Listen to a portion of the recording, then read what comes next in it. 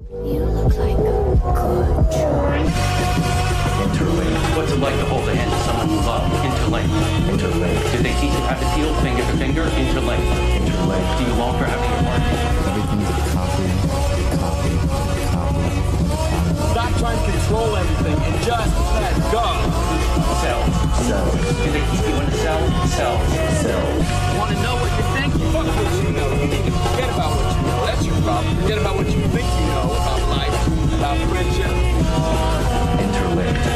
If you were to die right now, how would you feel about your life? I don't know. I wouldn't feel anything good about my life. Look at you! You're fucking pathetic!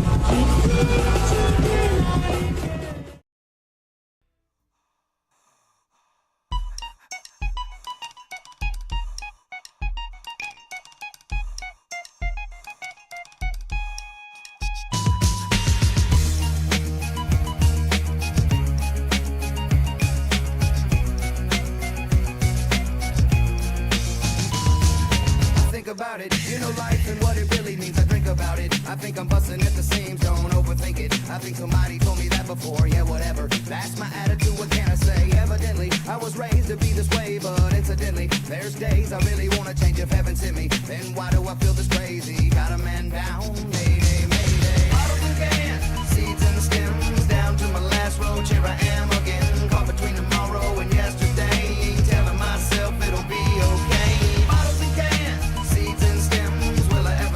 Guess it all depends. Feels like nothing ever went my way. Telling myself it'll be okay.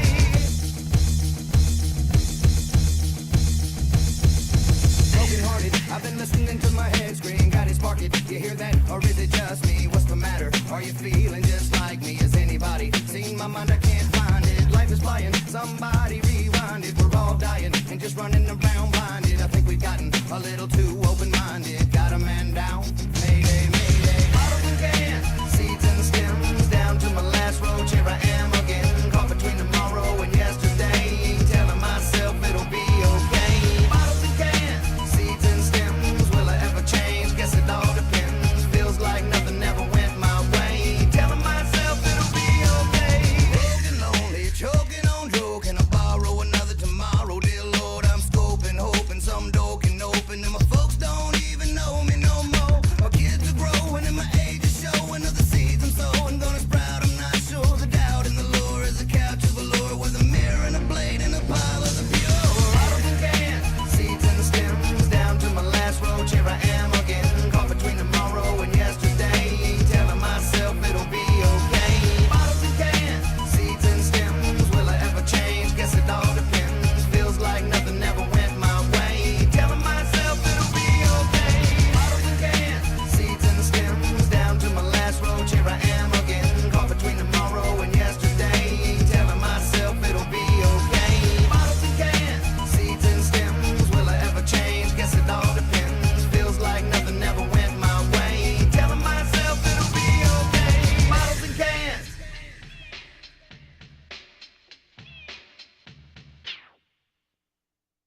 Good morning, dog! You doing good? Wow, nice! You're doing good! Wow. I have something important to announce. Wow. I'm... also doing good! Wow. All right. We are back. We are back. Waiting for... There we go. I had to wait for that to refresh. Alrighty. Mark 99 for $2. Supply. Okay, I got something wrong. Tuesday, gold chip would actually be 9 feet tall, not 8. So yeah, congrats to you. Get your giant wife. Hell yeah. Watched law-abiding citizen yesterday. Why it felt like script changed later part of the movie? Because it literally did. Apparently, Jamie Foxx threw a big fit about being portrayed as the bad guy, so he had them rewrite the ending to where he won. Oh, he did. Boy, Stephen Colbert won't torment late night no more, and Skibbity Biden was responsible. Yeah. 100 polls, no kiss on black. I'm tweaking, man. I'm fucking tweaking. Sleep in the same room as the real Annabelle doll for one night for $1 million? No. Make that $100 million, I'll consider it, but no. Fuck that. That thing is evil. Someone played a Rehab song that wasn't Bartender. Weird day. Yeah, right? Beat the Final Boss Expedition and got the Life to Paint ending. And going back tomorrow to get the other ending. Hell yeah. Very good game. Can't really hear you, a bit low. Let me crank it up a little bit. There we go. There we go. It kind of sounded loud on my end, so maybe I was also speaking a bit quieter than I thought. Yeah, Virgin Fox versus Chad, Training Day. King Kong ain't got shit on me yet. Did you hear they reworked Plague Doctor and Occultist in Darkest Dungeon 2? Is it any good, or are they kind of neutered? So our second Skibidi has hit the Biden. Do you believe that video going around on Twitter about Trump saying that the list was made by Obama and Biden administration was real or an AI deepfake? They've done that before. No, I don't buy it. I think it is just one of the biggest pig fucks of American political history to hype up the list that hard and then suddenly go, oh yeah, no, it never existed. It was never real. It's like, yeah, that's a fuck up. That's a fuck up. I broke the mold, a bad movie or show adaptation of video games? It's kind of hard to say. Like, Sonic kind of seems to be the big one in the sense of that's the one that kind of kicked off the trend. I don't know if that's the full watershed, if something came before it, but Sonic kind of was the one that kind of started, pushing towards the idea of, hey, you can just make these good. I'm Stephen Colbert. His show is finally canceled. So I read one of my favorite manga today. It's called a Himitsu Sentai Go Ranger. Oh. Detective Pikachu. Listen, okay, that movie wasn't exactly good. Have you seen the Stephen King post about the Epstein list? Yeah. Yeah. Ready for Taika's Dread? Yeah, Taika Waititi apparently has the license for Dread. Oof. The list doesn't exist, and where's the leak names came from before? The one with Tom Hanks and the others. Exactly. Like, people already know it's bullshit. And it's like, no, it's real. Saw the stuff with the payment processors and Steam total processor death. Yeah. Well, the issue was never fixed. It's just going to keep escalating. I was watching Kier's coverage. She wasn't happy either with Trump saying that after talking about release list. No one's fucking happy. No one's happy because that state is like the biggest political pig fuck in American history. Like, you hype up the list that much. You talk about how it's real, literally part of your campaign promise, and then to sweep it that hard to that degree in the other direction, that's gonna blow up in your face. My stream got pulled and I got a content ID violation for showing a meme at the beginning of my stream. I submitted an appeal saying I hate your stupid platform, go fuck yourself. Yeah, it's awful. It's awful. Yeah, apparently Trump has some vain thing, yeah. Any chances Colbert's first domino of all these awful late night shows dying? It's hard to say, but maybe. Trump got diagnosed with chronic venous inefficiency. He's got like 6 months to drop them names. I don't think he's dying. It's a quick announcement. One of the biggest European music festivals, Exit, is canceled permanently because the organizers criticized Serbian government, but America is actually fascist. Yeah. Still baffles me that all the Null supporters cry, piss, and moan about VTubers and anime, but you show them what Null says and does, and they go, don't care about that. Yeah. It has been a well and truly dried out, just due to the fact of, yeah, everyone knows. Everyone knows now. Butter399 for $2. I got the first 2 volumes of Bleach Artist Kino. Yeah. Is this the end of Trump? No, he's still got like 4 more years, but it's the fact of, it's a pig fuck. It is one that's going to follow him. Guys, the list doesn't exist. Let's stop talking about Epstein. We need to focus more on pressing matters, like rated M content for adults. Yeah, right? Change your mind about Trump being involved with Epstein? I still don't think he's involved, just due to the fact of, if he was, they would have leaked that shit out years ago. I think it's more the fact of he has people in his cabinet that are compromised, and he basically felt like he was doing a deal with the devil. KF seems to be pushing the narrative now. The Hololive artist guy that was a creep also does art. Also does all the art for Saba. Yeah, and we know that's not true. Like, we know that's not true. Mark 99 $2 on a better thing. RoboCop expansion's out. Yeah, hopefully it's good. Hopefully it's good. Guys have plans to play Project Moon games on stream. Has some pretty interesting things in its lore, but I really enjoy the gameplay. Haven't played Lobotomy yet, but it's good. Not gonna lie. Yeah, that would be a fun one because there is a lot of crazy ass lore. It's like really over the top SCP shit. We got Carl Urban as Johnny Cage in MK2, but I feel he's too old for the role. If they lean into him being an older Johnny, it could be fun. It could be fun. I definitely think he'll be the best part of it, even if the movie sucks. What's your favorite era of Marvel? It kind of just depends on the character, because certain characters are kind of fucked over during certain eras. Mid-2000s Punisher, fucking awesome. John Byrne run of She-Hulk, fucking awesome. Jack Kirby run of Fantastic Four, fucking awesome. I hope the RoboCop Terminator devs do a Dread game, yeah. Also, I had the craziest day yesterday. It might take several parts, but you like to hear it? Yeah, sure. Yeah, they're leaning in to old Johnny Cage angle, so it makes sense for Carl Urban to be the guy playing him. Yeah. So I'm going to comment on last stream that basically said if we strike down Null, he'll become more powerful than we can possibly imagine. Watch your back, boys. Ooh. Last day, it's this thing of everyone's now openly talking about the Blockland shit. Like, as much as they go, it was 15 years ago. Like, people don't really seem to care. You know, it's kind of the thing I was talking about. It's like, yeah, people don't really seem to care. Favorite Lois Lane design? Superman the Animated Series Lois is pretty good. I was never a big fan of redhead Lois, so having her have, like, black hair, I actually kind of thought that was nice. Checking out a new anime called Solo Camping for 2. Man, I'm really starting to love these anime double on random interests. Very cozy palette cleanser. Yeah. MK2 looks better than the first one, but still ass. I hate what they did to Cabal in the first movie. Yeah, that first one was this. No offense, Josh Lawson. He was best part of MK 2021, but I prefer Carl Urban as Kano. Yeah.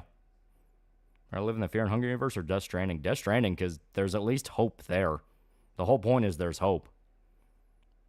Still think Ryan Reynolds would have been the obvious choice for a live-action Johnny Cage. If they're doing a younger one, because Ryan Reynolds, even though he is, I think he's actually around the same age as Carl Urban, he still looks pretty good.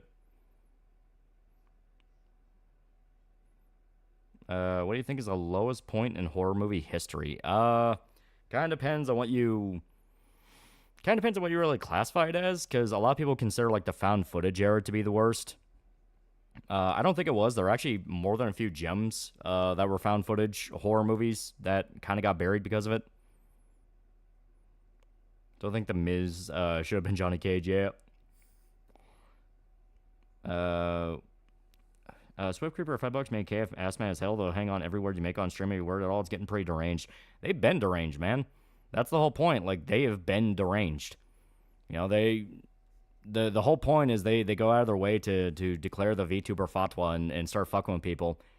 And the minute people start digging up shit about them, they freak out and get all defensive.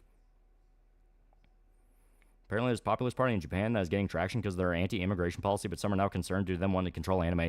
Yeah, I'll always be careful of single-issue voters because they tend to not understand secondhand consequences.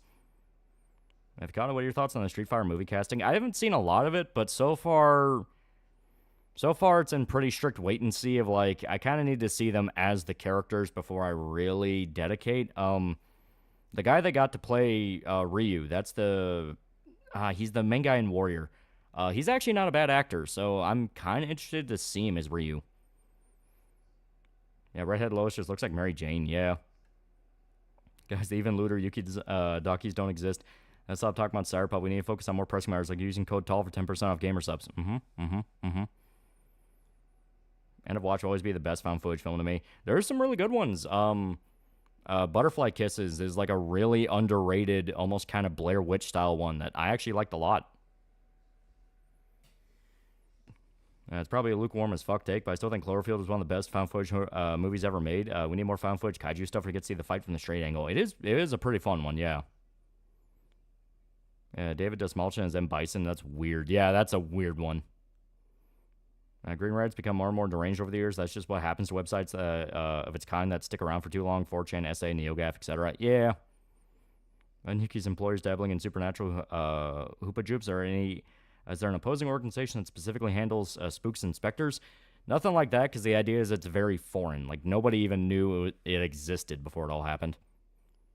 Getting worried for you. They're getting crazy on mass. Well, as stated, like, they have been crazy. You know, you're talking about like the shit they're responding to me with, but you're not even the guy brought up earlier about how they're trying to accuse fucking Saba of hiring a pedophile artist. You know, it's like it's just been like this. You know, it's been a brewing issue for years to the point you've had users on the site outright go like, it feels like you guys are taking this a little bit too far. All right, glad Snyder's no longer at DC. Oh hell yeah. Oh hell yeah. Like, James Gunn is very flawed. I actually sat down and watched Peacemaker today, and Peacemaker was a lot of fun. You know, it was a lot of fun. But it had some issues. You know, it had some issues where you had the James Gunn humor where sometimes stuff would be cut off with a joke where it really wasn't appropriate. Some fucking hilariously ham-fisted political commentary to the degree of it just kind of became a joke itself. You know, where it's like, You have the whole rant with Vigilante towards the White Dragon where he's just naming out like the fucking Charlottesville riot, where that was like, That was so on the nose. I was actually like laughing ironically of like, oh god. But still, when it was good, it was really, really good. Instead of run these forum sites, you need some sort of deep mental illness. Really, they're taking time bombs, yeah. Damn you, Hunter Schafer's PR firm. You caused the Zelda casting bullshit and the actors getting harassed for it. Yeah. That's another thing. They announced the cast for the live-action Legend of Zelda movie, and it looks like, just from the fact of the lead kid they got to play Link, he looked really young. So I'm curious, are they going to do like an Ocarina of Time thing?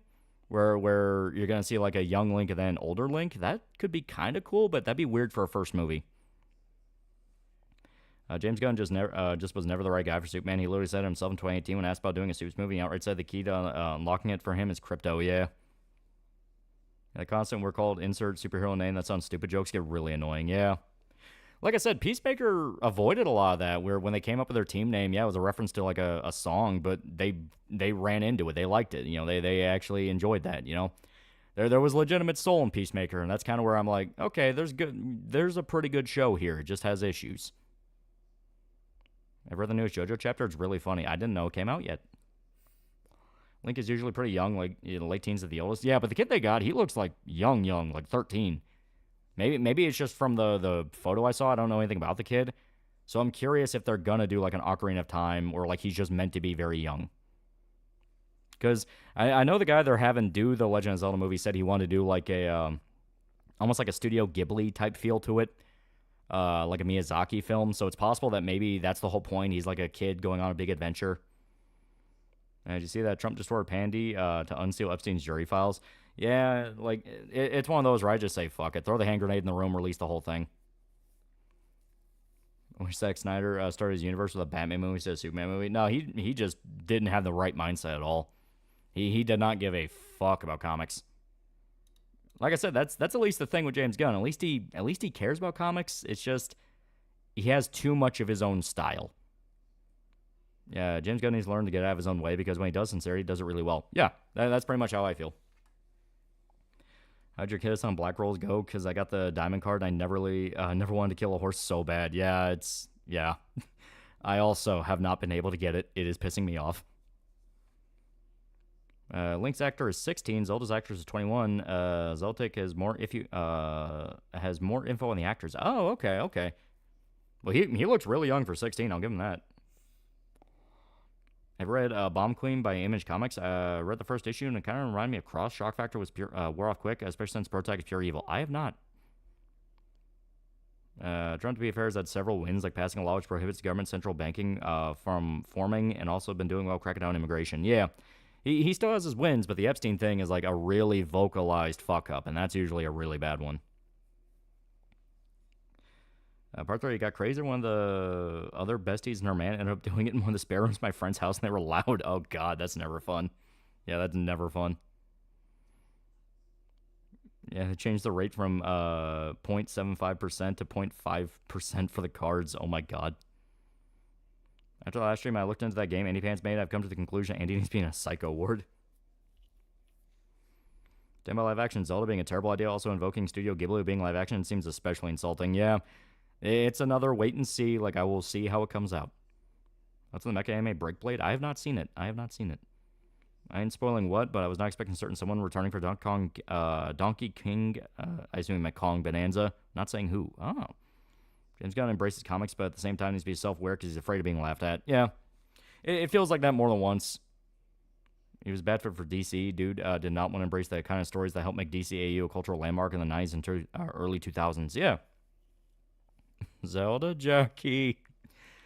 Zack Snyder's the man who thought wrapping Seven Samurai in a Star Wars skin with tons of slow-mo was a stroke of creative genius. Everyone is and should shit on Andy Pants. He's a legit grifter who he has anti-woke and woke channel to grift on. Holy fuck. He's playing both sides, so he always comes out on top. What's your philosophy for building a PC? Build a PC that'll last you a long time, or buy the best part that you can for your budget? I usually just go with long time, and I don't build it myself. I buy pre-builts because I'm fucking incompetent when it comes to technology. But you want it to last a while. You don't want to be constantly swapping parts in and out. I think you'd like to drop a clip in the Discord if it's pretty peak. Okay. We might watch it on anime night. I think anti-woke shooting themselves in the foot and getting annoying. Me personally, I agree with some stuff, but I get annoyed with them claiming stuff that's woke but really isn't. Yeah. You know, it's like I already talked about the that one developer who's doing like the Old West Resident Evil type game. It's like Here Tales of Haunting. That guy. He's still dealing with people like accusing him of putting a girl boss protagonist in his game, and at the same time being called a sexist pig because he gave her booba jiggle. So it's this thing of everyone is rapidly reaching a point of you guys are the exact same fucking problem. I have an advanced degree in technology. So our Superman 3 is fucking cursed because barely any DC movies are okay at best after that disaster. I have no interest in the Fantastic Four movie. I'm instead reading Hickman's run. So far, it's pretty good. Yeah. Well, if you could give Rachel a tiny version of herself, I want Rachel to have it. It would be nice. It would be a nice gesture. Sure about Straub, the VTuber that got blacklisted by Associates from Makeship, all because she's married to Rev says Desu. It might not like Rev, but that's ridiculous. Yeah, I was seeing a little bit of that. Fuck, I'm trying to remember the whole story. I think it's like, I think she applied, and then she basically got a message saying no, and they laid out that it's like, they didn't outright say it's because she's married to Rev, but it was like heavily implied. That's the best of my understanding. I haven't seen a lot of it, but that's what I think happened. Last part, to top it off, we ended up ordering a bunch of pizzas that they ended up eating a lot and started puking everywhere. It's pure insanity. Minor Andy Pan's debate, Ackman got blown out, then false flagged Ackman and story rage. Jesus Christ. Yeah, Rev has a VTuber for a wife. Yeah, Straub. I know she's married to him because they talk to each other all the fucking time on Twitter. What kind of tone would you want the Zelda movie to have? The Studio Ghibli comparison's not a bad one. You know, whimsical kind of grand fantasy adventure. Trump's Epstein fuck-up stirred something in YouTube algorithm. My recommendations are full of leftist coverage, even watching non-political videos. Yeah. They're like piranha and they smell blood. Thanks, Billy. Ackman's actually woke but kept out of the YouTube channel. Yeah. Well, it's one of those of, he's the kind of guy he watches to wait where the wind blows. Now, the story is she got married to Rev. She was working with Makeship prior, but she got let go and blacklisted immediately after. They got backlash and unblacklisted her. Oh, okay. So that's way sleazier than what I was hearing. Man, she was refusing to go back to him, though. Well, yeah, no, fuck them. Like, fuck them. If they're going to drop you out of the blue like that, fuck them.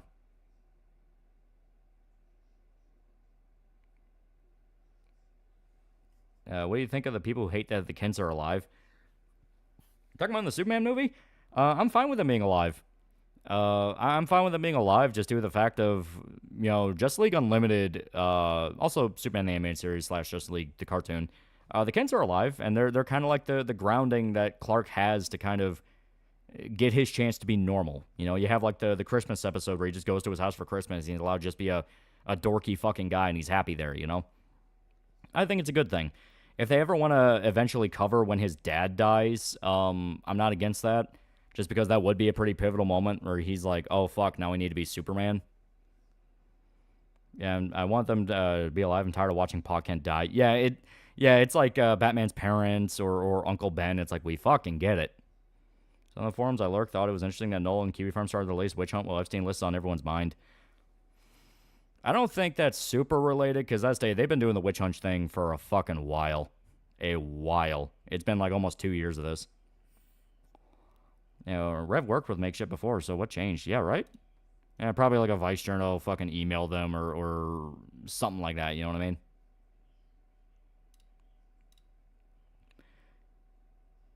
I think someone mentioned that thing with Varva in the YouTube comment that was apparently mistranslated. Do you know where proper translation is? Want to look into that? Fuck, it's been a while, man. I'm sure if you search up KCD2, there's probably going to be a million people fucking spamming it. You have to kill one off one of the Kents, have him die of a heart attack, something Clark can't fix. Yeah, well, that was the entire point of, fuck, I think it was either the original Superman movie or Superman 2. Yeah, Pa Kent dies of a heart attack. He just drops one day, and Clark wasn't there to help him. And that, like, was a big moment for... Yeah, it was the first one. Yeah, it was the first one, yeah. Because the whole thing is, like, Superman could save everyone across the world, but he couldn't save his dad. You know, that was a big moment for the character, and it fucked with him for a while. It's, like, one of the best moments. It's to the point, I think they pretty much adapted that multiple times in the comics because it's such a good scene. What's going on with Rev and his wife? His wife got fucked over by some company that just dropped her out of the blue as a sponsor because she married him. Yeah, Paul Kent dies of a heart attack. It's something Superman couldn't fix even if he was there. Yeah. More Kasahana was covering it a week ago, and just a new update given the finale to Straw vs. Makeshift happened earlier. Yeah, they hate that they're alive and want Superman to be more Kryptonian. Well, the whole point is he's not. You know, the whole point is Superman's not Kryptonian. He's human. You know. Someone's been streaming on our Kick channel. Tallywhacker, have you been hacked? No, I checked and there was no stream. Like, I checked. Oh, wait a minute. Tallywhacker with an H? That's not me. That's not me. Yeah, I'm Tallywhacker Supreme. Because I got pinged about that on Twitter. It's like, oh, I think someone's using your Kick, and I checked, and it's like, what are you talking about? There's nothing here. Jonathan Kent died of a heart attack, and Superman was there, but he couldn't do anything to stop the heart attack. Yeah. Like, prefer the Kent stay alive, so he remains with a connection with his family and humanity. Yeah. And Superman's just a good old American boy from Kansas. Yeah, the Kents have been alive since post-crisis. Yeah. Have you ever watched Superman and Lois? The new one that was the new one that was like trying to be the not anime. It was aggressively meh.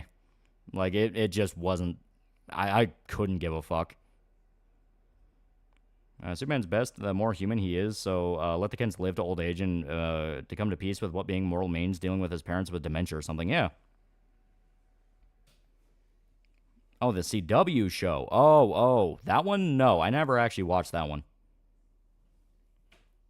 Yeah, Kents are also alive in Injustice in the Regime universe, yeah. Everyone keeps wanting to deny Superman's an embodiment of the American dream. Yeah, he's an alien, but he's also American, yeah. Wish me a speedy recovery. Stepped on a nail and trying to feed my cats. So much pain. Oh, fuck, yeah, that's never fun. That's never fun.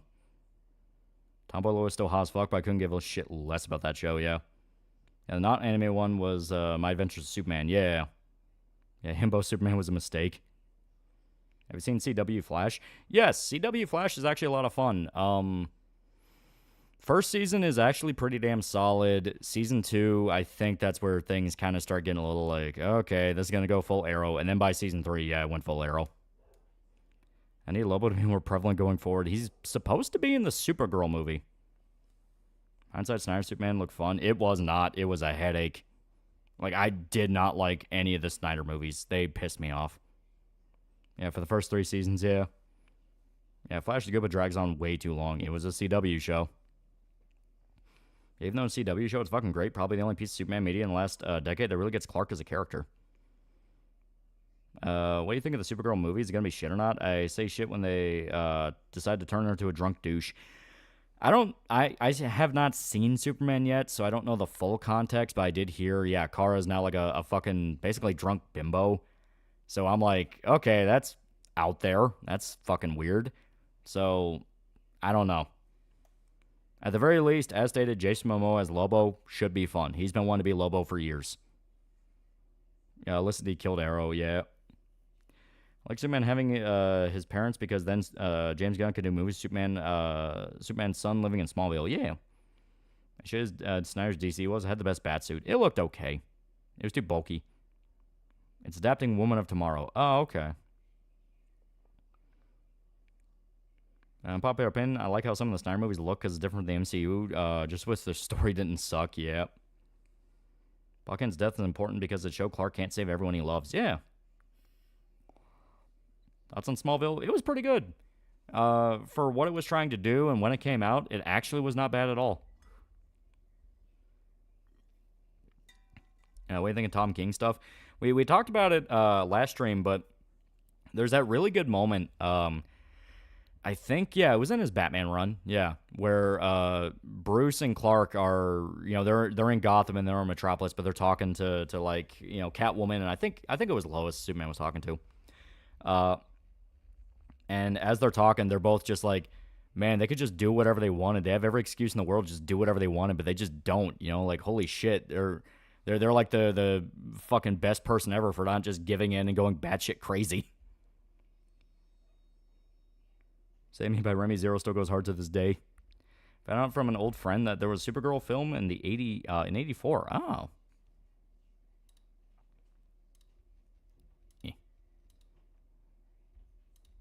go. Oh, shit. All right. There we go. People hate Tom King now because of the CIA jobs he did. Well, to be fair, when he's one of those where when his run was good, it was really good. When it got bad, it got fucking stupid. Comic got adapted into an anime series. What art style would you like to have? I would want to lean into the anime.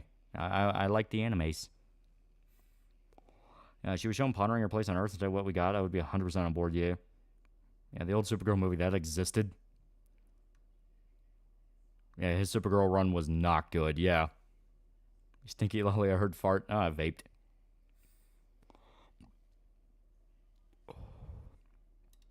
But here we go. Swap us over.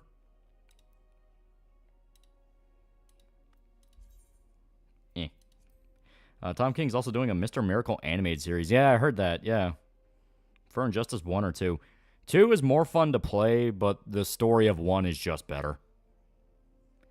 Only thing about CW Flash I know was apparently there was an episode of Grodd traveling back in time to kill Obama. Oh, yeah, something Make America Grodd again. Yeah. What anime studio do you think would do Berserk adaptation justice? I've been saying, I think Studio Wit, David Productions, or UFO Table. See, Taika Waititi is going to make a Judge Dredd movie, yeah. Hopefully it ends like Akira and it doesn't actually get made. That is the sound of my hard drive. I really hope it's not about to explode. Favorite Supergirl storyline to this day is the one where she tries to cure a kid with cancer. Absolutely recommend that read, yeah. I'm going to say Smallville was actually really good. Yeah, it was actually pretty damn good. It got soap opera more than once, yes, but at the same time, I think that was also a CW show, so it kind of just came with the territory.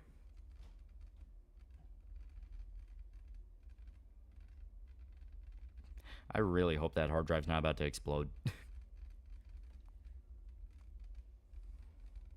I want the John Wick guys to make the Hellsing movie. That could be fun.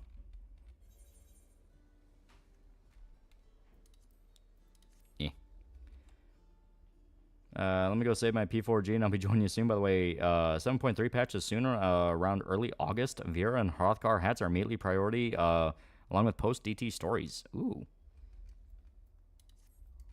Yeah, hopefully the patch quest will kind of be more universally liked compared to, Dawn Trail.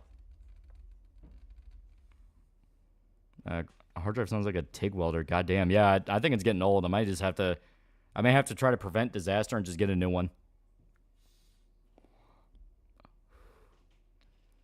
Whole time in Justice 2, I kept wondering why they didn't just bring the good Justice League over again. Zim does spot for $10. Heard a guy who's a longtime DC Comics fan describe his dislike of the new Superman movie.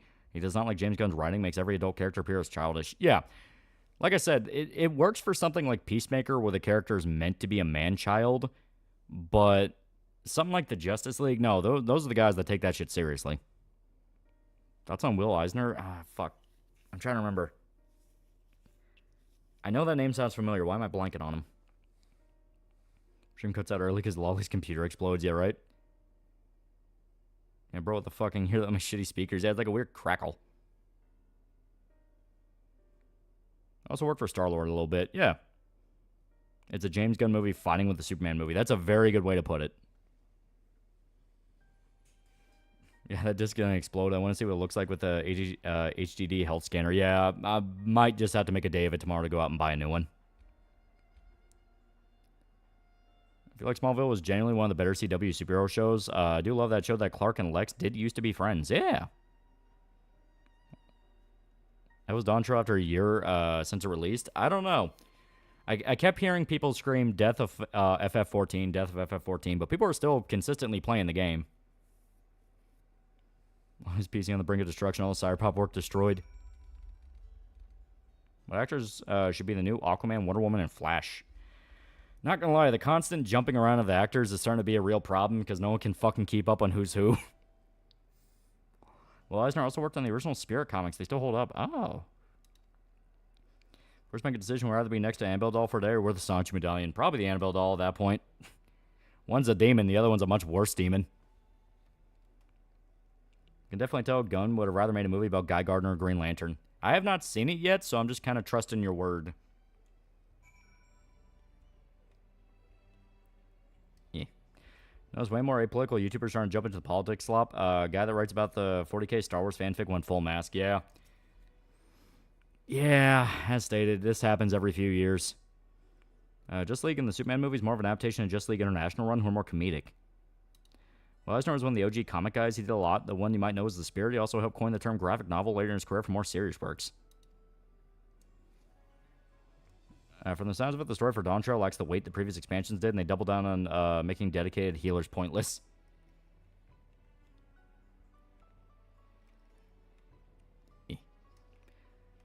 I play a new Helldivers update? I have not. But I did hear it added a bunch of stuff. Like, apparently there's like a fucking teleportation device now. Explain YouTubers are retarded. They'll constantly scream death of 14, even though this is a constant. A lot of people drop because they only care for the story. That is true. Leaderboard's bork for me. Is it working for you?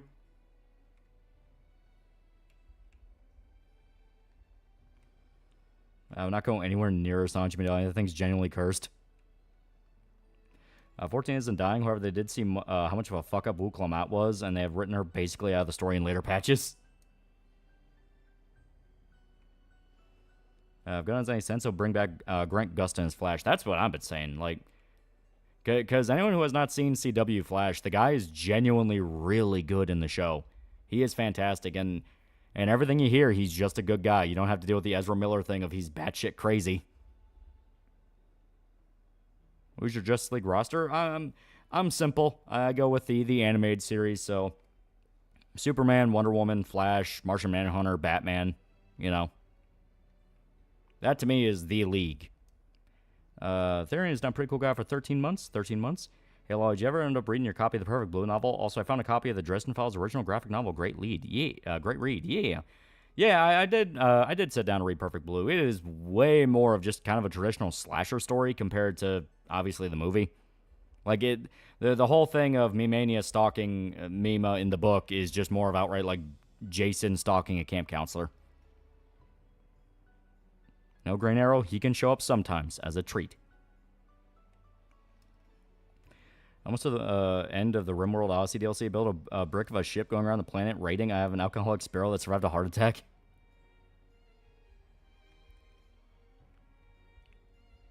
Me.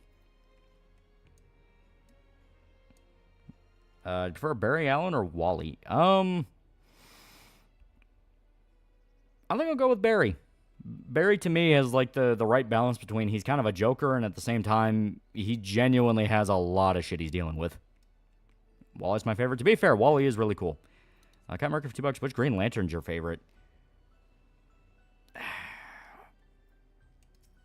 He can be kind of a piece of shit more than once, but I think I'm going to give it to John. You know, John Stewart, like, he... You know, I think a lot of it is because I watched the animated series when I was a kid, so I'm just basing it off what I know of that version. But John's a good guy. He is really cool. Kyle Rayner, to be fair, he was pretty cool. I DC hate Martian Manhunter always gets replaced by Cyborg. Yeah, right? Cyborg I never really thought of as like Justice League. I always thought he just kind of mainly... Cyborg mainly just kind of did his own thing and just floated from team to team.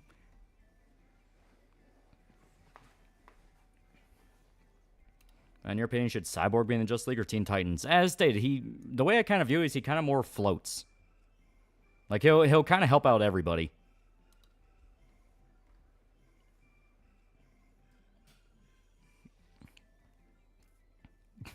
Smurfs are just asphyxiated blacks. Man, what version of the Smurfs are you watching? God damn. Yeah, Cyborg was mainly Teen Titans, yeah. Favorite samurai game? Sekiro is really damn good. Which Robin is your favorite? Depending on the version of Red Hood we're talking about, Jason Todd, because he is a genuinely really cool character. But Dick Grayson is usually kind of the safe one. You gotta love Nightwing. Femto would be able to wear the Sanji medallion if he were to wear it? Oh no, I think that'd be a terrible idea.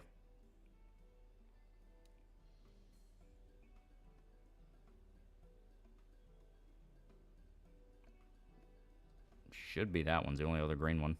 Yep. Damn it. There we go. Personally can't stand Neo mainly because I loathe Souls-like games.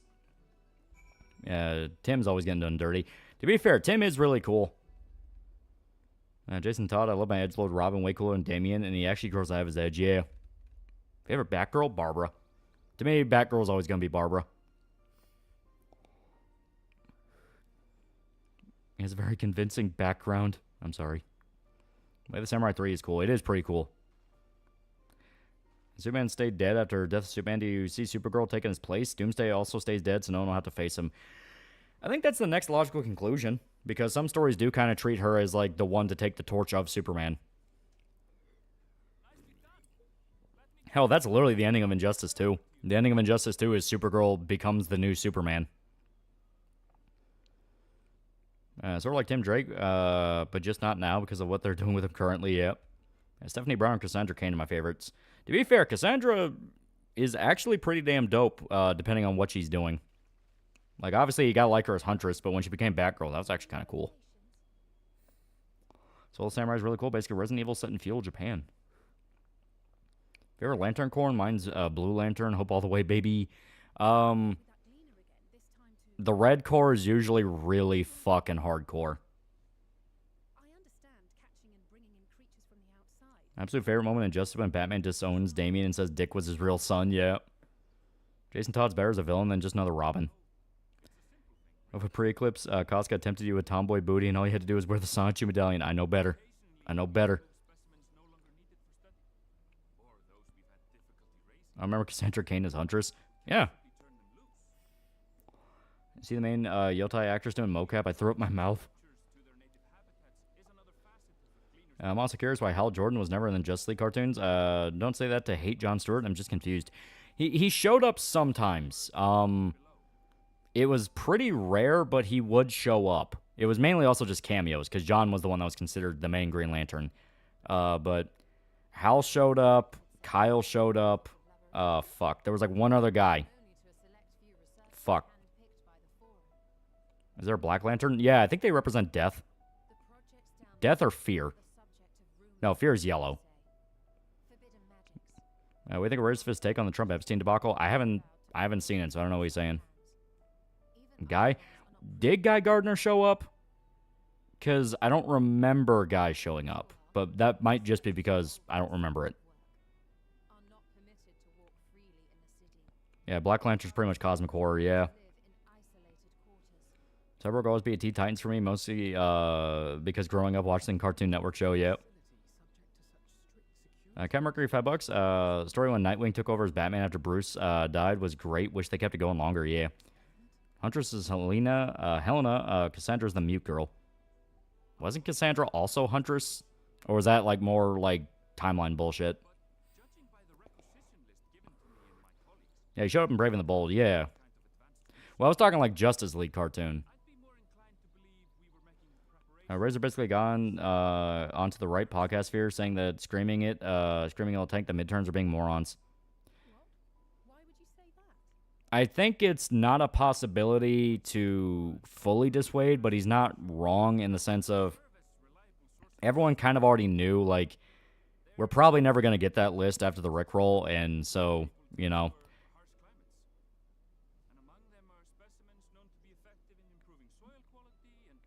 Love Guy Gardner's portrayal of Brave and the Bold. Just an overconfident dickhead with I ain't hear no bell mentality. Playing Gotham Knights recently. Yes, the game's definition of mid, but the Bat family dynamics are really good and handle the death of Batman much better than Suicide Squad. Hunters was the first Black Bat, who was then quickly replaced by Cassandra after Batman disapproved. Huntress was Helena Wayne originally. She was Batman and Catwoman's daughter on Earth 2. Yeah. Also on Stephanie Brown in general. Didn't she write like crime novels? I don't really remember. As Ted Danzo from Basketball put it, people these days have attention spans that can only be measured in nanoseconds. I didn't know Yashtola's tail just sticks out of her dress like that. Imagine twitching like a cat's when you pull out a laser. Yeah, fuck them for rickrolling the nation. Bruce does pass the Batman mantle. He could pass to his daughter, Helena, while Damian could develop his own identity. No, like, if anyone's going to take the mantle, it's probably going to be Tim. Tim is like the smartest Robin. Like hell, I think he's like equally intelligent to Bruce. That's why Bruce really likes him. Favorite Flash villain? Mine's Captain Cold. Captain Boomerang. Mainly because when he's in the Suicide Squad, Captain Boomerang is actually legit pretty fucking cool. And he has a lot of fun moments and fun character stuff. So crazy how we have the other Lantern Corps partly because of Ethan Van Sciver. The name spoiler, ring a bell, am I stupid? Zim does about $10. I always like the idea of a DC timeline where heroes grow old and characters find protege. Example is Bruce is Batman from 20s to 60s, while Terry's Batman from 2000 to today. Yeah. I think Dick is the obvious choice to inherit the Batmantle. He's the golden child after all. Yeah, but he's doing his own thing as Nightwing, and it kind of feels like he's at a point with Nightwing where swapping to Batman would feel weird. Like, because he's already his own hero. Yeah, Boomerang's rivalry with Deadshot's great. Yeah. I don't know if I'm buying Yotai because there are too many red flags for my liking. Yeah, it's firm wait and see. There's stuff I think looks really cool, but I'm going to wait for it to come out. What could Damian be when he grows out of Robin? That's a good question. Maybe the next Red Hood? Tim has the intelligence and detective skills equal to Batman, so yeah, Tim wouldn't inherit the cowl. Yeah.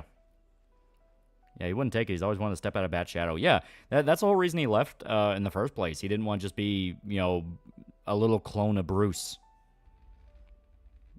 If you could you make Griffith wear the Sanchi medallion? See the Van Sciver bragging about how Common America is successful because of him? Yeah. He'll do that one day and then the next day say it's awful and flopping and no one likes it. It's basically what mood is he in that day. Yeah, maybe a good Ra's al Ghul. Maybe I could see Damian inheriting the league and kind of trying to move it away of what Ra's wanted. Did you like any of the evil Batman from the Dark Knight's Metal run? The one that was basically the Punisher was pretty fucking sick. I liked his design a lot. Why do people hate the Resident Evil movies? I think they look like fun bad movies. I've never seen them. Well, because they have nothing to do with the fucking games. Played DK Bonanza yet? No, I do not have a Switch 2. Tim is the Donatello of the Bat family. Yeah, I'd rather see Damian develop his own identity. Yeah. Rage Take was mostly that Trump mishandled it, but that he's probably about Dems fucking with the evidence. I mean, I don't doubt for a fucking second that a lot of that evidence has been tampered with and fucked with and all that, but still, it's one of those of, yeah. It's one of those, it's a fight you lost. Your thoughts on current X-Men against sick of Rogue? I've not kept up on current X-Men. Yeah, Grim Knight.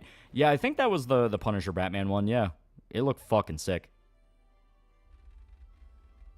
Yeah, comic book series is great despite Ethan, yeah. Yeah, Jill in Resident Evil Apocalypse was hot. Yeah, too bad she wasn't allowed to do anything. Trump needs to shut up about the files. Well, no, like, stop trying to deny they exist. Just outright say, yeah, they exist. Hell, didn't he make a statement like a day or so ago where he already did that? I could have sworn I saw that today on Twitter where he was basically like, yeah, it's been fucked with and the trail's gone cold. That might have been someone saying that's what he needed to do. I've seen new Killer and Outlast. A pair of Siamese twins are in a relationship. I've not played that new sort of Dead by Daylight like fucking Outlast game. Is it any fun? It looks interesting. Shark of $2. Poor Diddy Kong, man. That name is tainted now. I love how raw the first episode of Batman Beyond is. Bruce has a heart attack and quits because he's forced to pick up a gun. Yeah. Watch someone else play DK Bonanza. It's fine, but now we're Switch 2 prices. Yeah. Like I said, I was going to wait on the Switch 2. Helena Wayne never comes in the canon. I consider becoming the new Batwoman, so Helena Bertinelli could still be Huntress. Are the movies worth a watch? They look fun. The Resident Evil ones, they are stupid as fuck. Whether or not you like that, it's going to be up to you. Stephanie Brown's Batgirl or spoiler? What do you mean by spoiler? DC should adapt their Vertigo works and anime shows like Invincible. I can see Sweet Tooth and American Vampire being successful. Yeah. Yeah, Razor also said the Obama administration fucked the Epstein logs because Eric Holder made it. The guy who resigned in disgrace to defend Obama. Like I said, I can see that being a thing. It's just one of those of, if that's what happened, just admit it. Stop doing the dog and pony show. Oh, the character spoiler. Oh, okay. I don't know. I would have to see both. Yeah, spoiler for Stephanie, a spoiler. Yeah. It's been so long since I even fucking remembered who spoiler was. Like, I don't fucking remember. Yeah, like Stephanie Brown. At first I thought, like, wasn't she like a true crime author? And it's like, oh, fuck. Yeah, that character I don't know a goddamn thing about. One thing you know about the Resident Evil movies is that they do not respect the game characters at all. Nope, not even close. First Resident Evil movie, the standalone's pretty good. Like, it's a different hive or something. Yeah. Start watching Superman the animated series after being disappointed in the new movie. Weird Al 30-year-old children shows more mature than a movie made today. Yeah. Well, that was just that generation working on the DC animated stuff at the time. They were just in a fucking league of their own.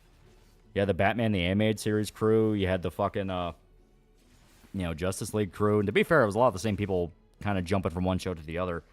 Because I know Paul Dini wrote a bunch of it as well. And Paul Dini's a fucking legend, man. Didn't they kill Leon off in a book in Explosion? Yeah. Quotal, don't tell you like the Resident Evil movies. RE movies is just made for directors why to look hot and cool. Not to mention they fuck with the RE characters all the time. They just add to the member berries. Yeah. Basically, Paul W. Sanderson making his fanfic where it's literally his wife who was the MC. Yeah. You know, all the new 52 movies blow the live action stuff out of the water. Yeah. I think vampires can be heroes. The only one I can think of is Blade. Oh, yeah, depending on the story you do. If you play Vampire the Masquerade Bloodline, depending on how you make your character, you can make them genuinely heroic. What's on Hawkman? Hawkgirl, and which origin do you prefer, aliens or Egyptian reincarnates? I prefer the aliens just because I like the storylines where they try to invade Earth. Those to me are fun. And Superman the main series is meant to be the more lighthearted. And they even got pre-Gooner Bruce Timm. Got Mercury for $2. We all know the clear Batman successor is Azrael. It sucks most about Gilbert Gottfried no longer being with us. He'll no longer play Mr. Milstick. I miss that Jew. What do you mean they killed Leon in a book? Is this canon Leon's dead? He's talking about the live-action Resident Evil movies. In live-action movies, Leon dies. I think pretty much all the legacy characters die. See how Trump is suing Washington Journal for publishing a fake letter? Yeah. I think Damien, after his time as Robin, he should make a new identity like the Fox Bat. DC anime shows didn't fuck around back in the day. Static Shock literally had a school shooting episode. Yeah. Oh, Wesker got killed by a door in the last movie. Biggest mistake DC ever made was not using Paul Dini more. All their more successful material has his name on somewhere. Yeah, dude's a fucking legend. Butter $3.99 for $2. Vampire Hunter D's cool vampire hero too. Yeah. You can kind of argue Alucard from Hellsing. I assume the film MC Alice lives. Yeah. Yeah, I gotta make room for that tour de force character Alice. And like I said, I never understood the Alice thing because he could have just made her Jill. Mila Jovovich would not be a bad Jill. She kind of looks like Jill. Yeah, what about Signal? He's a more recent member of the Bat family. I haven't heard anything about Signal. Who's that? Bunch of awesome DC anime movies available for free on YouTube. Yeah. Alucard from Hellsing, you mean? From Castlevania, you mean? Castlevania and Hellsing both could work.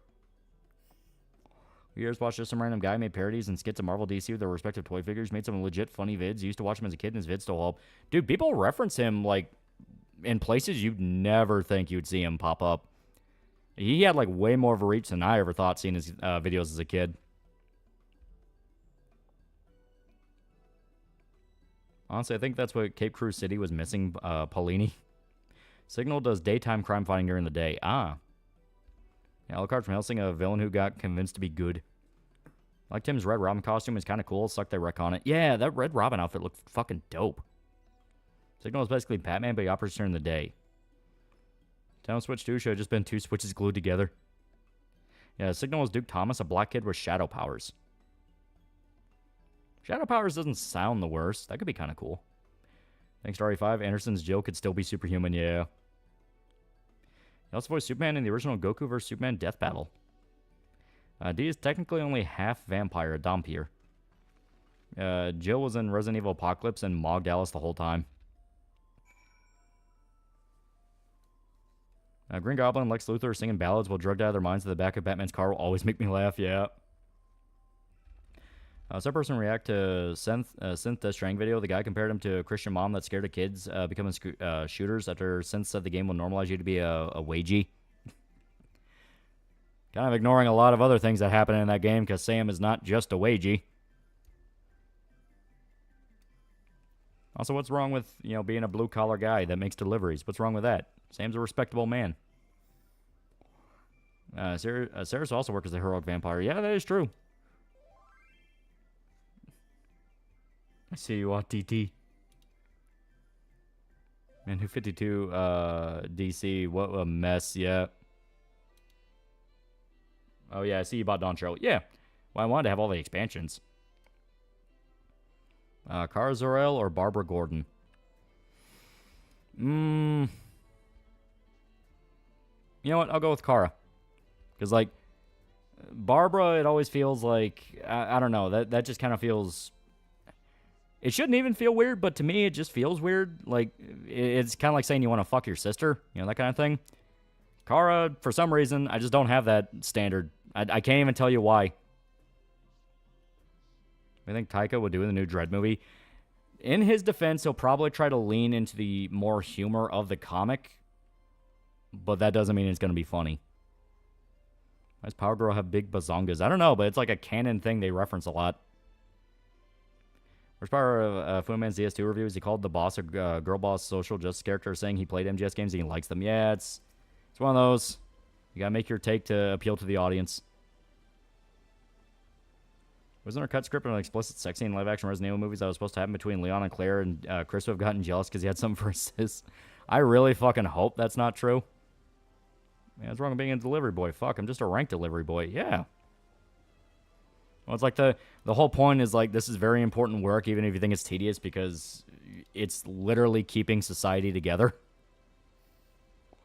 No Killer George Floyd was revealed it was the bronze kneecap the entire time. Is Taika still doing the Kira movie? Nope, they lost the rights. Since it's just an audience-captured doomer, he's fully aware that he'll get shredded if he doesn't get the audience-approved take. Yeah. And it sucks, because Death Stranding 2 is actually really good. I'm really enjoying it so far. Redfield Bloodline needs to be continued, not become more pure. My DM'd you proof, let me see it. That is true. That is very true, yes. So now we know the true killer was the bronze kneecap the entire time. He ruined the world. I know you got it wrong. It was Leon and Claire getting it on while Chris makes sure Leon finishes inside. Too bad we're in a fragile snowflake age. Taika would have had prime opportunity to use the comedy of the fatties, the dread gang of Walmart cripple cart riders. Yeah, well, like, it's this thing where people still want to make edgy jokes, but they're trying to do it in a way where they're, like, approved edgy jokes, Because, like I said, I just watched Peacemaker, and I actually like Peacemaker. All the political stuff they talk about was so fucking shoehorned in and blatant and, like, awkward to the point that sometimes they would make jokes about how awkward it was. So it's this thing where everyone's kind of aware of safe edgy, and I think they are kind of getting to a point of, like, why the fuck are we doing this? Please, Leon, make her wear I'll make her wear the red dress and speak in Chinese. When the Crimson Jinn arrived in time to save St. Floyd, he wouldn't have died for our sins. I warned you not to make use of it. No, I'm using it. Yeah, Batgirl gives out little sister energy, so I understand, and Kara gives me mommy milkers. Exactly. Sorry for your already answer to this, but do you think a Batman Arkham game with the story being the Battle of the Cowl storyline? That could be cool. That kind of feels like what Gotham Knights was originally gonna try to be, where it's Battle of the Cowl, where each one's trying to prove, like, no, I'm the successor to Batman, but then they just didn't dedicate to it. Rice Shower told me that she was glad I was born. I feel so complete, bros. Taika's doing Berserk, isn't he? No. Taika Waititi is doing Dredd. He bought the rights to Dredd. And supposedly they are going to do a movie. Which, like I said, Dread as a comic can veer between very gritty, like the 2012 movie, versus very fucking goofy, very cheesy and dumb fun. That's why the Stallone movie actually isn't that far off of what a Dread comic feels like. It's just the fact of Stallone couldn't keep the goddamn helmet on. You watch New City Hunter movie on Netflix? The Japanese one? Yeah, it's pretty good. It's pretty good. I liked it. And Suicide Squad Rocksteady just needs to stay far away from the Arkhamverse. You know, Power Girl's creator already disowned her. Coward. Oh, by the way, Windows 10 support for 14 ends in October this year. Better upgrade to Windows 11 or you have to call Square Enix a lot. Oh, God. Do you like grim stuff or cheesy stuff? I like both. Both can be a lot of fun.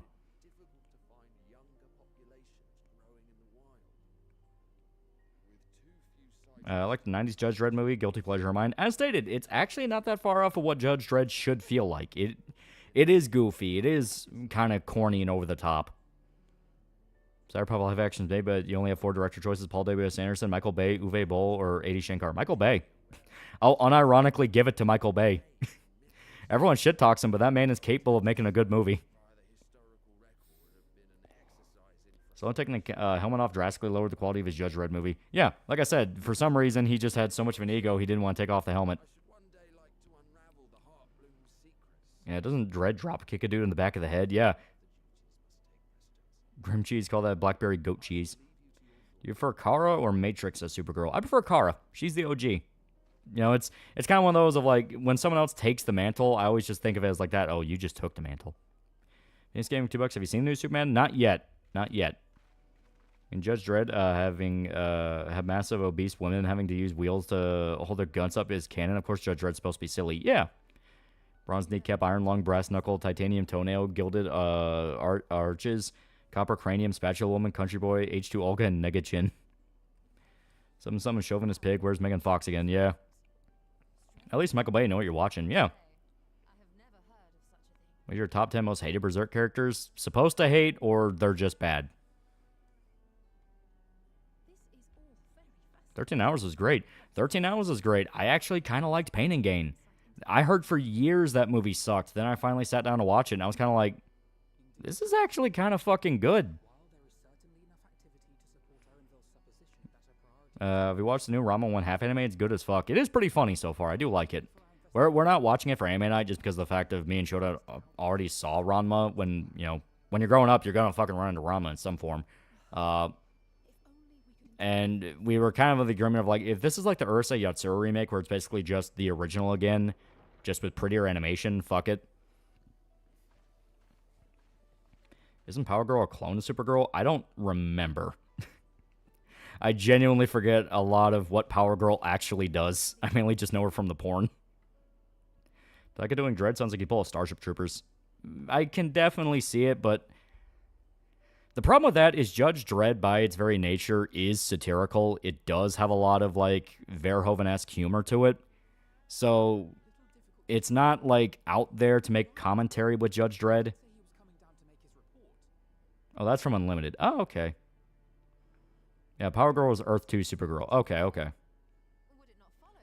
Hear about Steam taking adult games off their services? Yeah, payment processors are cracking down again. Another year, another case of payment processors are acting like fucking assholes.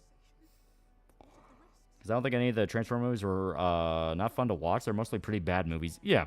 Well, he did those for the money. You can tell he did them for the money. Mad Dog Bonds for $5. 2012 Judge Dredd, I unironically rewatch a lot. So good. Well, that's the thing. Like, when I talk about, like, oh, yeah, Judge Dredd's very cheesy and hokey and all that, that's in reference to, like, the Stallone movie is not that far off of what a Judge Dredd comic feels like. 2012 did it in a different direction. It made it more gritty, made it more violent, made it more, like, kind of cynical black humor. That also really fucking worked. Dredd now, 2012 Dredd is like a fucking classic. Gonna say Sin. I hate Schnoz. He was funny, but the joke was so run to the ground I started to hate him, mainly because the Berserk and Berserkle Jerk subreddits fused and the brain rot has come to the main sub. Yeah. Payment processor crap's a massively slippery slope. Oh, it's not even a slippery slope in a future tense thing. Like, this shit's actively happening. Just let Stallone keep the helmet on. It would have been good. The funny part is, like, yeah, Prime Stallone, he's kind of who I imagine Judge Dredd to be. You know, like, get like a Stallone who has the self-awareness of, like, his modern years and take that back to the 90s when he was doing Judge Dredd. I think that you could have had something really cool. Aren't some of the payment processors being controlled by the CCP? Get rid of them to be cunts. Oh, yeah. First one's still pretty solid, though, especially in terms of the way they portray Decepticons as a real threat. Yeah, the first Transformer movie is still fun. I like it. Worst Berserk fanbase joke? I'm going to go with the guy starting an episode of Blacked. Well, this payment processor thing is annoying. I'm not sure why anyone would buy Rogue from Steam. DL Site and DMMM hosts much more adult games. Those allow for Visa and MasterCard now, yeah. And straight landslides are happening. What about Bad Boys and The Rock? Those are good, too. Personally, I enjoyed Transformers 1 to 3. Yeah. The Bad Boys series has been consistently good.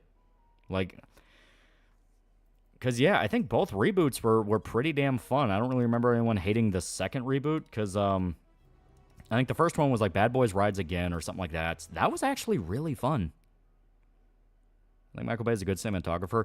You can tell which project he actually gives a fuck about. When he does not care, you feel it. Also, Chapman Rats for your most hated Berserk character said purposely not supposed to. Oh, okay.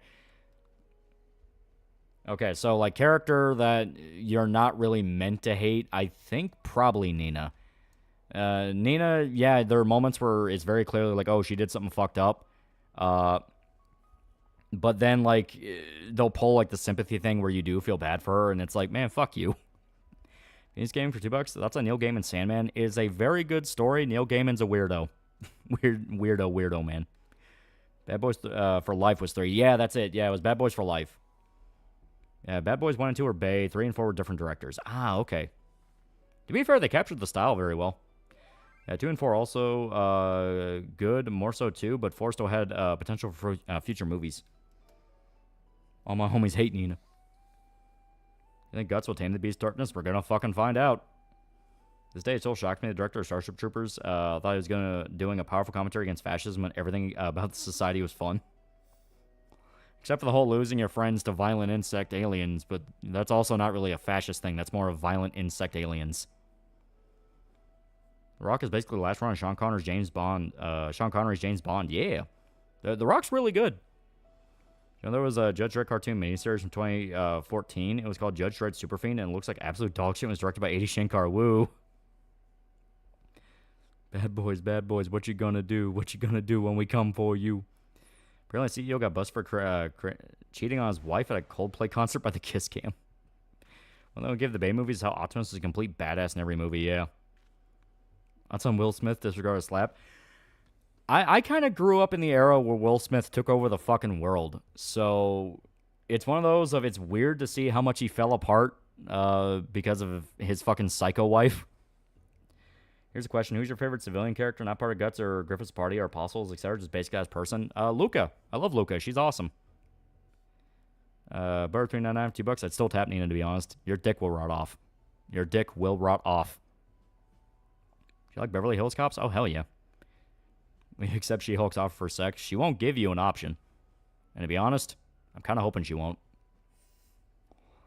Don't forget his son, Jaden Smith, and his mid-music, yeah.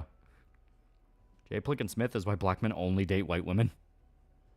Appreciate drinking Coca-Cola was actual... anticipate drinking Coca-Cola with actual cane sugar. It does just taste better. I know people say all the time, oh, you can't taste the difference. No, I can always tell the difference, and it just tastes better. I want to go to, like, one of the actual, like, OG, like, soda bars where they'll make it in front of you. I'm kind of curious about that. It looks interesting. Do you remember really said the Scarlet Rot's worth it, and to an extent I understand Melania is very fine. We are now a frog. The guy Dubs and Will Smith could be friends. It's the wrong statement to say Nick Cage during his bad spending years is the epitome of dumb fun. I definitely wouldn't say no to it because he would still act his heart out in movies that are like hilariously bad. But at the same time, Nick Cage, it's kind of hard to say how much of it he was just doing for money versus how much of it he was doing because he just genuinely likes to act. He will show up in, like, the cheapest fucking indie movies in the world just because it gives him something to do. And Will Smith, the folly of a man not standing up for himself. Favorite superhero civilian identity? You gotta love Bruce Wayne. You know, the Batman Bruce Wayne dichotomy is like my favorite aspect of Batman mythos, where he has to balance being a fucking billionaire with being this like borderline psycho vigilante. Nick Cage loves acting. He perfectly takes B movies because he just finds them fun. Yeah. Shark $2. I'm going to Wendy's. Any of you fellas want any? I'll take some tendies. I just told her to turn you into frogs.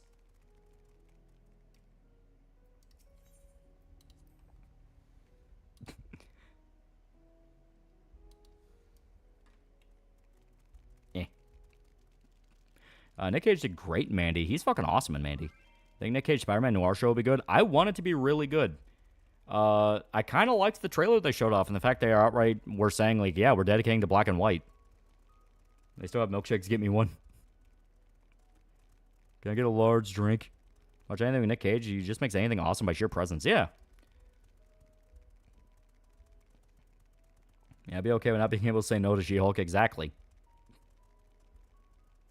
Canonically one of the hottest women in the Marvel Universe. Started in Astro Boy entirely because he likes Astro Boy. Yeah. If I remember right, he's like a big anime fan. Do you think Spider-Man Noir should be like Sin City? It kind of is.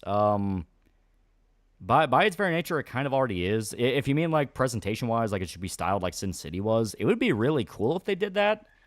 I'm not expecting them to, though.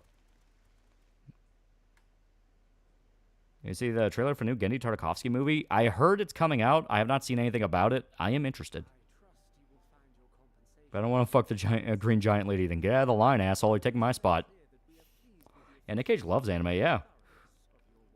And he was also great in Pig. Pig is really good. That's one of those where I fully understand why the trailer just lied to people, because that lie is really, really good. Liam Gallagher, $5. Apparently, Stephen Colbert's show might be ending. Also, would you ever review Giant the Homicidal Maniac by Invader Zim creator? I think I've actually, yeah, I think I do have requests for it. And I do want to talk about it just in relation to Invader Zim. Because, like, when I was a kid, you know, me, my brother, and my sister, we fucking loved Invader Zim. You know, we would watch it all the time. So when you're, like, getting older and you find out more about how they actually make shows, then you find out the guy who made the show made this super fucked up comic. You know, it kind of is like, holy shit, that's Whiplash. Nick Cage just seems to be just a dude that enjoys doing films no matter what film he's in. It's always interesting. Yeah. Invader Zim was hype, yeah. Yeah, Willy's Wonderland's become a good watch during Halloween, yeah. A good go-to for Halloween.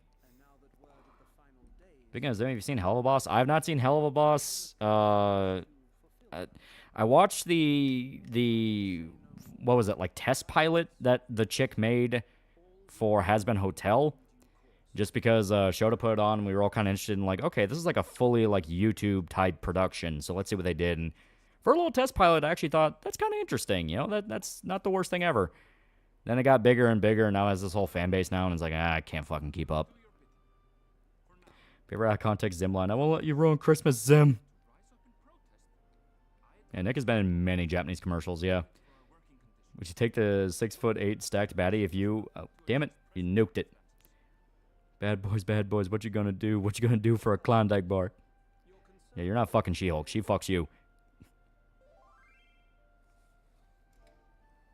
Also, Has Been Hotel is fine long as you avoid the fan base. That's kind of the thing I've been hearing across the board.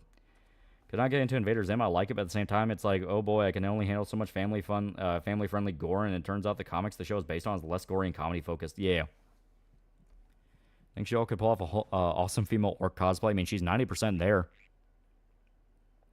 Busy Pop cannot handle criticism. The most important thing about her, really. Well, I mean, that's true of a lot of different creators. What Jews and Hindus have in common, they really don't like Redeemers. Problem with Busy Pop's animation is that they just turn into gay fanfic and ruin the story. Yeah, she was a Tumblr kid, and you can tell. She-Hulk, but she has a chance to turn back into Jennifer Walters, who's too nervous to continue. That still sounds like fun. Nostalgia Critic's newest commercial video, he did a whole segment on Nick Cage foreign commercials. You take the 6'8" stacked baddie if you had to spend the night at a haunted house constantly using a Ouija board. So long as I'm personally not using the Ouija board, maybe. Hello Boss still better than Has Been Hotel, but still suffers a bit from the same writing tropes.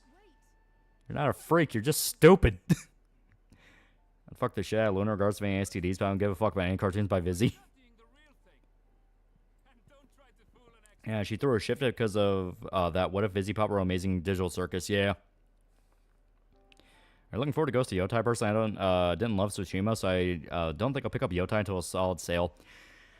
I'm pretty much also in the wait for sale just because of the fact of, like, some stuff they're showing off is cool. Takashi Miike mode, that's really cool. Watanabe mode, really cool. The idea of being able to just turn the game into a glorified Samurai Champloo remake, that's fucking awesome. But the Dragon Age Veilguard writers are doing it. The chick who's like actually playing the main lady is fucking crazy. So it's this thing of like, I'll wait till a deep sale. You can have She-Hulk to protect you. Take it. She can save you and serve you. Whenever I feel cold, alone, depressed, terrified of the future, all I need to think of to make me feel better, She-Hulk jumping rope while naked. Thanks, John Byrne. When is the Hellhound character chat? Would you fuck a dog? My name is Kane, not even a bitch. Yeah, I want to defend that. Her writing is at best when she has a team to reel her in, which I feel Hazbin Hotel superior to... I assume you meant Hell of a Boss. Hazbin Hotel's superior to Hell of a Boss. Hell of a Boss very quickly just... It's not bad, but since she gets to be head writer with only one other person, you can tell she doesn't know exactly know what she wants to do besides write asshole characters trying to be emotional. There's Space King, where the creators called it male autism because we don't have enough of it. Apparently they had to find new merch supplier, though. It sucks because those guys are great. Fuck, I always forget their name. It's not... they're Flash Skits, right? They're called Flash Skits. Pretty much all their skits have been funny. And yes, it is now canon in Bluey that they got attacked by furries and a fucking Black Templar had to save them. Do you know Veilguard writers were working on Yotai? Okay, that's depressing. However, in regards to the crazy chick voice in the MC, you could just play in Japanese and not deal with her. Yeah, and from what I understand, the chick who plays her in Japanese is actually a pretty nice lady. You actually plan on covering Invader Zim? As stated, I've gotten requests for it and Johnny the Homicidal Maniac, so fuck it, do both. Yeah, Flash Kits, yeah. Protagonist is male, Ghost of Yotai. I would love to get it, but since the female have no interest, that's just me, though. I don't really care one way or the other. I kind of just viewed it as, like, it's probably like a Lady Snowblood tribute, you know? Like, they've all been... The entire point of Tsushima was to pay tribute to Kurosawa films. This kind of seems more like it's leaning into the... Maybe almost sort of the exploitation era of samurai films, where you had stuff like Lone Wolf and Cub, Lady Snowblood, things like that. I don't know why they didn't just make a sequel to Jin's story. They already teased him taking on the Shogun and taking the fight to the Mongols. That's on the It miniseries. Tim Curry is fucking hilarious in it. I love him in that. Yeah, Chambara samurai films, yeah. Anyways, I'm not going to keep going on this. I'm in the fandom myself, but I'm in the rare minority that isn't kissing her ass. I also don't want her to go off on giving you my whole review. Here's a question. How do you feel about covering Barefoot Gen? Barefoot Gen, I'm 100% going to talk about. Because, yeah, that is a fucking journey. And, hell, we have that new James Cameron movie where he's talking about the guy who survived both the atomic bomb in Hiroshima and the one in Nagasaki. A lot of people hype up Johnny the Homicidal Maniac, but none of them brace me for that letdown ending.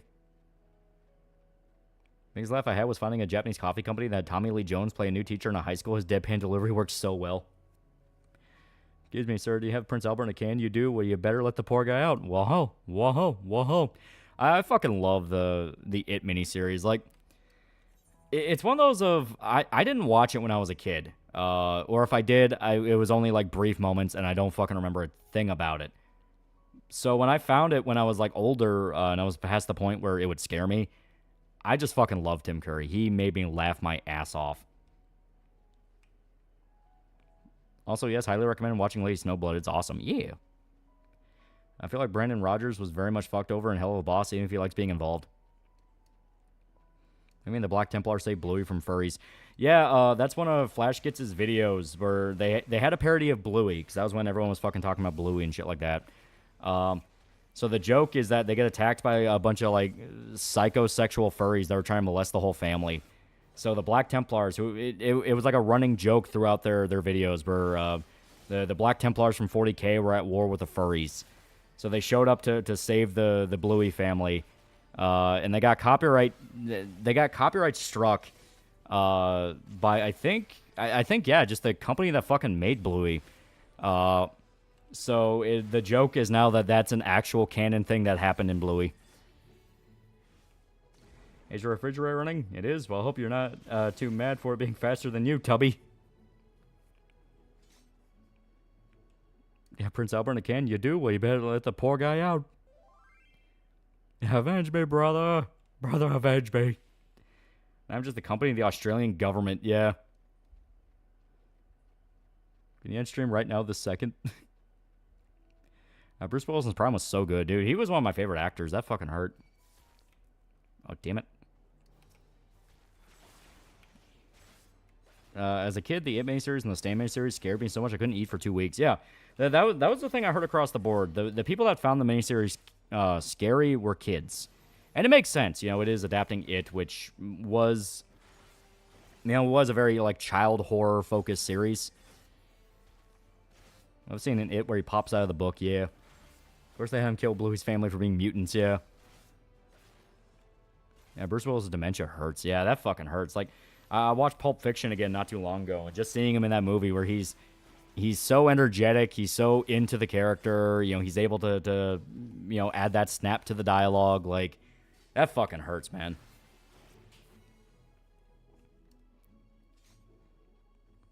Yeah, I never found clowns scary. Same. I was just never freaked out by clowns. Scaring kids early on is good for them. Know their limits, of course, but things like that encourages good for development. Yeah. Well, kids like to be scared. That's why any fucking horror thing that pops up on the internet now, it's gonna get flooded with kids. Like Five Nights at Freddy's started off as like this fucked up horror game about children who are murdered in a pizzeria. Now the fan base is 95% children. Yeah, Z's dead, honey. Z's dead. Yeah, Bruce Willis today is just depressing. I just hope he's comfortable before his time comes, yeah. When I was a kid, I was scared. Scaredy Cat the Chucky even scared me, but got used to watching more horror movies. To be fair, yeah, to be perfectly fair, showing a kid Child's Play, that is going to fucking traumatize them. Because that also was kind of the point of Child's Play. It's like, yeah, that's almost explicitly made to freak out kids. Her Trauma Center saw Nimi playing it, and it looks like it has a Persona artist. Yes, it's also an Atlas series. Trauma Center was actually really fun. Very over-the-top medical drama shit, but really fun. I remember the zombie episode of Courage scared me. I was not a fan of Nightmare for a long-ass time because I thought the moon would start a zombie apocalypse. Clowns used to freak me out. My brother used to scare me with a clown doll when I was little. Oh, yeah. I was thought Willis pretty good in Unbreakable, movie where he wasn't just generic action man, but a troubled family man coming to terms with what he really is. Kiki mentioned Bonanza stream had her husband sneak in game time while she was away. Funny stuff. I'll be getting Vermintide 2 tomorrow. Ooh. Mickey's art style is hideous to the point it breaks the rule appeal, one of the 12 principles of animation. Well, if you're talking about like his monster designs, the whole point is they're supposed to look fucked up. Yeah, remember how popular Goosebumps used to be? Dude, fucking half the fucking school libraries I had, all the way up to, I think when I got into high school, it had fucking Goosebumps. I was horrified clowns when I was little. Now I crave Ace turning Clussy. Funny how that works. Return the slab. The Grudge scared me as a kid. To be fair, The Grudge still kind of gets under my skin. Like, if I watch it alone in a pitch black house, it will still make it to where I'm like, okay, I might need to keep the light on when I go to bed tonight. Yeah, I love Goosebumps. Yeah, everyone loved Goosebumps. Yeah, I always hated that fucking dummy. I was a massive scaredy cat as a kid for scary movies, but never got scared of real-life scary shit. My dad was an asshole. My first horror movie was Martyrs. Jurassic Park scared me. The raptors and the T-Rex scene were creepy for a young me. Yeah. Yeah, The Grudge scared my older sis. Yeah, The Girl Who Cried Monster ruined me as a kid. The thing about The Stand that scared me was the idea of a disease like the flu killing so many people. Just the idea of a city full of dead people scared the hell out of me. Process of re-downloading Warframe. I saw the cardboard cutout of Gordon Freeman. I need to check it out. Didn't encourage Giant Bravo say he does get laid, but they couldn't show because it was a kid show. A, that, and B, they wanted to show the times he screwed up because it was funnier. Bruce Willis is just a good dude. He spends final years of cognizance making awful Redbox movies so he can leave enough money for his family. Yeah. More into Are You Afraid of the Dark. To be fair, I heard that when Are You Afraid of the Dark was good, it was really good. You know, for a kid's horror show. Hey, chat, boss man thinks he's gonna get a dead girlfriend after him. Well, he thinks he can even get a girlfriend. The way that I counter the grudge nightmare is imagining myself as a stand user so I can fuck her up in my dreams. Remember the volcano spat out Johnny Bravo because he isn't a virgin, yeah. And there's going to be a live-action Plastic Man movie. There's only one correct choice, Russian Badger. Only horror movies that scared me as a kid was Paranormal Activity 1 and 2 and AVP Requiem. To be fair, AVP Requiem is pretty intense for a kid. Most stuff would never flinch me as a kid. The only thing that disturbed me were the War of the Worlds lasers, because that was the concept of death truly clicked. Afraid the Dark is okay. The best episode is Dead Man Float. I'm from Israel. This is my... Oh, look who can't even do an early life check. Mask and the Dinosaur that kills that fat dude in Jurassic Park freaked me out as a kid. I think I was... Yeah, if I remember right, I was also scared shitless of The Mask. My brother would put it on because he just liked the movie a lot, and I would always cry and tell my mom to turn it off. Now I can watch the movie, and I fucking love it. It's hilarious. And Jim Carrey could have been a great Plastic Man. Yeah. Yeah, the hospital scene, AVP Requiem. If you know, you know. Yeah. Yeah, I couldn't sleep for a couple nights after Requiem. Yeah, AVP Requiem had some gnarly stuff, too. Too bad you can't see shit in it. Yeah. I still liked him, but I was never scared. Yeah, the original Nightmare on Elm Street got to me. It is pretty good. See, Twitter, Blue Sky freaks cry about live-action Zelda not being played by trans chick. Well, I mean, that was a rumor that was being spread that wasn't true. What they think was going to happen. Seeing people getting blasted to dust by the tripod lasers really fucked me because it made me realize, wait, what happens to someone when they die? Nasty thought for a kid to have. Remember the haunting guy with the big yellow episode? Scared me as a kid. Most interesting thing is finding about how graphic the Mask comics are and that Doug's a big fan. Yeah. Music video for Do the Evolution fucked me so much, mostly because I was scared the idea that humanity would intentionally go into a suicidal death spiral. I got freaked out by Final Destination 3 as a kid. Final Destination is another... that's another franchise where I'm like, a kid watching that's going to be freaked out by it no matter how bad the movie is, just because of the idea of... like, you could die from literally any small thing that could happen. And the Mask scared me. It was both the actual Mask and Jim Carrey's green skin and big lips freaked me out. And someone woke me watching the Marion scene with a black guy low-key. What's really messed up is when Tom Cruise looks in the mirror and realizes he's covered in the ashes of dead people, yeah. Laser eye surgery scene in Final Destination 5 always fucked me up, probably because the eyes are a weak spot for me, yeah. Yeah, basement scene in War of the Worlds scared me as a kid, only that scene. As much grief as I give Requiem, I love the scene where Wolf blasts an alien on top of a guy and the blood just melts his face, yeah. I've seen One Missed Call sale. The posters look like it will frighten any kid. Ironically, I was so scared of horror movies. Even black and white horror movies scare me. Now I love the shit out of them to some extent. Yeah. That's the movie Pitch Black. It is fun. It is fun as hell. Kind of interesting to see how Riddick started off so quaint. There's no draft for Some of the Mask, but it was supposed to be a reboot that was meant to adapt the comics, or at least that's the rumor. Yeah. Yeah, cornfield scene from Signs definitely creeped me out. Monster and Dead Man's Float, so creepy and cool. Kind of surprised that was allowed in a kid show. 80s kids movies were scary as fuck. They could be. Oh, geez, we're flooded with Doro. Even more Doro. Endless Doro. The Spider Doro. Cat Mercury, $5. My grandma used to play a scary paranormal Mexican podcast night as a kid. That scared me. Yeah, Rec still scares me a little. To be fair, Rec is fucking hardcore. When shit goes bad, it goes fucking bad.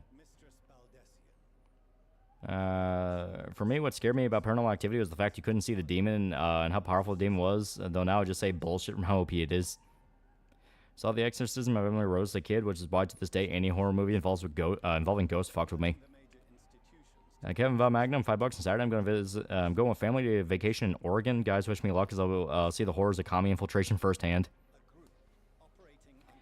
Final Destination 3 tanning beds deaths disturbed me because that would be a horrific way to die in real life. Don't remember the movie much, but the girls who died didn't deserve to suffer like that. Well, it's what happens when you cheat death. I think for me, one of the scary things is the most ridiculous thing to be scared of. You know, the talking face on Nick Jr.? Yeah, he got to me. Also, Steve on Blue's Clues wiping the screen. I hated that. Not sure why my brain just did not like that.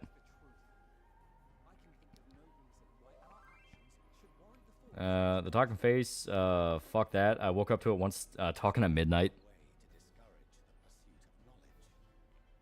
Have you ever seen Crybaby Lane, Nickelodeon Channel movie, but scary as hell? I have not. I never even heard of that.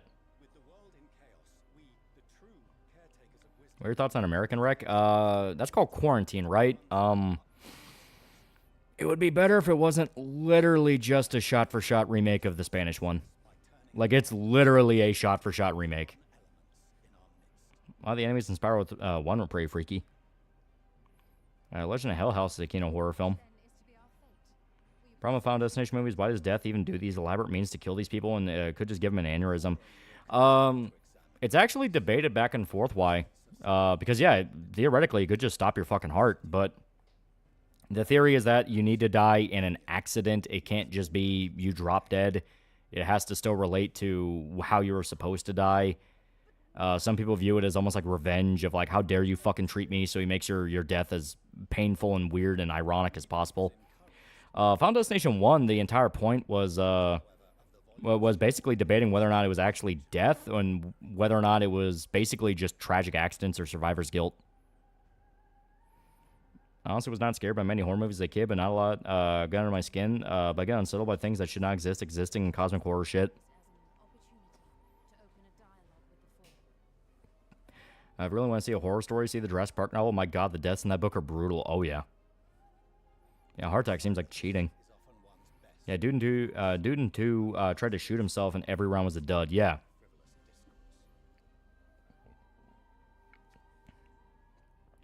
My theory is that Death killed people ironically for fun, and it's just a troll. That's equally possible. Like Mungo's only scare still haunts me. It's a cool story, cool twist how ghosts work. The funny part is I was watching Lake Mungo not too long ago, and my mom came down and she started watching it just because, it's like, it was, fuck it, I threw a movie on, whatever. And she actually thought it was like a legitimate documentary for a good chunk of it. And I was trying not to spoil anything and just being like, oh yeah, no, and like this, yeah, don't worry, it's real. Yeah, it was funny. It was funny. Check Discord, the movies channel for one missed call poster. Yeah. Oh yeah, I remember that one. Yeah, you get the phone call and you die. Yeah.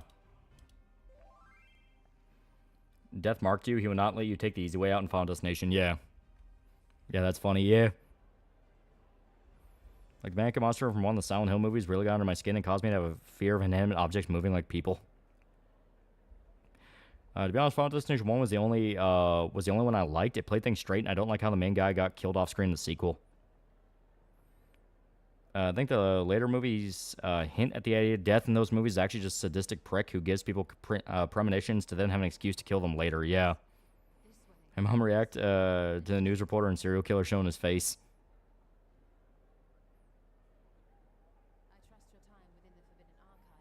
What about the VHS that if you watch it, you die? That's The Ring. I prefer The Grudge. The Ring gets a little bit too technical. Oh, hey, someone said check Discord. I did. It was the one missed call poster. Gremlin scared me as a kid. I've yet to watch all that movie to this day. Yeah, Donnie Darko kind of scared me. To be fair, Donnie Darko does get, like, trippy in an uncomfortable sense. A novel similar to Doom or Berserk where the main protagonist hunts monsters that belong in a horror story, not counting anything with Robert E. Howard. Yeah, there's more than a few of that. I mean, you have The Witcher's kind of a big one. You also have shit like Hellsing, things like that. Also, Subnautica and a few other movies put the fear of deep oceans into me. I would rather be dead than be anywhere near the ocean. Yeah, Bloodlines feels like a lot of legacy elements were there just to answer questions fans had. So that show that if you kill someone, you can steal the time, but if someone outside the death dance kills you, like a weird psycho murderer, they are kind of weird around that. But now more psychological stuff than just blah, scary stuff gets to me. Like, stuff that makes you think of things that keep you up at night, the implications. But yeah, so, like, they do address that in I think it was Final Destination... Yeah, it was Final Destination 5, because it's why the ending happens. But, basically, you have a character who kills somebody else to steal their time. Because if you kill somebody else, you get you get what's left of their lifespan, and you're able to kind of break out of the list. And the idea is a certain character who was on the list killed someone and got out. And later, because they kind of viewed the other characters as plotting to kill... It was either plotting to kill him or they let someone he cared about die, wanted revenge on the main guy and his girlfriend. So he went to go kill the main guy's girlfriend, and he got a premonition of that. So he saved her from that. And the thing is, the girlfriend at the beginning of the movie was not part of the accident. She was one of the survivors of it. So, yeah, someone killed his friend. Yeah, it was something like that. But she doesn't die in the original accident. But because the main guy saves her from the premonition of this other guy coming to kill her, she was now on death's list. Do you like Elric? I would like it a lot more if people weren't constantly just talking about how The Witcher ripped it off. Check Discord for some Wendy's retardation. Apparently every Wendy's in my area no longer carries salt packets. They give cups of salt. Funnily enough, people in Japan aren't scared of Sadako. If anything, they love her. You can even see videos of children waving and going over to hug Sadako cosplayers.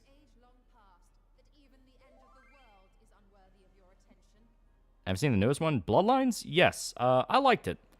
It felt a little bit too by the numbers in the sense of, like, it feels like another Final Destination movie, but the scene they had with Tony Todd at the end was very nice. See Conan's reaction to his cameo in Death Stranding that I sent eventually, like, 10 minutes later? Yeah. Original ending for Final Destination was that if you created life, you cheated death, but apparently no one liked it in the test screenings. Yeah. Oh, yes, I've seen people love Sadako, yeah. Also, the other case where the guy accidentally killed the factory worker for the punchline to be, he was going to die at any moment due to an aneurysm building up. Yeah. Big T987 for $5. Scariest piece of media I've experienced is Condemned Criminal Origins. Truly the only horror game that still scares me on each playthrough. To be fair, it's really good. Big sister tried to scare me with Ringu, but instead she was shocked I thought Ringu girl was cute. I guess I've always had yellow fever. Almost calls credit as the film that killed the J-horror remake craze the early 2000s because it was so bad, yeah. Part of the reason people bring up Witcher ripping off Elric was a Razorfist video about it. It's a good video, and I think it's clear that Witcher at least took partial inspiration from Elric. Yeah. Dude getting eaten by those tapeworms in King Kong was terrifying. The whole bug scene in general scared me. The guy getting grabbed by the whole monster was another notable. Yeah. 2005 King Kong had a lot of fucked up deaths, which makes sense because Peter Jackson was originally a horror director. Got Mercury for $2. Game of Thrones was heavily inspired by Elric. Ever seen Zathura? Don't know why about a lizard man and robot freaked me out as a kid. I remember watching Zathura once because everyone I knew would always say the same thing. It's just fucking, it's just that one Robin Williams movie. I can't fucking remember the name of it, but in space. Jumanji. It's just Jumanji in space. Yeah, I can't believe Berserk ripped off Elric, yeah.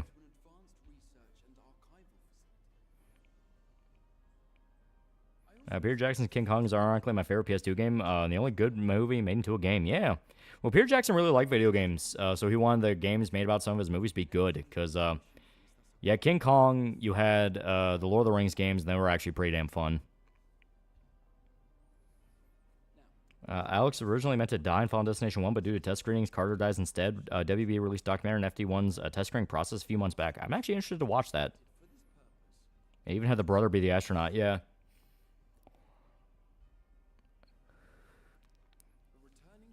Yeah, the Warriors game is really good. Yeah. I think Peter Jackson could make a good game. As stated, he likes video games. He actually did oversee some of the production of the game of games based off his movies. Brain Dead's best zombie movie. It is a lot of fun.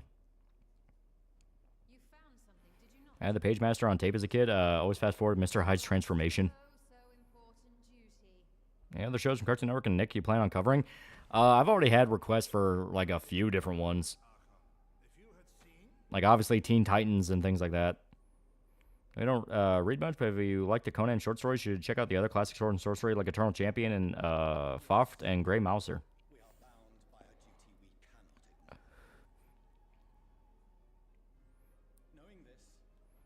Question: What do you think? Who do you think should direct the Black Lagoon live action movie? I'm gonna say Michael Bay.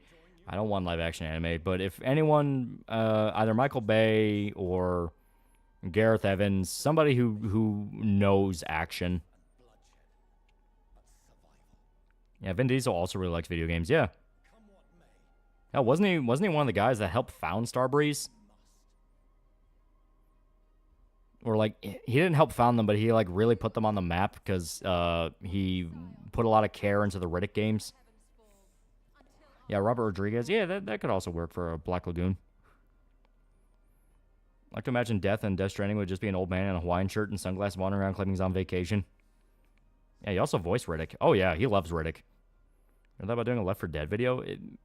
If I did, it would have to be in comparison to something because Left Dead by itself is such a kind of a basic little game. You know, it was horrifying seeing as a kid, Ark of the Covenant.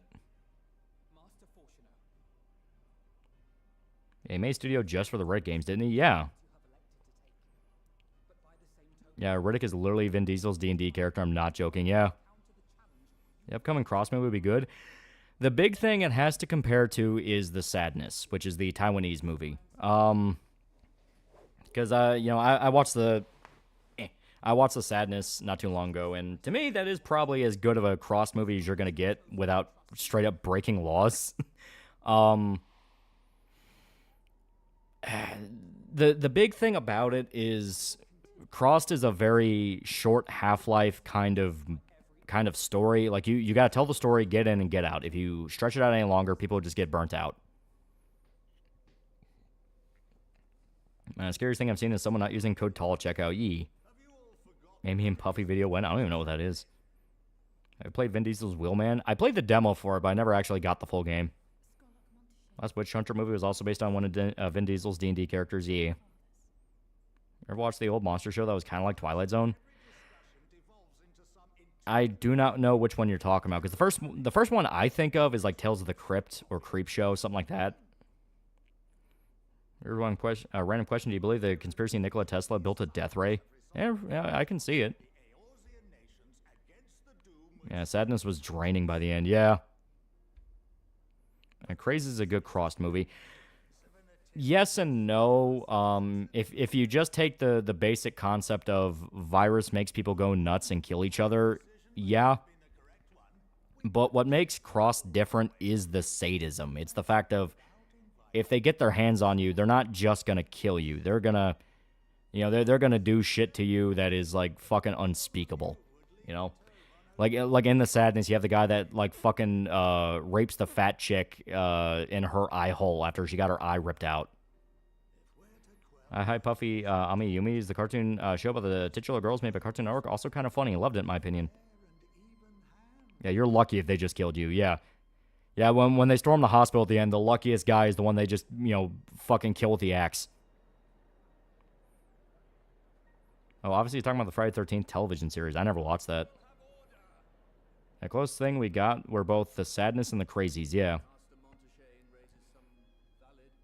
It was kind of like that. Had a weird intro with monsters watching a human horror show. Sadness guy got his crotch slammed into a lamppost again and again. He became infected and liked it. Worse than that, the lamppost had fucking barbed wire on it. Is Sadness worth watching? If you can stomach it, yes.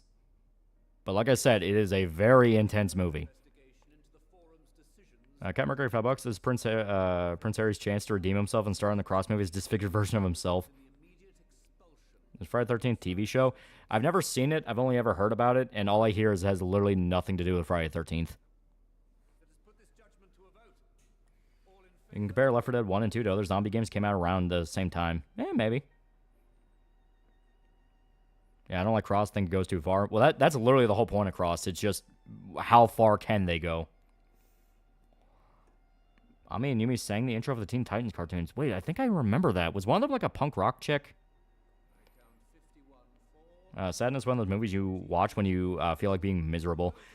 Or it's like, you know, you have like a group of friends and you all like horror movies and you want to put it on to like fuck with each other. You know, it's like, hey, order like a pizza or something and try to eat it while watching this movie.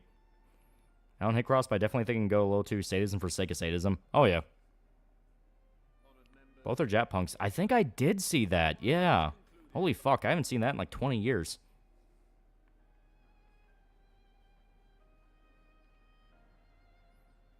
Puffy Ami Yumi is a Japanese rock duo, and they had a show on Cartoon Network. They did sing the intro for Teen Titans. Oh.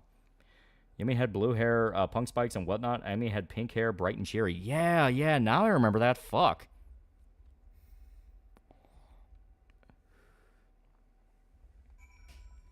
Is sadness overly brutal? Like, can you watch and enjoy it? Does it take things too far? As stated, it's they outright said it's inspired by Crossed.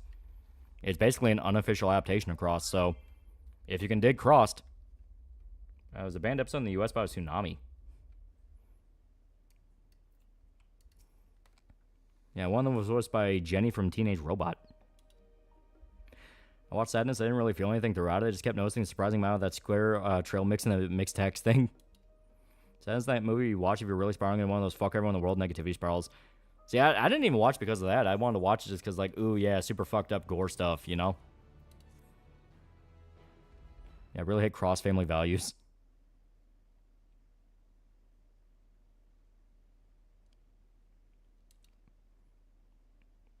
Wonder if Ami and Yumi are still doing music. Watch Spike Lee Hurricane Katrina documentary where in the end he showed a countless number of dead, bloated, waterlogged bodies while he eats seafood. Can imagine a little Korean horror. Well, it's not Korean, it's Taiwanese, but yeah. Yeah, you'll probably like it. Lady gets skull fucked if you can handle that. You can handle the movie. Yeah. Like I said, the eye scene is literally all you need to know about whether or not you're going to enjoy it. It's does a guy skull fucking a lady sound like something you want to see in a movie? Janice Kawaii, XJ's VA, did a lot of anime roles as well, such as Peko Yama from Danganronpa 2. Well, isn't she literally Japanese? Like, yeah, because, yeah, she can speak Japanese. Yeah, Quagmire really liked the ring Crabbity. I expect The Boys Season 5, even more obnoxious political commentary. You know, it's somewhere... When I was watching Peacemaker earlier today, I kept saying to myself over and over again, this is a better version of The Boys show. Holy fuck. This feels like a way better version of what The Boys should have been. I think a Scooby-Doo Apocalypse maybe getting a movie. I have no idea what that is. And she also voiced Ayane in Dead or Alive or Ninja Gaiden. Oh. Cross, the only comic I ever had a nightmare about. I had a dream that I was watching the news and Cross were beginning to take over the world. I woke up in a cold sweat. Cross ends up feeling like your stoner DM for your D&D group, started listening to Cannibal Corpse and watching old Italian horror flicks, and is now on a shock grind set. That's probably the best way to describe it, yeah. Boys really one of those franchises that really just needs to be taken behind the barn and put out of its misery already. 100% agreed on Peacemaker and The Boys, yeah.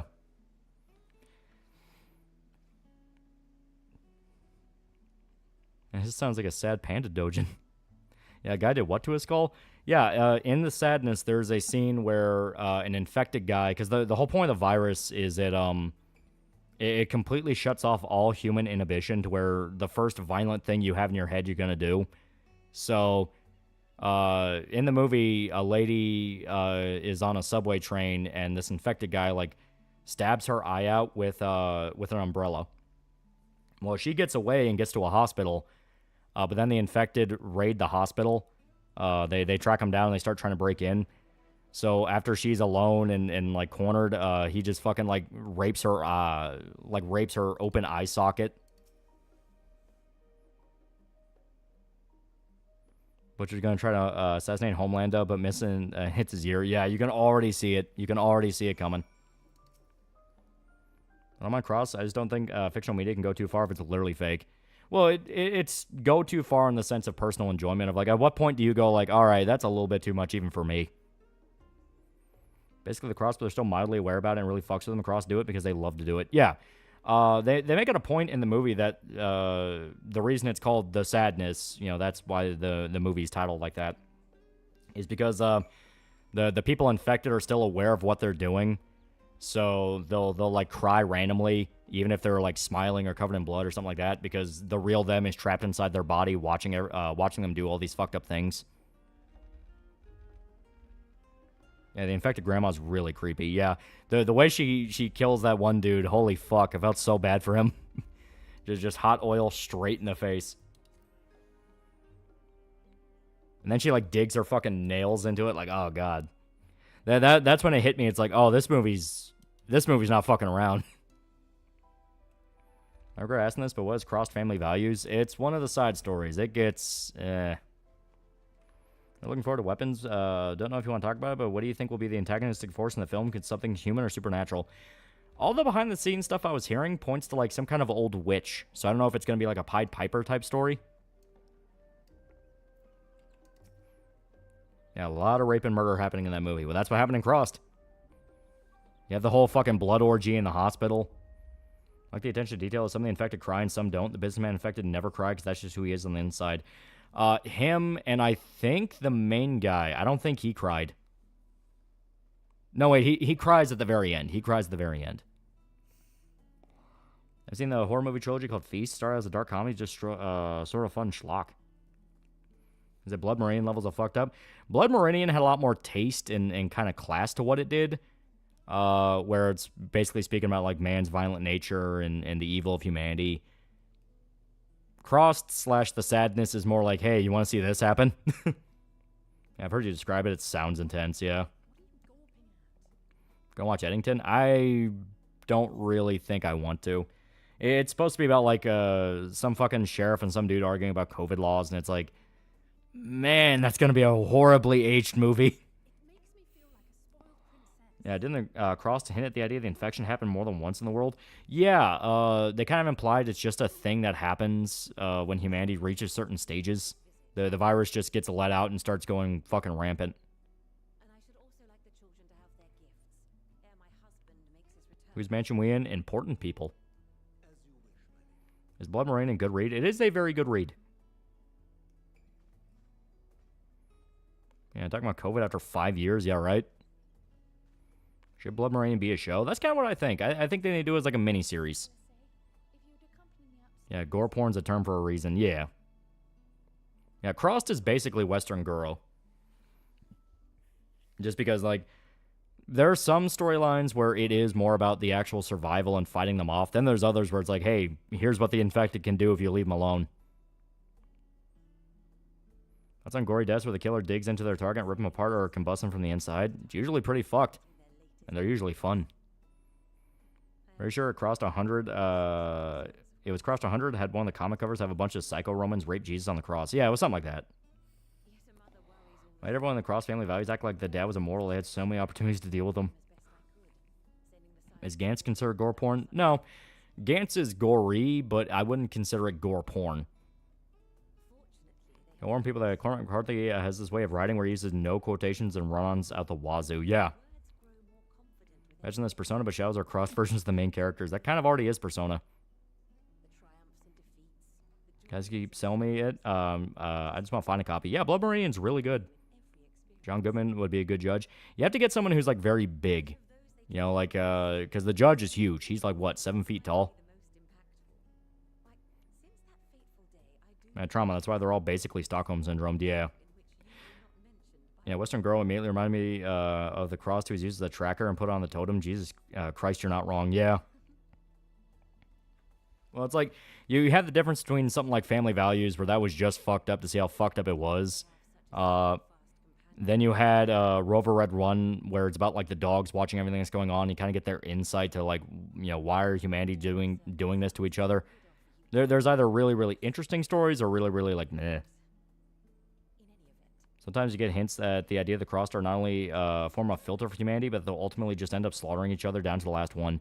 Yeah, because the Crossed will continue to do fucked up shit even to each other if you leave them alone. That's honestly kind of like a funny part about it. Like, you know, as much as people constantly run into situations where they have to run through a horde of Crossed or something like that, if they just left them alone, they'll eventually turn on each other. Hell, sometimes they'll just kill themselves because they thought it sounded fun. Remember, creation exists without my knowledge, exists without my consent. Vincent D'Onofrio would be great. Vincent D'Onofrio, Vince Vaughn, like, I could see a few different people working. Recently bought the Twilight book called Life and Death, and is leaving a good impression. Speaking of girl, anyone here read Frankenfran? Yeah, Frankenfran's actually not that bad. How'd you make a Blood Meridian movie? As stated, I would prefer it to be kind of like a little more prestige miniseries, because it is a pretty big story. I mean, what Blood Meridian was again? It's the Cormac McCarthy novel about the gang in the Old West that were scalp hunters. Yeah, because it sounded fun. Scariest phrase ever, yeah. There was a real Judge Holden. He was a surprisingly well-spoken, educated man. He was part of a gang of scalpers. The book looks at him in the worst light possible. Yeah. They outright paints him as the literal devil. Crossed 100 Plus acknowledges that aspect where a smart Cross realized the Crossed would kill themselves, so he trains them to survive 100 years in the future and build a civilization. Yeah. Run Cross, I think he runs around with a fire and wears a fireman jacket, is intelligent, and you actually feel bad for him later, yeah. I think there's any human alive that can play Judge Holden properly. He's not supposed to be a human presence. He's supernatural in appearance. Yeah, Cross will die out by killing each other, but a lot of them get killed by predators too. Yeah. Because I don't think animals... Yeah, no, animals can't get infected. That was the whole point of Red Rover 1. It's just a human virus. Clark Duncan would have been really good. Just paint him head to toe. Really enhance the Uncanny Valley. The amazing twist of Crossed ended on the Crossed all wiping each other out and hinting at the idea that in spite of their inherent evil, humanity has hope. Yeah, I saw the guy you posted. I'm assuming he's on Fish Tank. It looked like Fish Tank. Do you think people really hate people? I honestly think people are generally good. We just let the worst part come out, and then their best parts. It just kind of depends on the person. Let's take animation seriously. With a budget, would be better animated. I think it could actually look really cool animated. Don't ever read Arrow Girl. I say read because it's so grotesque that technical hentai are more likely to receive adaptations, and the only one that did was banned in the West. Oh, banned in Japan. People just hate people, yeah.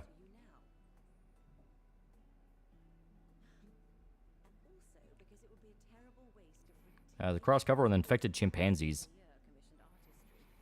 Oh, fuck, yeah, you're right. So I think it can infect certain animals.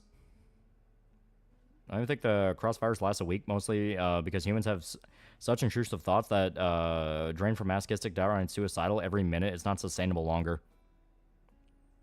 Cross be like the rage zombies in 28 days. They die out real quick. I don't hate my brother, but I don't like when he's a cunt, but I hate the people that talk about politics 24/7.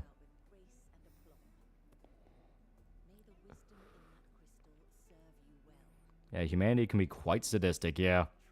What are the odds Crossed eventually getting an anime adaptation on Amazon? They're doing a live-action movie. I'm not even kidding. I think human beings are flawed and the circumstances we're born into can drastically alter the person we become. However, I also believe that just about anyone could choose to be better. Yeah, speaking of Guro, who here has read Mai-chan's Daily Life? I mean, that's one of the more famous ones. I don't specifically, seek out Guro stuff just because that's where it kind of does push into that line of I'm just not having fun with this anymore. I like gore to be a spice, I like my gory stuff. As stated, I had a lot of fun with Peacemaker, and that was gory as fuck. But it needs to be weaved into it. It needs to be weaved and used as a tool. Ralph Ineson, the dad from The Witch, has the perfect voice for Judge Holden. He is a damn good actor. I will not disagree with you there. I think the point is that anything with inherent capacity for evil can become the Cross. Chimps have that capacity, even if only to a lesser extent than humans. Yeah, that movie's going to get a lot of shit, yeah. Because, if it tries to tone it down, fans are going to get pissed off because it's like, man, I wanted Crossed. I wanted the actual fucking comic. And if it goes too hard, you're going to have people go, oh my god, what the fuck is this? To be fair, the latter would be more funny.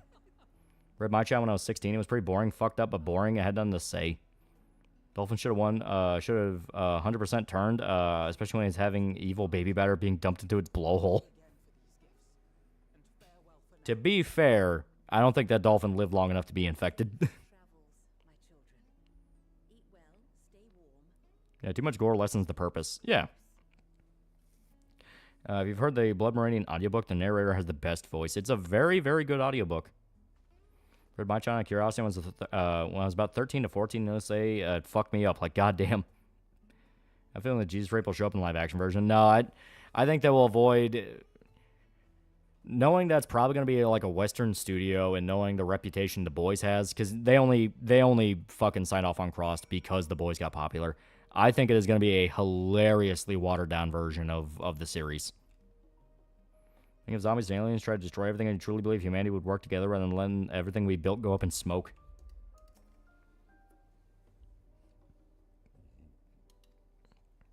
Yeah, I think it's strictly going to stick to murder and not have rapey stuff. Yeah. The guy Judge Holden was based off of was also a sick bastard. He raped and murdered a little girl, and the people around him knew he did it, but kept silent, likely out of fear. Yeah. Is there a Preacher adaptation? Yeah, the AMC show. For the first 2 seasons, it's actually pretty good. Then it starts veering far away from what it's supposed to be doing. Any other authors you like? Recommend Christopher Moore. His book about Jesus called Lamb is great. I like the Dune books. Starship Troopers pretty good. The Witcher books are good. Oh, yeah, there's not going to be any sexual violence in that movie. Yeah. Some chimps can get infected because they share so much DNA with humans. It'll be super watered down, but they'll still have the Jesus rape. It's funnier that way. Slipmaker made a Preacher retrospective. Ooh. Never a cross, but horsecock is vital for the adaptation to succeed. You're not wrong. Need Jesus rape representation in this fascist, neo-Nazi, totalitarian, conservative, unlike unkind, anti-black queen, anti-BBC, anti-Palestine, anti-Israel establishment.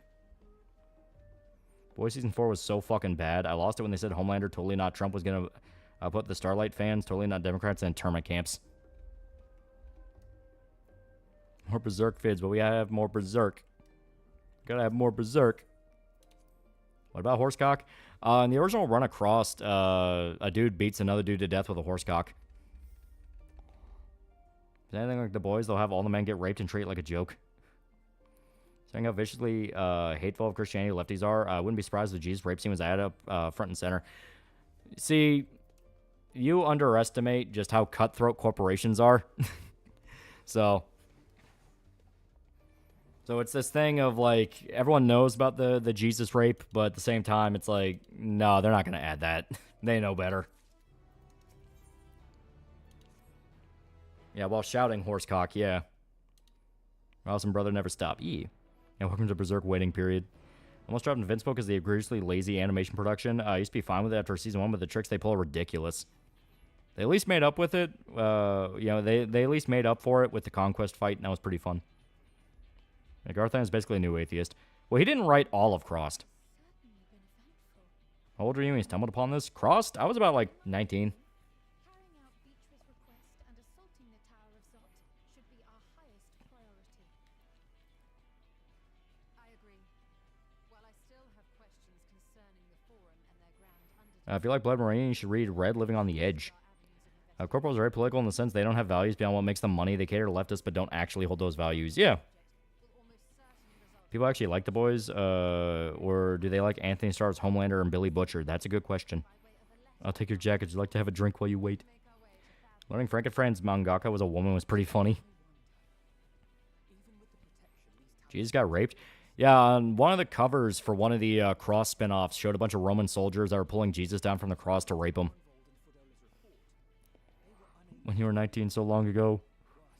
Watching Deadwood, I'm on season 2. It's starting to lose me with following Bullock even more now. I feel like everyone else is more interesting and better acted. I like Bullock.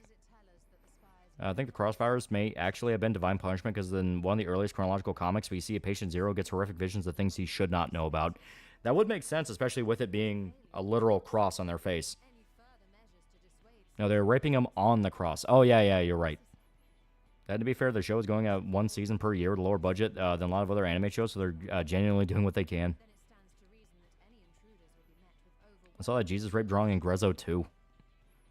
What manga would you say is like Berserk, gives Berserk vibe? It's kind of its own little beast. It kind of does its own thing. If you mean stuff that kind of feels similar, Vagabond, Vinland Saga. It's kind of a whole trilogy. Also, the show and book North Waters was heavily inspired by Blood Meridian. Yeah.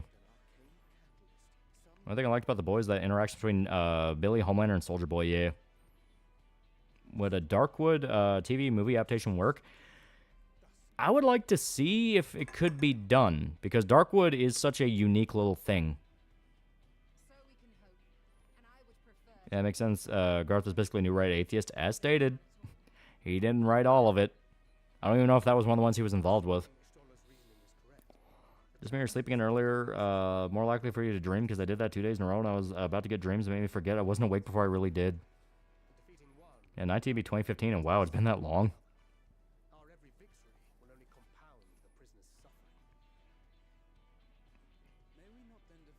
Whether anime or manga did you watch to have an incident similar to the eclipse? I guess the Red Wedding, because that was kind of like...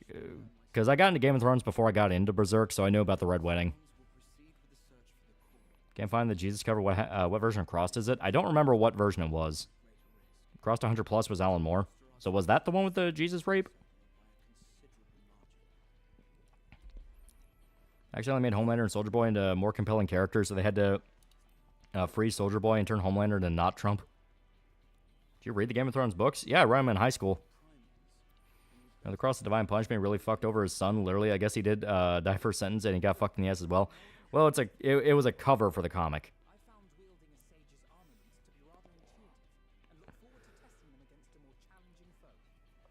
Late Show would have never been canceled if Conan was the host.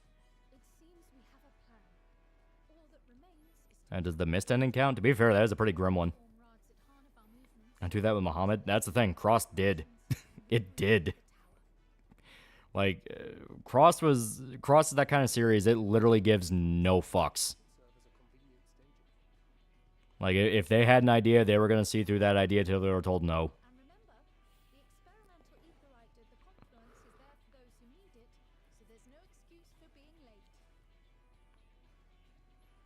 Really? I mean, there's not like a variant of Muhammad getting raped, but it didn't give a shit about Islam.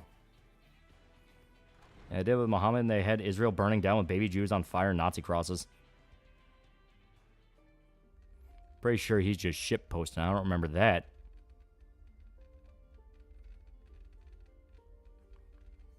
Goddamn, that poor Crackle. Cross zombies were just as smart as the zombies from Return of the Living Dead, but they weren't even zombies. They were just alive. Like, they were living people. It's just their brain was fucked with.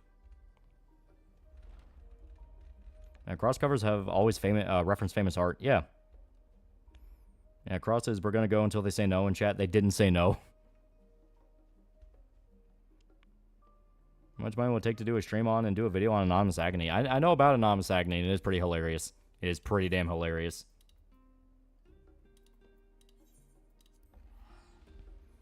Hi, Lolly, and everyone. See you all next time. Yeah. Yeah, Darkwood needs to be done by a Polish team. I won't disagree there. You know, it's so uniquely Eastern European.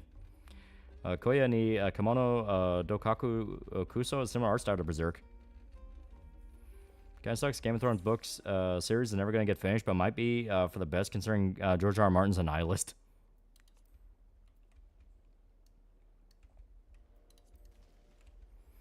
Cross Infector are alive. The part of the brain that helps decipher what's socially acceptable or not was basically dead. Yeah. Did Mandalore make a video about Anonymous Agony? Yeah. You played Blasphemous 1 and 2? If so, did you like it? I thought the atmosphere in the first was pretty good. I played 1. I never played 2. Eh. Christian Europeans are really good at making depressing stuff.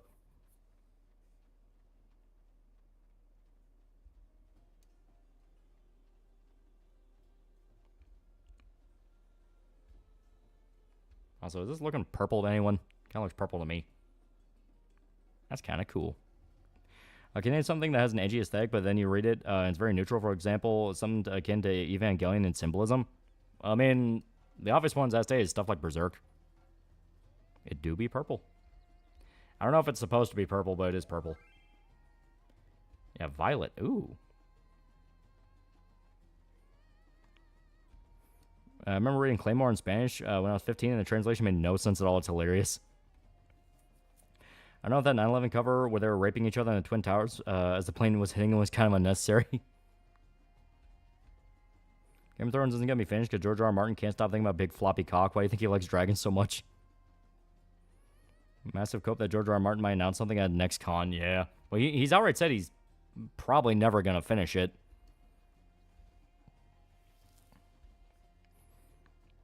Anonymous Agony is Citizen Kane of edgy for the sake of edgy RPG Maker games.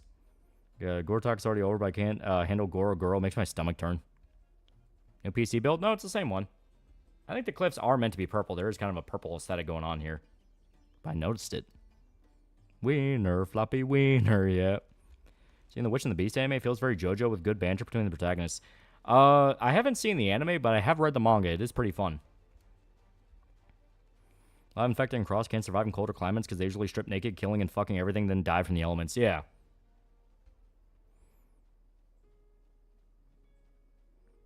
You ever try Outward? Me and the GF are playing it. It's a very long road. That sounds familiar.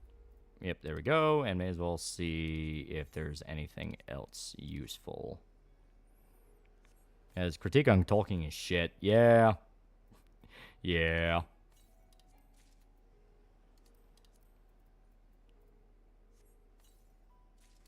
Here we go. I'm glad that I'm a fan of Taylor Anderson instead. At worst, his books are 3 out of 5. He manages a fairly consistent release schedule, a new book every few years. Okay.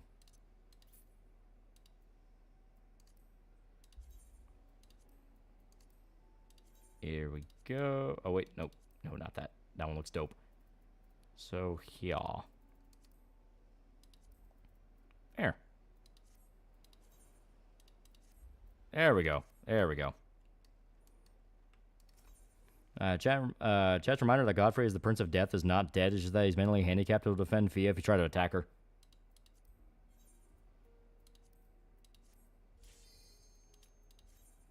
If he strapped guns to show his trailer, how far would he make it in Twisted Metal? He would not go far.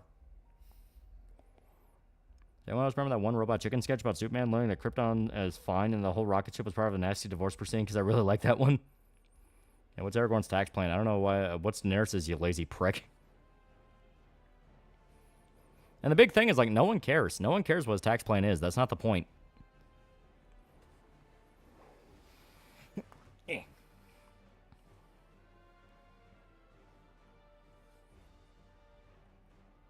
Yeah, like, who gives a shit about Aragorn's taxes? Yeah. It reminds me a lot of the video Nostalgia Critic did about the importance of magical thinking and, like, fantasy stuff, where it's like, no one cares about the reality. It's all about the emotional storytelling.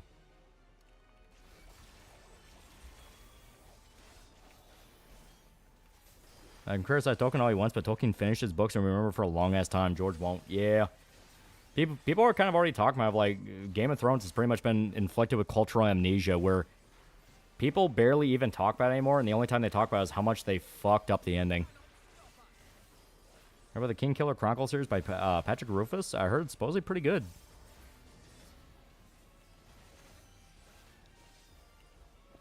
I have not. I don't care about taxes. Fill the books with floppy dicks. Yeah, brother, this isn't real life. You don't need to know about the tax plan of Aragorn. Yeah.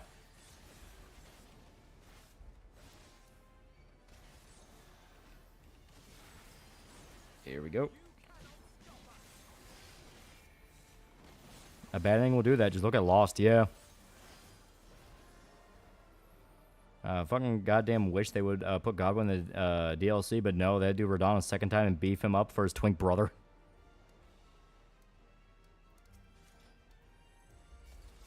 Yeah.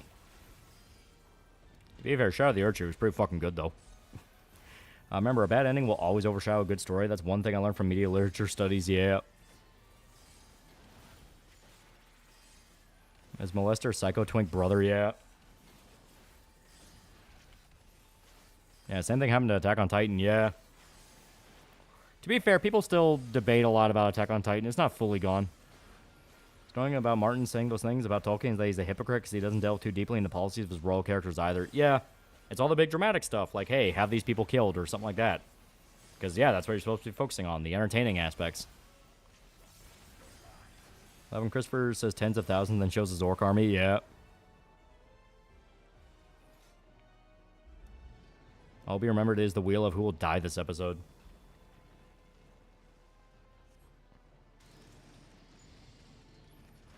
Orcs are at the gate. They're heating the corpses of the people they defeated, and they burned every town and field in their wake to ash to be out. Let's talk about Aragorn's politics.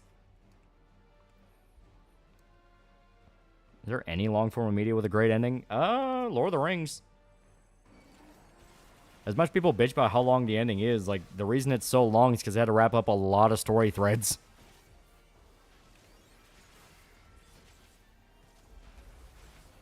Yeah, the DLC made me love America.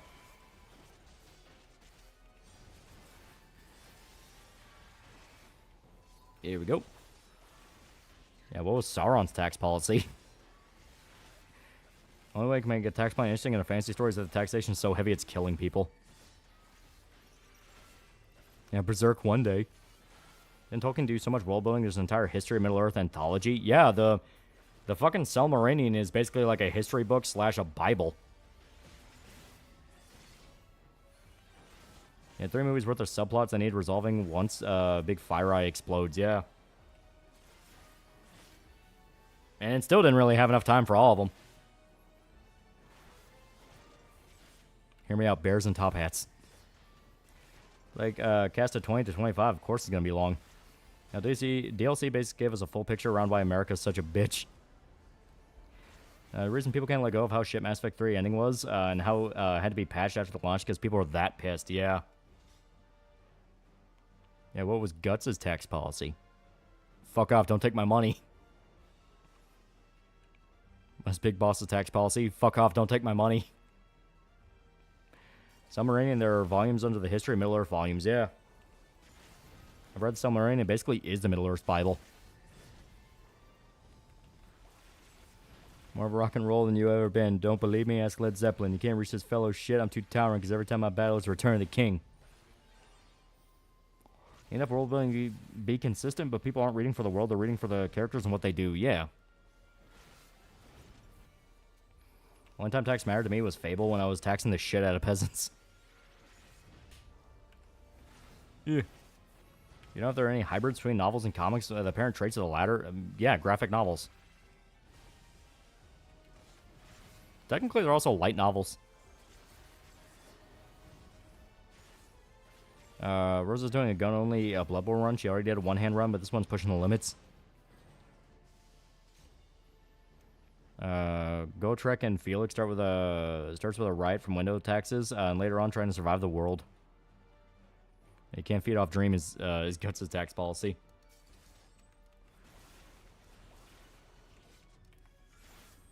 The only time taxes mattered and something was Phantom Menace, yeah. This tax policy of characters from Cyberpop. Fuck off, don't take my money. Oh, fuck.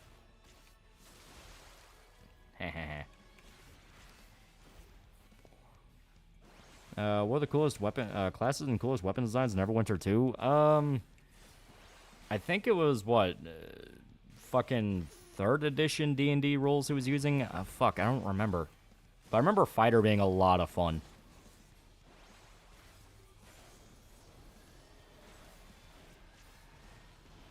Only tax policy in fantasy I can think of being important is the window tax in Gotrek and Felix. That creates a riot and brings the two main characters together. Oh, fuck. Yeah, there we go. Well, good time to mention taxes when you gentrify all of Albion.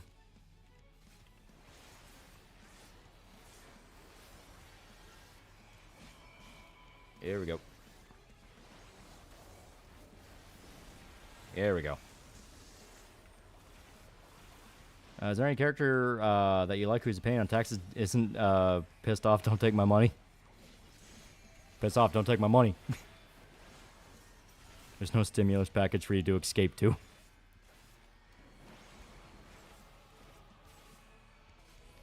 Oh, God. Zyrus, Cyberpop allocate taxes to summon demons. Like I said, the supernatural is not going to be a common thing. There is a reason it is special in the way that it is.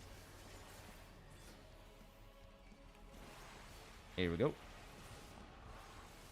Hey, when someone tries to make Lord of the Rings political, and Tolkien hated that. Yeah. It's a story about people, you know, rising up against evil. I've been reading the new JoJo. Stopped, I forgot, lost what was going on. I haven't read the newest chapter. New Gunray was a simple man who won peace in cities, repaid him by sending Vader after him. To be fair, his actual point was we don't see how people actually rolled, and so he was inspired to make a series like that. To be fair, he also fumbles that, yeah. Most men operating under the view of if it's mine, don't fuck with it. Here we go. Oh, God. Yeah, apparently Tolkien hated the Narnia books. I think Lord of Light is real in Game of Thrones, or is there something else entirely going on? I'm trying to remember what the Lord of Light even was. That was the cult that fucking Stannis got in bed with, right? Because I think they were basically hinted to be real. Like, yeah, they're talking about actual things. It's just whether or not that's a good thing is another matter. Have we finally seen Gachi Akuda? If so, what are your thoughts? We couldn't watch it last night for anime night because we got busy trying to catch up on everything else. But it is still on the list. And Token wasn't a big fan of Dune either. Yeah. Promised us peace. Transmission was garbled. He said you were in pieces. Token said the Aslan stuff was hokey, and C.S. Lewis got so buttery he broke off their friendship.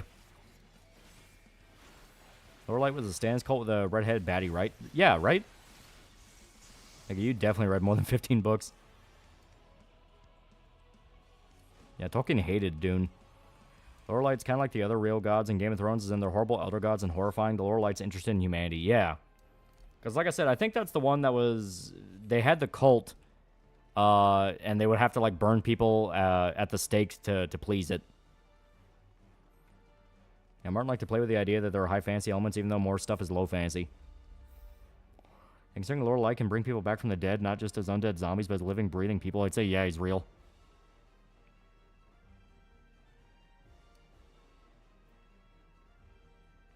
Yeah, Redhead Baddie was actually a withered old crone, yeah.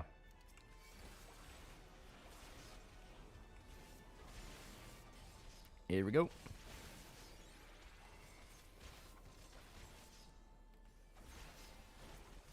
Yeah, he hated allegories, yeah.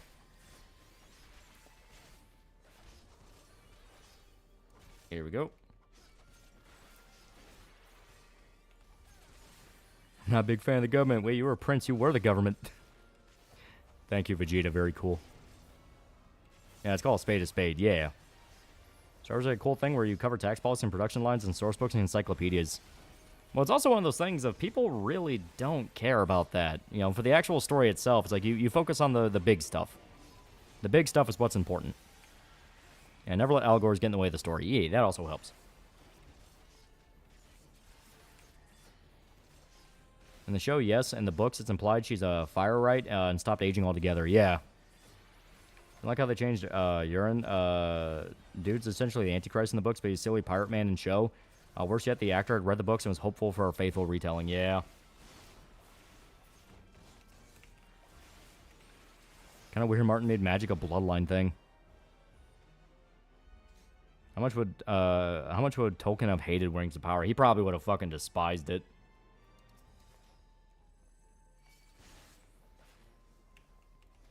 Oh, God.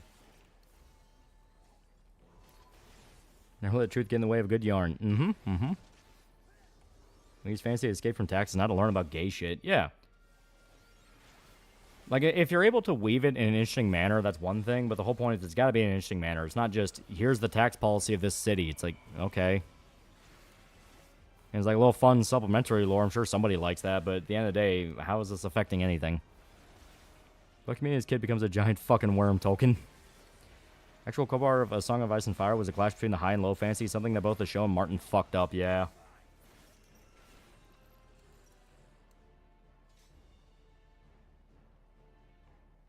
Or Mordor stances in Orchistan and Elfriel conflict. Man, I feel bad for Urine's actor. Imagine thinking you're being cast the big end game baddie with aspirations of godhood, instead you're cast a medieval booty warrior, yeah.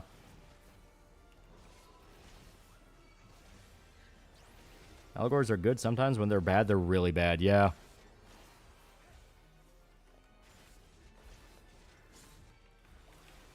Oh, God. There's no racial slur we can call the enemy. Answer the question.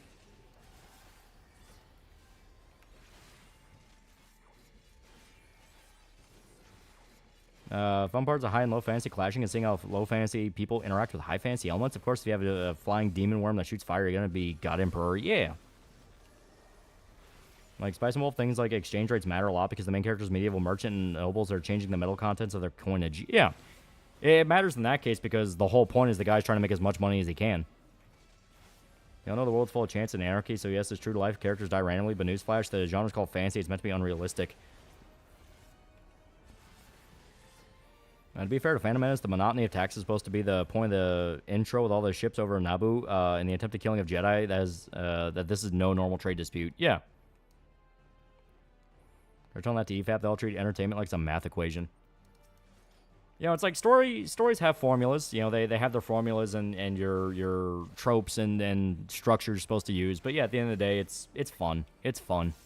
You're doing it because it's fun. Spice Wolf is also a mind battle anime. Yeah, that also plays into it. See a Taika Waititi Dread announcement. How is this even worse than that rumor that the boys team was going to be making a Dread show? Yeah, right? It's like the gun. If you show it on screen, better come to use it later. Mm-hmm. Idea for a fantasy story where in the setting is fantasy Soviet Union on the characters. All the heroes have to be in some kind of committee before they fight evil, and even when they win, they don't. I don't feel like Game of Thrones is fantasy. It very much is. It's just very coy about it. You gotta remember, you know, undead ice zombies and dragons and shit like that, yeah. What was Aragorn's tax policy, said George, as he proceeded to write a scene of Daenerys shitting in a river. I learned that Jar Jar is the one who coined the phrase clankers. I don't know how to feel about this. But didn't actually good humans are the real monster trope.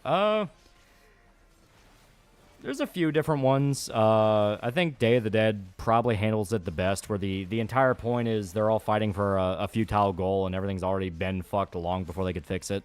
Now they're just kind of killing each other over nothing. Think about the evil living demon city in the jungle that fucking dragons don't come back from because something kills and eats them.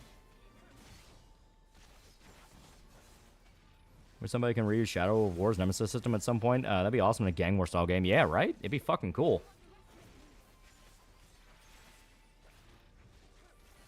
Yeah, Lord of the Flies, yeah. Lord of the Flies, No Country for Old Men, that kind of thing. Yeah, Guardians of Gahul has fancy owl Nazis. Hot take, I like the politics in Star Wars. 100 man versus 1 gorilla debate revealed that man is the real monster.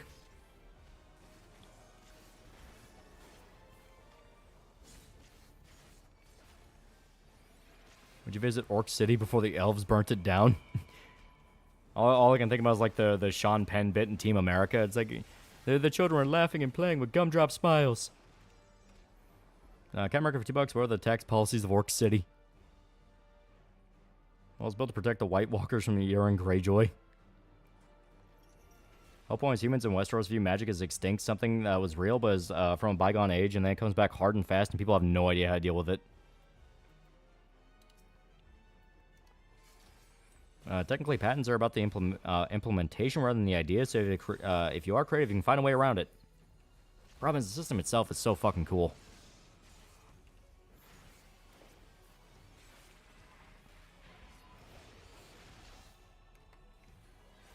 Here we go.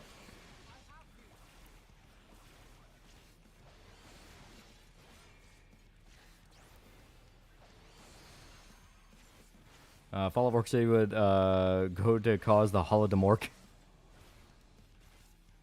Gonna be zooming and booming all the way to Orc City. Orc City is where the orcs live. Ah, fuck. Yeah, I'm gonna pay for that. Oh god. Oh god. Please. Please. Ow. I was dug stuff like Elric and Book of the New Sun over Game of Thrones.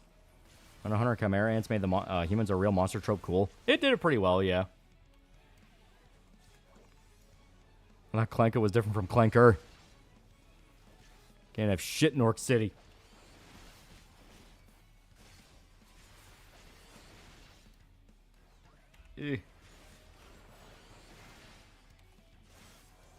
Don't leave your pockets unattended in Goblin Town, socioeconomic factors and all. 500,000 Orc City used to live here. Now it's a gnome town. Got Orc City, Elf Forest, Human Town, Dwarf Cave. How much more imagination do you need? My god, Orc City is burning women and children. Oh god, they're raping the men who's huge with big hung 12-inch cocks. Dick elves violently raping the men until they love it. Orc men are loving it. I do have the nerve to call Kojima's writing bad when he named Orc City. Yeah. It's like, say what you want about Kojima. He's fucking creative.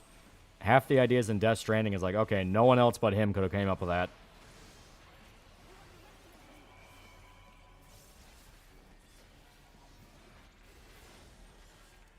Here we go.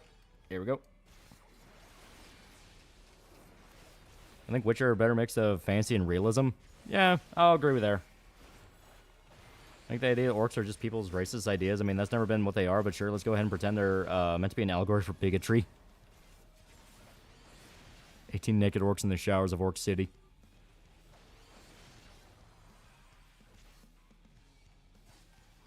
Well, Rizfizz told me Kojima's a hack, and he's wrong. Yeah, Death Stranding's awesome. I'm ashamed if I fell for the reviews. Yeah.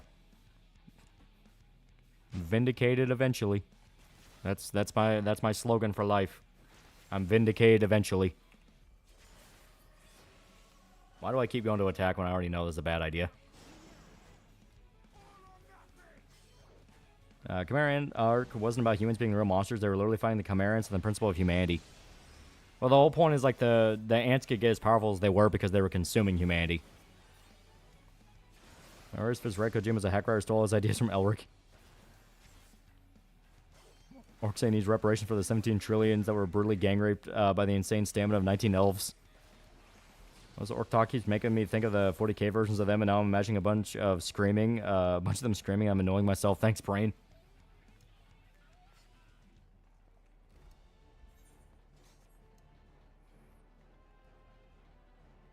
And just call yourself Dashboard Confessional because you're vindicated.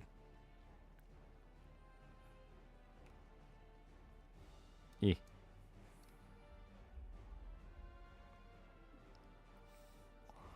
Elf Rangers in the showers of Ram Forest.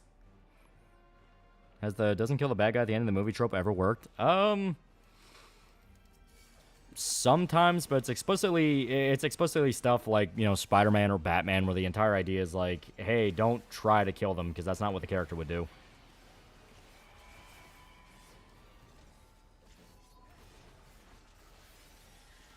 You fucking orc girl.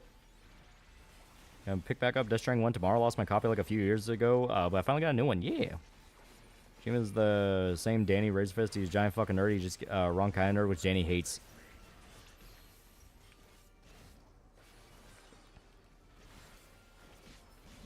Do you think you got the idea from that Queen song, Orc Street?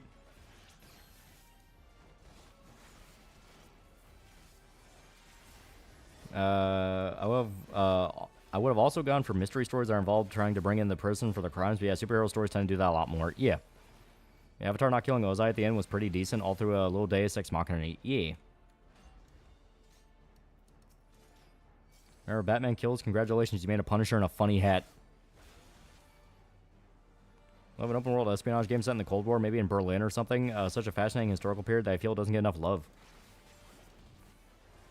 The only setting where I've seen realistic fantasy work is the Elder Scrolls series, while being out there with their story and world. Well, who would fuck She-Hulk? I think we all know where he stands in the Orc Girl debate. Ow, ow, ow. I just got Troy Baker to sign my copy of Death Stranding. He's a great dude. At least it's nice enough for him to sign it for you.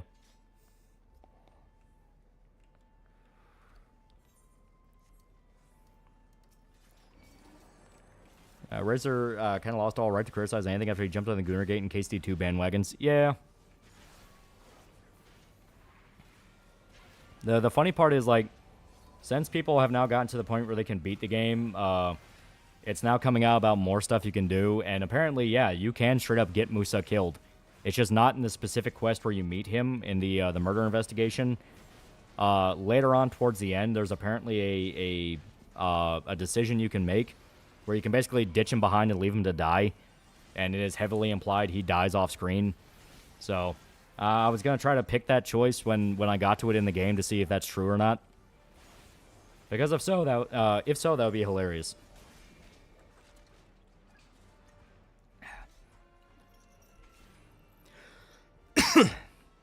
Yeah, R is taking inspiration from others, yet when Kojima does it, it's theft. Hope Nolan North has a comeback because I haven't heard from him in a while. I think he's retired. Which, I mean, he's been doing VA work for God knows how long. The man can retire.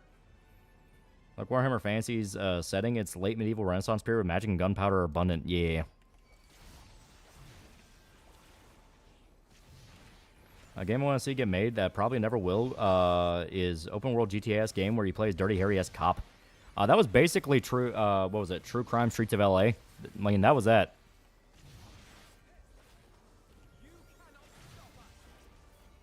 Favorite Nolan North roles? I really like him as Walker in Spec Ops: The Line. Not gonna lie, he's really damn good as Nathan Drake.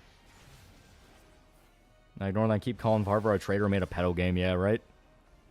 Yeah, Nolan North's mainly voicing in kid shows right now. Probably for his probably because he has kids and kids, or honestly at this point probably grandkids, and he wants to be able to be involved in stuff for them. It's what part of Warhammer Fantasy, the Empire Man's Renaissance era Holy Roman Empire. I ever played the driver games? I played a little bit of them. I never got super into them. That's what Saints Row 3 was originally going to be. He plays an undercover FBI agent. Yeah, then they changed that to just Kinsey. Sleeping Dogs wondering an undercover cop. Yeah. You're saying KST2 doesn't give a chance to kill and buck break the black guy. I guess the game is woke. I think the last thing he did was the Uncharted film where you can see his feet in a cameo. Yeah. Played Spec Ops: The Line because you told me to like 4 years ago. It's a good game. It's a very good game. Yeah, Nolan North is like 54. Yeah. So he's getting up there. Stasi was scary. I mean, yeah, any kind of secret police are terrifying. Favorite cameo ever, mine is Stallone and Staying Alive, since the brother song in the montage is a good song.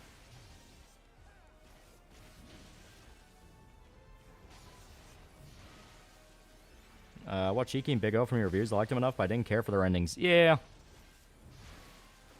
I remember when people were saying that Cyberpunk 2077 was garbage and you were the only one that was saying it was actually good, then I realized you were right like 90%. Yeah. Like I said, we're always vindicated eventually. That's always kind of the rule with us. And it is one of those where me and Shota are a little burnt out about that. It's the fact that, like, being ahead of the curve fucking sucks. It fucking sucks. Because you take a lot of shit. You take a lot of shit. You take a lot of, nuh-uh, you're wrong, you're crazy, you're this, you're that. And then one day everyone wakes up and suddenly you're right. Suddenly you're right. Everyone's pinging you going like, oh, yeah, I guess you were kind of right, or something like that. It's like fucking... for those that don't know, Stallone bumps into Travolta on the street. Yeah. It finally has 13 being pretty good game in hindsight. Yeah, right? It was weird. Show us the right when you're just in the conversation.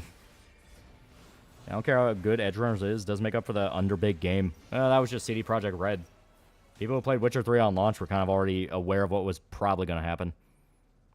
I know you're suffering while being right all the time does get boring. Like I said, it's not even being right all the time. It's that you're only right eventually. It's like only down the line are you allowed to be right, and that sucks. I think one of Nolan's best roles was David in Last of Us. To be fair, he was really good. Do you agree with Redfist that CD Projekt Red hasn't learned his lesson due to the fact people keep forgiving them when they keep fucking up? The sad part is not only have they not learned their lesson, that's just kind of standard for AAA now. People just wait for the game to get better.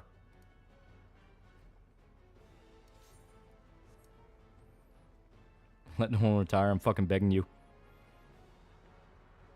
What's the series movie that had the worst ending? Mass Effect's still kind of probably my peak, because, like, Mass Effect 1, really fun. Mass Effect 2, holy shit, this is building towards something really awesome. Mass Effect 3, it's got some flaws, but there's a lot of really nice character moments and fan service moments. I like, I kind of like where this is going. Then you get to the final 10 minutes, and it's like, man, fuck you. Love being right. My friends are complaining to me about being negative. I said DMC Netflix was going to suck, and then they half-heartedly admitted later I was right. Yeah. And the days when you could just pop a disc in and get a complete game.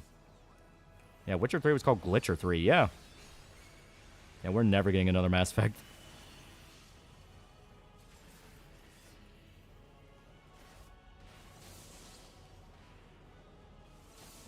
Oh, God.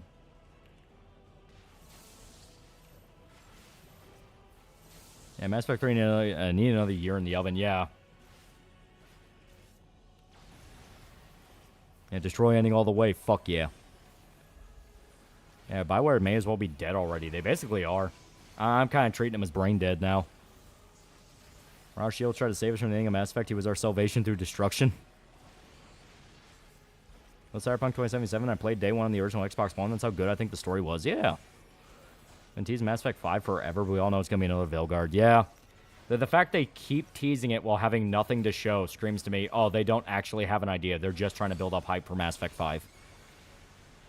Like, they don't know what they're going to do, but they're building up to it. Mass Effect 3 had DLC on the disc that you had to pay. Crazy how that was overlooked. Yeah. It got really fucking bad.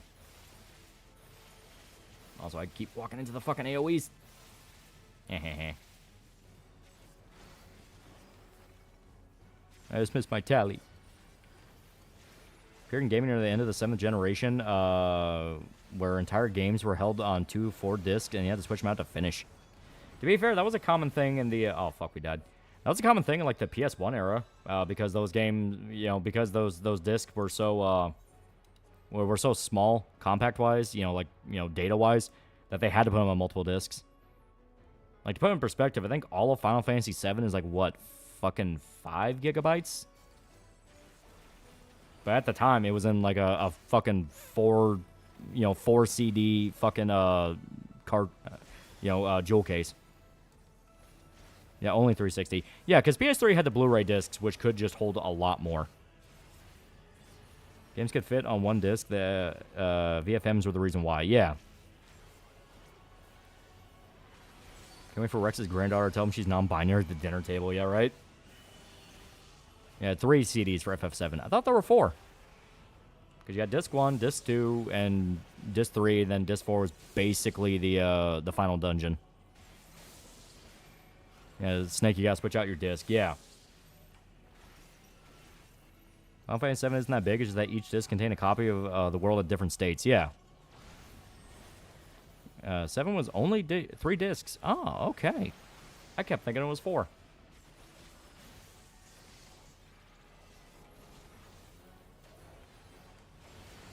I miss physical media. How small programs used to be. Developers had to be creative, overcome limitations. They wanted to do anything serious. Yeah, like... what was it? Like one of the GTA games, like early GTA games. I think it was either Vice City or San Andreas. They literally filled the disc as far as it could humanly fucking go. Like it was literally like the most data that could possibly be put on a single disc. Because that was like one of the more famous Rockstar stories. FF8 and 9 were 4 discs. Ah, okay, yeah, that would make sense. They were also, like, way prettier and bigger games. Yeah, San Andreas on PS2, yeah. I was thinking San Andreas, how many places you could go. Yeah, N64 would have taken, like, 20 or 30 cartridges, yeah.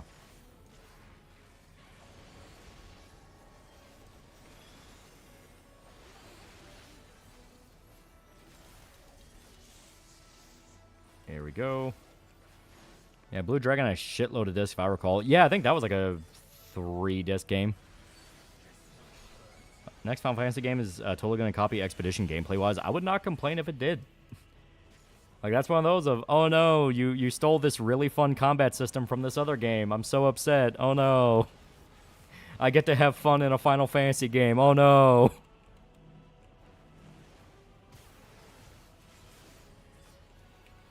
Here we go. First Myst game had them manually plot out where they would place the audio versus data to maximize usable sectors for storage space. Yeah. Old school game devs are fucking hardcore. Did you have a crocodile as a pet? I do think they look very cute. I do like them. Resident Evil 2 is still techno sorcery in the N64. They had to trick the console essentially to do streaming assets. Yeah. Which, fuck. I just remembered, fuck. Dino Crisis and I think Resident Evil 2 and 3 are on PS Retro now, so I need to sit down and buy those. Because ever since fucking who was it? I know a bigger VTuber is fucking playing Dino Crisis. I think it was Pippa. I think Pippa started playing Dino Crisis. And ever since I'm seeing more people post about Dino Crisis and I'm like, motherfucker. Now I want to play it again. Yeah, Pippa. That's what I thought, because I was seeing a lot of, like, T-Rex jokes. Yeah, Pippa did, yeah. Because, man, Dino Crisis 1 is so fun. It is so fun. It is... I know people say all the time, like, oh, the next Jurassic Park movie should be a more accurate representation of the books and all that. Fucking Dino Crisis 1 is more in spirit to the original Jurassic Park novel than the movie. Because it's unafraid just to be like, oh, yeah, dinosaurs are fucking scary. If you bought Dino Crisis when it got released on PS3, the 4 or 5 version is free. Ooh. I think I did. I'm gonna have to see if I did. Either way, it'll be like fucking like $20. Don't worry, Lolly. Just call her a pedo and you can steal all the credit. Yeah, right. Oh fuck. Oh fuck. Oh fuck. Don't hit me. For the love of God, don't hit me. She's hitting me.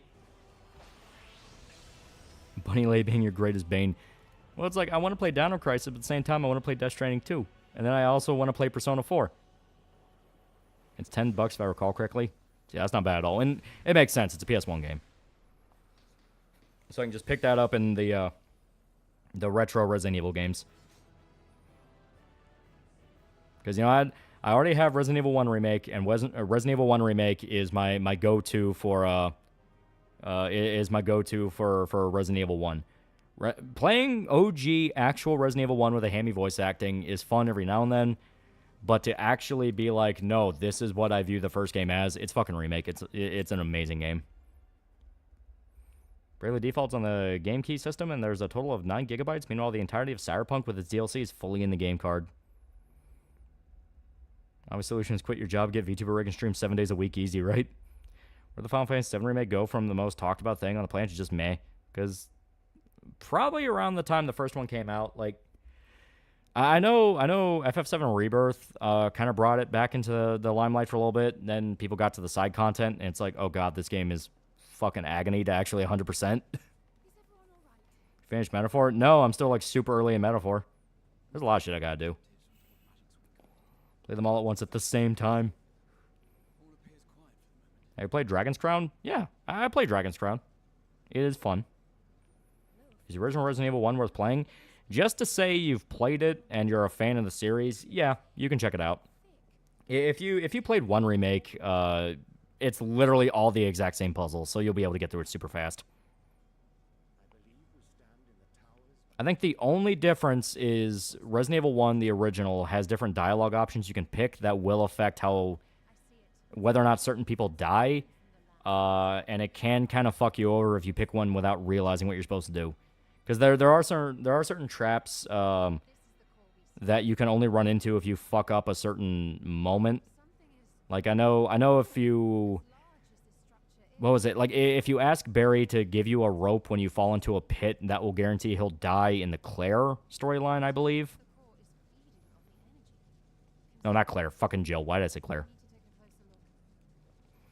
Mirror San Andreas info is that indoors works by teleporting CJ to rooms that are higher up than can be accessed normal gameplay. Above each location in the world, there are no indoors. Yeah, you basically weren't allowed to talk about Metaphor when it came out because everyone's bitching about the racism bad messaging. Yeah. Favorite girl in games? It depends on the game. Everyone really likes Uchitola. She's pretty great. Learn to cut my hair and I begin saving $30 from going to the barber every second month. Hell yeah.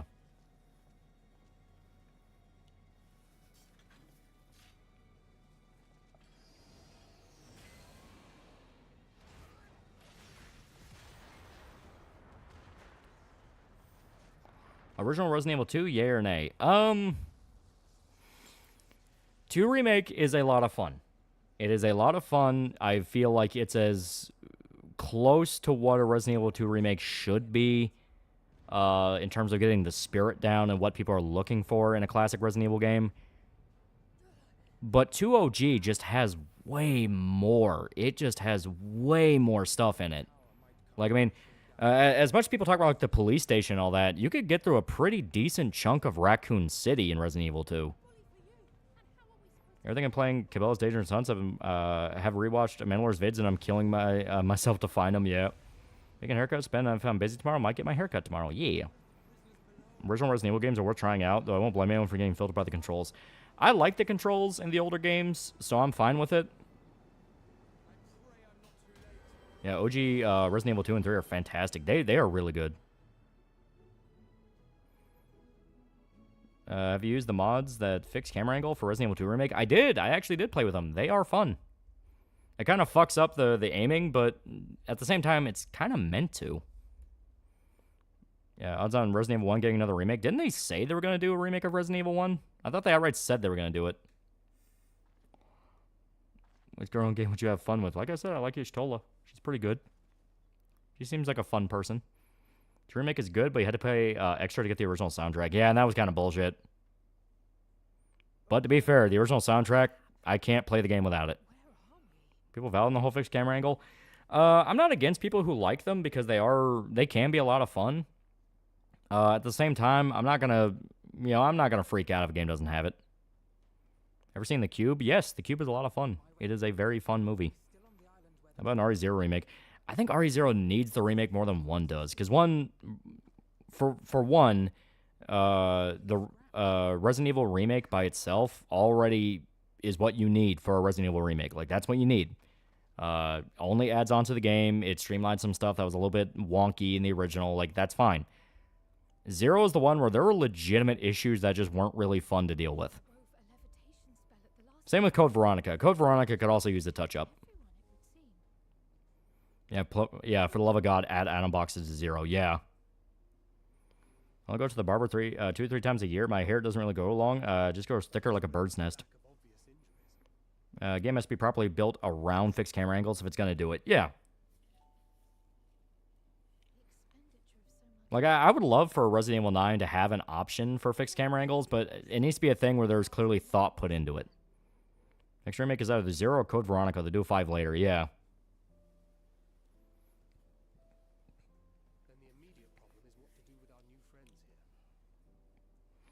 The map in that Ashley section of 4 always looked weird. It makes sense if it was supposed to have fixed cameras. Yeah. It's Bread's now a pretty cool guy for 13 months. 13 months. You ever get Biscoff or Biscoff-like cookies? Don't get an apple juice. It's really good. Makes it kind of taste like cinnamon apples. I might try that. I do like Biscoff. Yeah, what was the item box removed? It was a gimmick in 0 to encourage you to play with both characters because you had Rebecca and then you had the other guy. I think his name was Billy or something. The convict guy. And the idea is you could either, I think, play in co-op, or you could swap to different characters. You can swap between either character dynamically.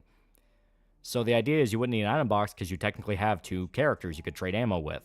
Kind of like a early experimentation what they did with RE5. Yeah, the item switching is such a needless headache. Yeah. And in practice, it just turned into that, where you're just juggling items you need and don't need, along with ammo and stuff like that. Can't wait to get Transport back to 2009 with all the racism controversy or 5 remake. Yeah, Veronica's a fucking headache. If you've forgotten what you should be holding in each area, yeah. Not gonna lie, I kind of want to see the original N64 build of Resident Evil 0 that was never complete due to hardware limitations. Steve Burnside? I thought Steve was in Veronica. The remake Code Veronica, please keep Steve saying father. Yeah. Heard about Stephen Colbert? Craig Ferguson was the last great late night host. It's been shit for the past decade. You are not wrong. They pressed the Scott. Would third-person Resident Evil 1 work well? I wouldn't be against it, just due to the fact of the Spencer Mansion's very claustrophobic enough as it is. So having you zoomed in on the shoulder in like these very tight hallways and trying to get around like a zombie or a hunter, that could be cool. Yeah, where's my Outbreak remake? There are hints they're gonna do something with Outbreak. They keep referencing Outbreak. Look at why Capcom keep making different multiplayer shit when Outbreak is right there. Yeah, Steve is Veronica, Billy 0. That's what I thought. Yeah, the guy's name in 0 was Billy. Because I always thought that was a silly name. Yeah, revamp the Hunters. Yeah.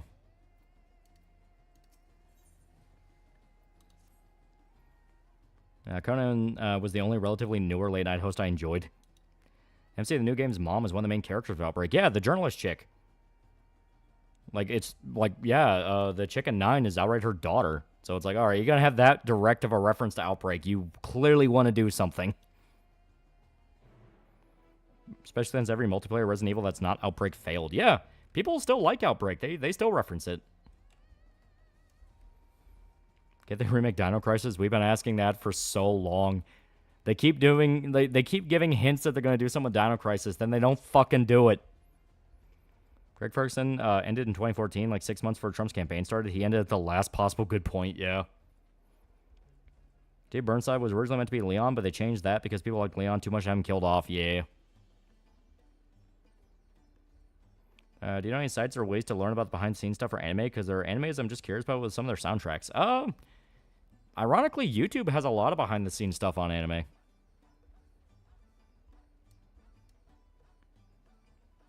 Down Crisis has won each poll that Capcom has ran about reviving old IPs. Yeah. They do another one remake. They need to do a Mercenaries mode where you play as other Stars members or add the ability to save them in the story for different endings. That would be cool. Because, hell, that was what happened in the original RE1. You could actually get a lot more people out alive than you can in the canon ending. Because I think... Yeah, canon ending is basically just Chris, Jill, and Rebecca make it out. Because for some reason, RE1, they implied, like, Barry straight up died. Obviously, Barry didn't die. He went on to live and do a bunch of other shit. But yeah, like original RE1, the idea was Barry died. Thank you, Steve, for taking that bullet, you annoying little bitch. GOG had to fight Capcom and get OG Resident Evil and Dino Crisis on the platform, yeah. No, it's not the end of the world, but why the hell would Trump stop looking into the Epstein files? Probably because there's some people in his cabinet that are compromised. RoboCop DLC's out, by the way. Your move, creep. I'm really excited to play that. I am really excited. We're getting chased by a giraffe. Okay, Lardale and Mercury Falcon have been great sources for older, forgotten, obscure anime. Yeah, Chris, Jill, Rebecca, and Barry are the current canon. Yeah. And that's because, as stated, they brought Barry back. I think Bobby can beat Beavis and Butthead in a fight. Probably.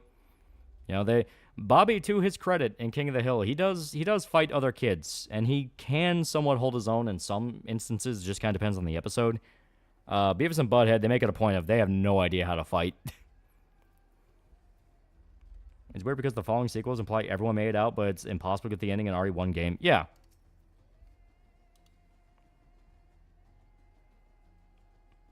Chris, stop laughing. Yeah, Barry's too popular to keep out of the series, yeah. And to be fair, he is a really cool character. Like, you really feel bad for him where, like, he didn't want to fuck his team over, but Wesker had his family. He's got the That's My Purse special. You could save any of the Stars members aside from the Can survivors. Who would it be? I do feel really bad for the one guy that gets bitten by the snake. Just due to the fact of he basically dies trying to help out Jill. Where his last move is to give her a gun capable of killing it, and then he just gets eaten. It's like, that poor motherfucker. So the RoboCop DLC came out. Will you stream it next week? I do not know. I'll see what I'll need to do for it. Yeah, Richard, yeah. Don't worry, Lolly. Capcom's going to bring back Down Crisis to make it even better. It'll be a Gotcha live service. Yeah, right. Hell, they kind of did. You had that, what was it, Exoprimal, where it was basically not Left 4 Dead, but with dinosaurs.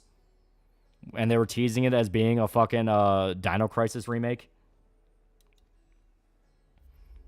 Yeah, Beavis and Butthead can't score. Bobby knows how to woo the ladies. Best RE girl. I really like Claire. I really like Rebecca. I really like Ada. Richard, Chris, Monster. Ouch. Yeah, just like Breath of Fire. Thanks, Capcom. Anyone even care about Exoprimal? Not a fucking person.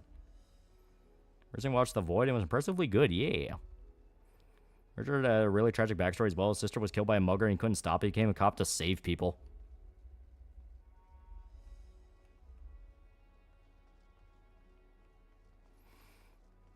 Yeah, Bobby's canonically a player. Does Rachel drink bourbon? She drinks anything that's available. I want a Beautiful Joe remake, same. Like Rebecca because she calls you a good boy in the animated movie. Yeah, Ari has a lot of good girls. They really do. They really do. What about Sheva? Sheva's also pretty good.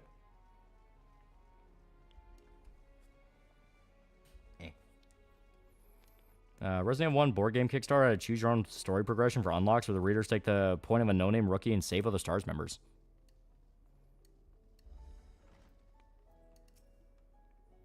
And we must protect Rebecca.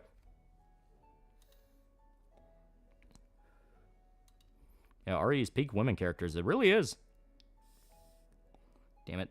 My vapes are dead. I have the other one. I'm always prepared. Are you Team Ada or Team Claire? I like Ada. Ada, to me, just is like a way cooler character. She's basically a more morally compromised Kusanagi. Chef unfortunately gets forgotten because her game was not well received. Yep. Best game announcement disappointment for me was Marathon Remake. Lord Mandalore screaming, "Oh God!" Exoprime, cool looking power armor, but the dinosaurs look too Jurassic Park. Whole thing ended up looking like someone gave Earth Assault guys a few extra bucks to make it pretty. Well, with Clover coming back, we might get a chance to get Beautiful Joe and even Godhand again. One problem with Resident Evil 0, it shows Rebecca is more confident, but when she's in Resident Evil 1, she's back to scared woman. Yeah, that's a very common complaint people have of, like, why would she be scared by a single hunter? In Resident Evil 0, she killed like 10 of them. Who's your favorite character from Beavis and Butthead? I fucking love Stuart. Anytime Stuart shows up and they mess with him, oh god, I laugh my ass off. And the fucking new series where Stuart has to give Beavis a kidney, that made me laugh so hard. Say what about 6? I personally like that it turned Ada into a straight up hero. Yeah, she had her chance to be like, all right, I'm done being a mercenary. I need to save the world now. And she did. Well, she contributed. Eternal Darkness, Sandy's Requiem would be nice to have a re-release. Yeah, but I don't think we're ever getting that. Exoprime was cool, but it was dead in the water being $80 in a PvPvE live service. Yeah, they had no idea what the hell they wanted that game to be. Like that really felt like they were looking at every game trend out there and was like, all right, just make that work. Just do something. Make that work. I think even Capcom felt sorry for Richard because they gave him a less horrifying, more heroic death in Umbrella Chronicles saving Rebecca. Yeah.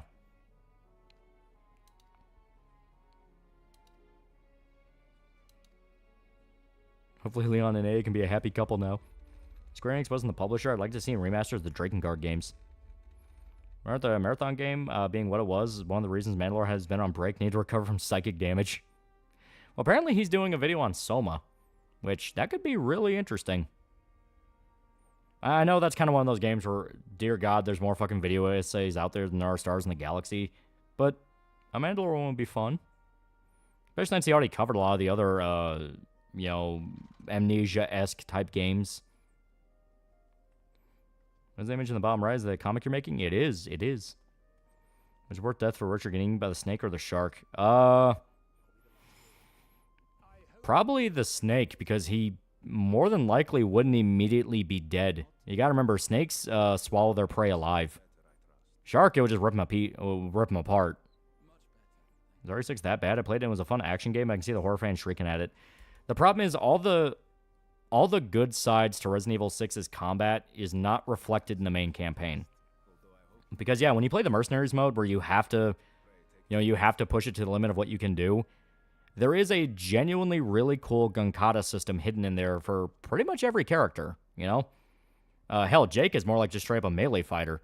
But the main campaign always puts you in situations where engaging with it's the worst idea you could do, because you'll just get shot to pieces by everybody else. Yeah, Leon section is good, that's it. Where's the right side of Eternal Darkness, especially in Silicon Knights is Beyond Dead? That's a good question. Yeah, you hear him screaming as the snake eats him, for fuck's sake, yeah. Yeah, Jake Wesker's forgotten the time. Yeah, check Discord for Chris Monster. Ouch. Yeah, I fucking love it. Yeah, that Chris campaign 6. God, that sucked. Yeah. Yeah. You can obviously tell the partner character was supposed to be Jill. You can obviously tell that was supposed to be Jill.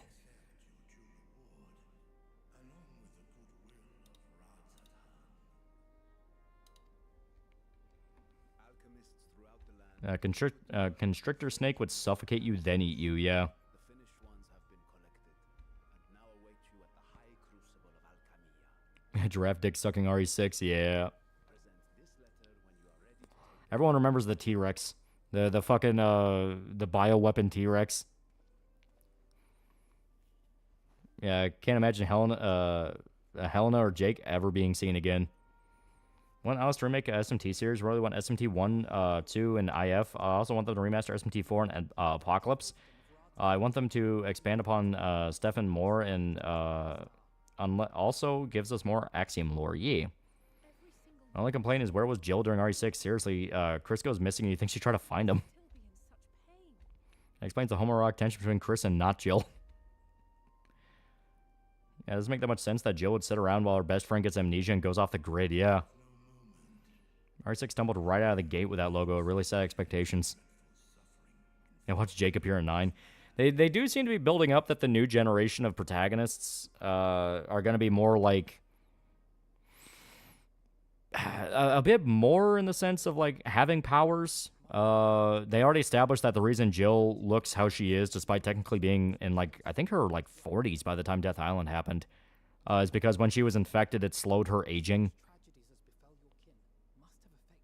Well, good thing about RE6 was Chris being Leon. It was pretty cool. Also bring back Sherry. Yeah. Are you more of a remove your bottom ribs or you're learn yoga kind of guy?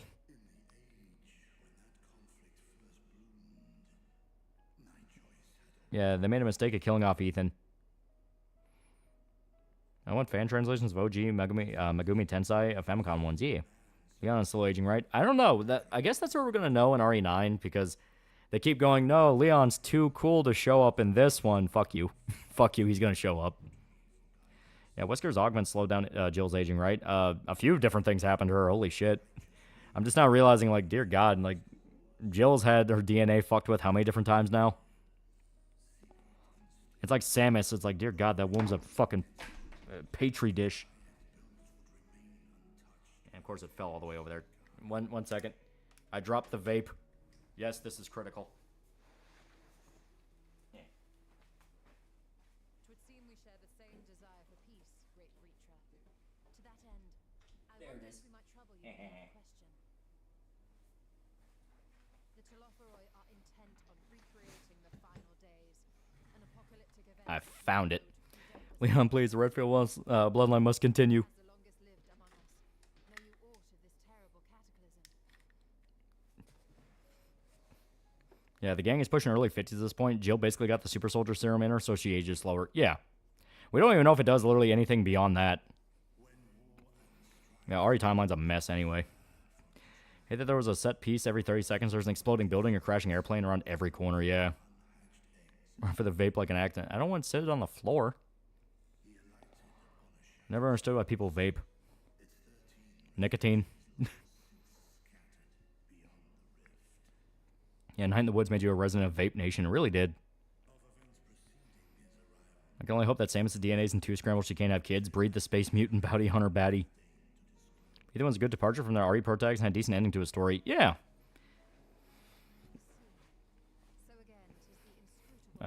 You ever heard of this terrible Resident Evil fan film called RE Remnants? Chris is dead. Claire turns to dust. Steve comes back to life. Sephiroth monster virus being. I have not. Holy shit. Is vaping less unhealthy than smoking? Both are incredibly bad for you, but I need to focus. It helps me focus. Heard from a Sora the Troll stream that apparently the Japanese search for crack and meth addicts in America like their Pokemon. Chris, unless your sister has a sideways pussy, I'm not interested. You never breed the space mutant bounty hunter baddie.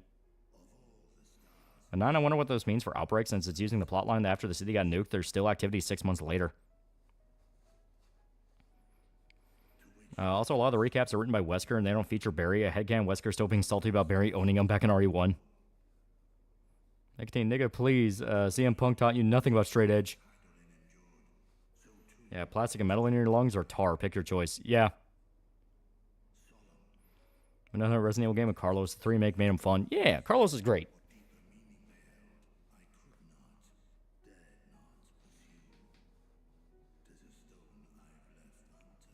Never forget, chat. Lol got addicted to the vape because him and Shota bought them for a meme. That is true. That is very true. Alright. I'm going to step out real quick to take a piss. Ideally, this cutscene will still be playing, so give me 2 seconds. 2 seconds.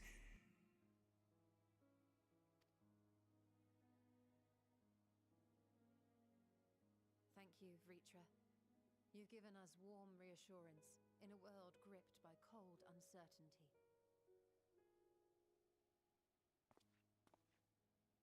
While I'm sure we all have a great many questions, I think it's time we collect the talismans and be on our way. Our fight against the Telophoroi is far from finished.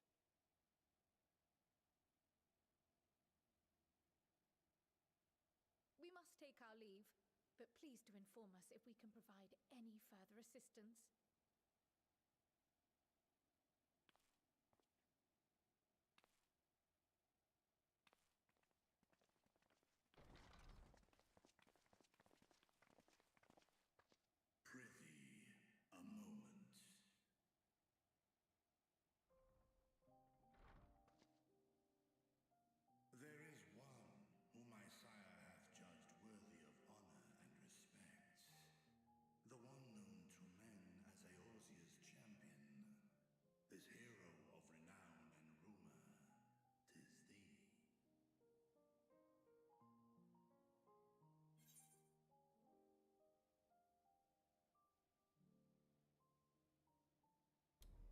All right, I'm back.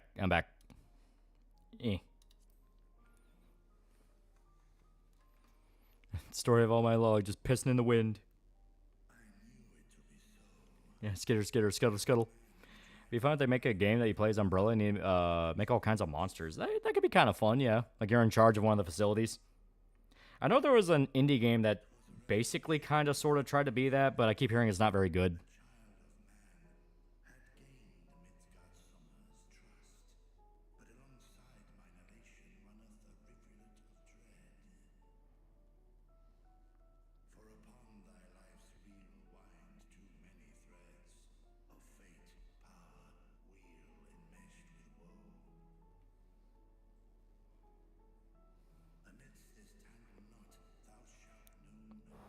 Yeah, like Plague Inc. Yeah, something like that.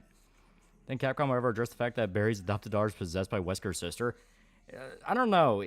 It's spin-off canon, and they've always been super weird about spin-off canon. What'd you call Naobino? Is he a demon? Because Demifiend is a demon. The reason I asked this is because I want Shin Megami Tensei 6 to have a transcendent human protagonist, kind of like Steven. They basically refer to him as a demon, yeah. An Infectionator exists. That's true, but that's not really the same thing.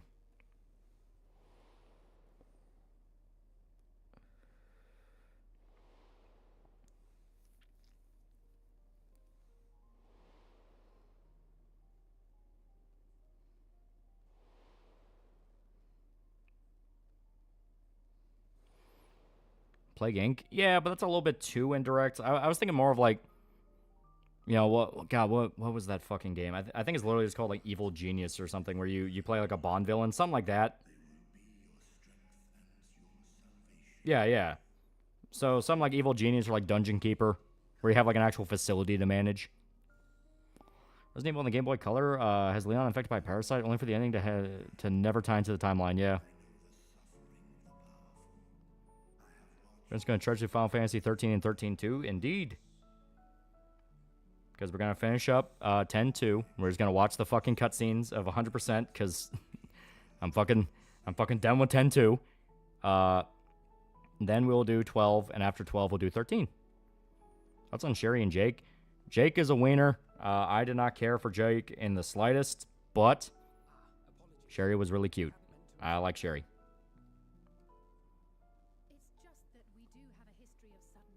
Sad for Ghost of Yotai. It is very, very, very strict wait and see.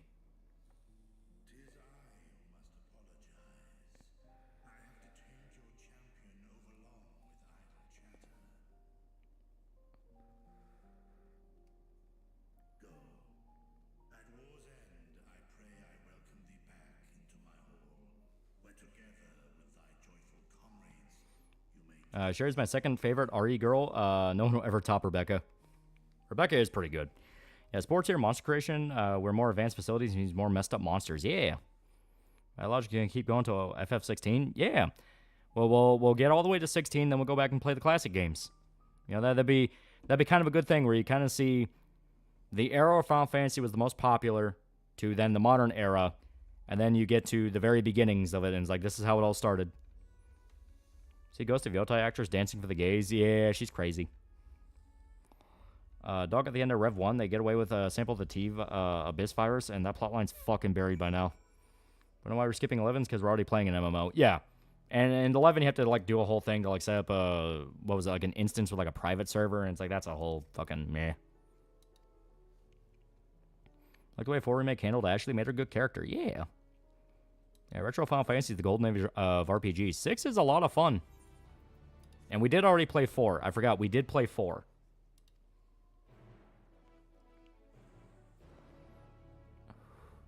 So really, the ones we have to get through are 10, 2, 12, 13, 15, 16. Technically, 13 is the whole trilogy, so that's going to be a while.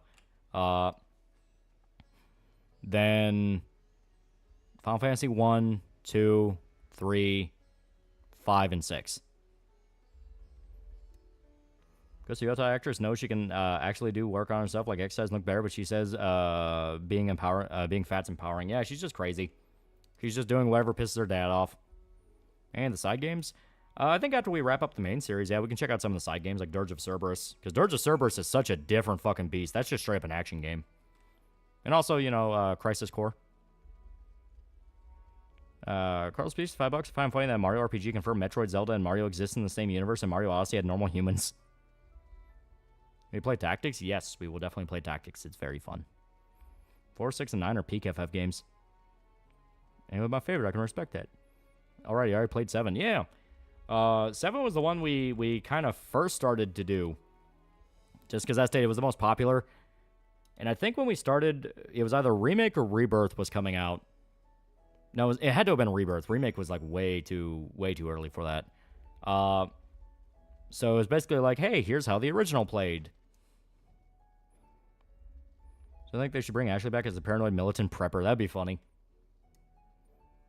Yeah, best retro FF is 6 due to its criticism and nihilism. Yeah. I have to go to bed about now. Hope you and Chad have a good rest of the stream. Yeah. Love the way you say yeah.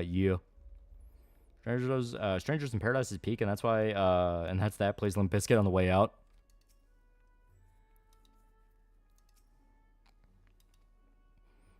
A little out there, but we're gonna crack on an emulator for both Tactics Advanced games or just OG Tactics. We will see when we get to it.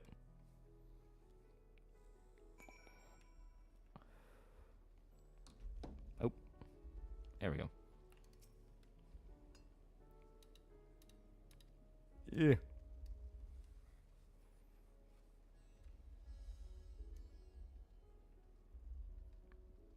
Here we go. It's cool. Yotai is adding music from the guy in Samurai Champloo, but it feels like if I want lo-fi music in the game, I just turn the game music off myself and play it myself. Yeah, I can definitely see that. I want to see how the mode actually feels as you play it. Like, is there going to be like a dynamic soundtrack where the music will change as you do stuff? But we'll just see when it comes out. Final Fantasy Strange is a series just because you can pick up 2 random different tiles and get a different experience. Yeah. By the time you get to it, Tactic Remake should be out by then. Yeah. Enough to outfit an entire company of soldiers, in fact. Considering the involved process, that they were able to manufacture so many in such a short span of time is nothing short of a miracle. Tsushima with new job is an experience, trust me. Yeah. How about FF7 remakes? I don't see a reason why we shouldn't cover those as well. Makes sense because the VA for Jin was Mugen. Yeah. Or we could use them to invade Garlemald proper and strike directly at the Telophoroid's base of operations.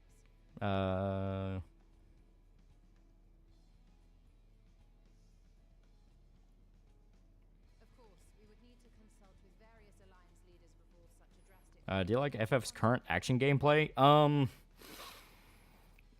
It's very hit and miss. Like, FF7 Remake, the combat system always feels weird in the sense of you never feel like you're really doing a lot of damage. Maybe it's because just the way Cloud is. Like, maybe Cloud's more of like a tank instead of a DPS, you know, something like that. But it always feels like you're weirdly held back on damage. 16 kind of felt the same way, but 16 was like way more of an action game to the point of like the RPG stuff kind of felt like a joke. We're not going through issues right now, but hearing that something was happening. Yeah, I had a huge censorship patch.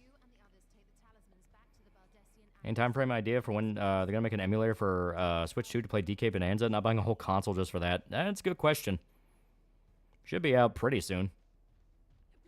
I'd like to recommend Slay the Princess. Very good choose-your-own adventure visual novel. It is very good. It is very good. Expedition proved FF could go back to turn-based. Yeah. People like turn-based.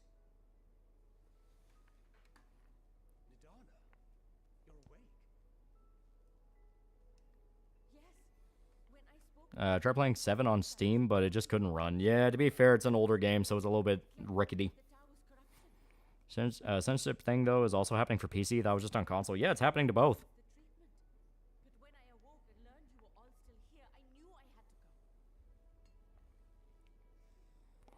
There were talks of a KOTOR remake having a combat system like FF7 remake, and I rolled my eyes. Yeah, it did not. It absolutely did not need that.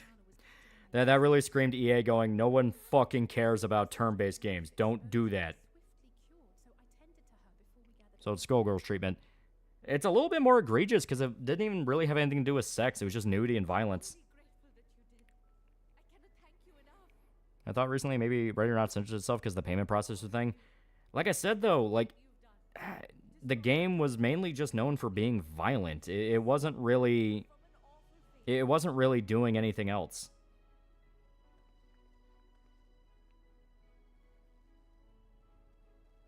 Oh, we got some rumbling. Yet who has truly saved whom?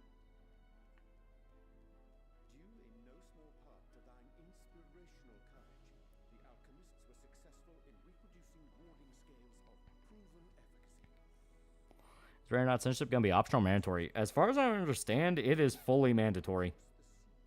Unto the hands of those who might wield them against this rising. Yeah, I should make KOTOR remake like Baldur's Gate 3. Yeah, see, that would be a good idea. They don't do good ideas. Talisman? Is this true?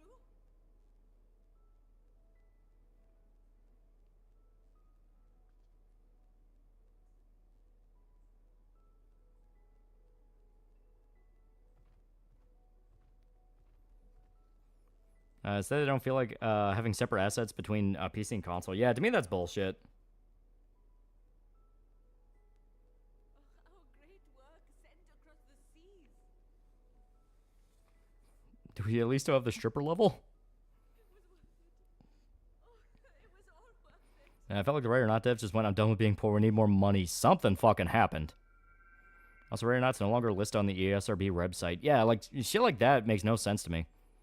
Yeah, models made to revert the censorship, but Nexus mods put it under review. Yeah, because it's fucking Nexus mods. They nuke everything. Like, that's the amazing part about it. The game was out for fucking years. Like, it was well-known. It was a well-known game, too. So it's not like, you know, it was just this little niche thing that got buried up until this happened. You know, ratio for nuclear reactor to heat exchanger to turbine in Factorio? I do not. I just throw things together until it works. I'm afraid I'm not familiar with that term. Also, why would you censor a game to make a headshot from a shotgun look the same as a 50 AE? Yeah, right? Defined by Harnish alchemical theory. There's a kernel of truth just because having different assets can cause issues in multiplayer. Maybe. Influenced by feeling. You imply that it is distinct from either. Yeah, past Australians rating boards. Just Sony being hypocritical pricks and being picky. Tons of games have worse gore in them than Ready or Not. Yeah, right? Yeah, the game was known for violence. Even the air we breathe, affecting all through which it flows. Akasha, on the other hand, Yeah, it's okay. Spot 4 was better anyway. our reach. A gift bestowed from on high, or Yeah, what the fuck's happening with payment processors? Payment processors cracked down on Steam and made them remove, like, kind of a whole list of different porn games that are on there. Carlos, please, $2. Did you hear what happened with Steam? Yes, I literally just mentioned it. Like God of War 3, you literally ripped God's head off. Yeah. I want to say spiritual emotion. Yeah, Last of Us 2, yeah. RE2 has a guy getting ripped in half with his gut spilling out. Yeah. Moments of desperation or 100% exaltation. Xbox and PlayStation throwing their weight around. Never let PS forget one of their upper management was caught in underage pedo sting. Yeah. Star Wars RPG and the Star Wars Baldur's Gate 3, that would sell like hotcakes. Problem is, that would take effort, and they don't want to do effort. I really must hear more about this theory. Flashbang fails to go inside. You fool! Upon the idea that I would like God of War 1, 2 remake, and to 3, yeah. Give my red paint shotgun brush for hostile suspects. Made a Jason Alden concert. Now got to clean drywall in my new house. even for us, Akasha is a somewhat abstract field of study. A lack of practical application lends itself poorly to formalized research. Which is why my I believe a good majority of games on Steam that are gone are shovelware porn games, but I still believe it's not a good idea, yeah. I am sorry.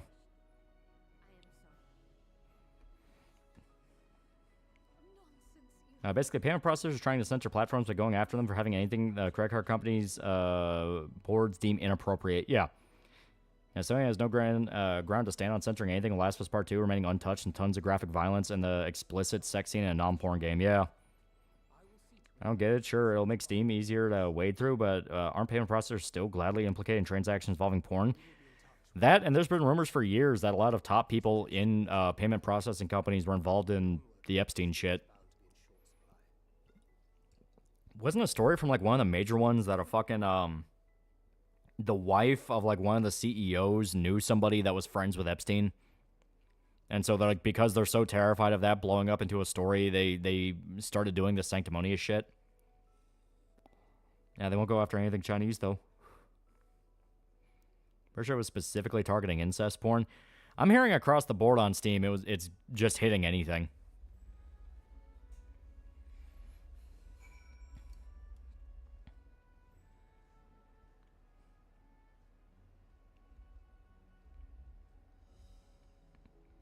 Chase Banks is associated heavily with Epstein. Yeah.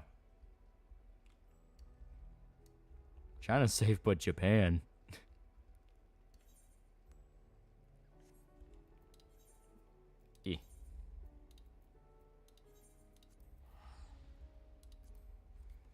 Let's hope the Japanese payment processor make us get out of those companies. Yeah, right? Yeah, they're getting a third nuke monetarily. Dylan being this litigious sanctimonious doesn't distract anyone from the fact that you're associated with Epstein. Same thing with Blizzard, all their sex scandal bullshit. Yeah. When someone gets sanctimonious, you know, and high off their own farts, it's because they're involved in something they shouldn't be fucking involved in. Pretty sure there was a bank where it was proven they were processing payments for Sienna low cartels and received no repercussions for it. Hope Gabe Newell decides to be based and create his own like valve payment processor, basically tell the other payment processors to go fuck themselves. Yeah.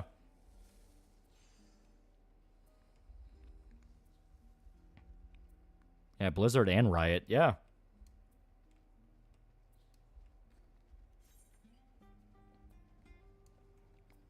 Jades can take away the weird porn like Giantess, Fuda, and Vor, but they crossed a line when they hit my Wincest. Don't forget their fuckery and overcorrection attempts. Yeah. Isn't just porn. Incest porn is targeting a lot more extreme content. Basically anything that might be non-con or things involving injuries, especially disfigurement and amputation. Yeah, Sinaloa, yeah. And we're going to send certain damage our products due to the fact that there's assholes in our company that's hurting people, so we can disingenuously try to win back public approval badly. Yeah. Even though it's still like, dude, you're a finance company. Humanity hates you.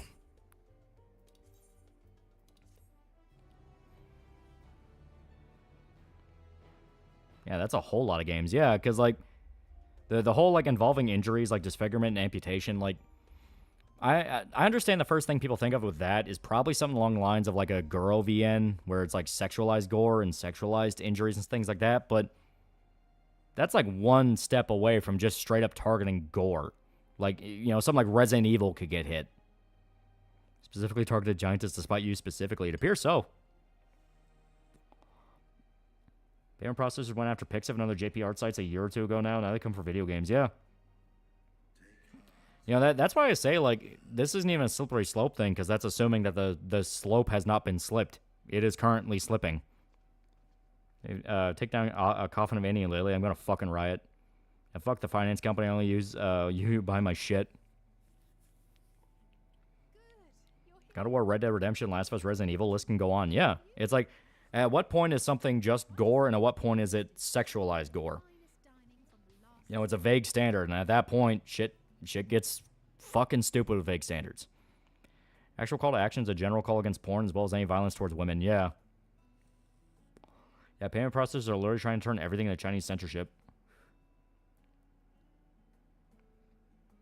Man, they were not fans of Katawa Shoujo, or as I like to call it, cripple cuties.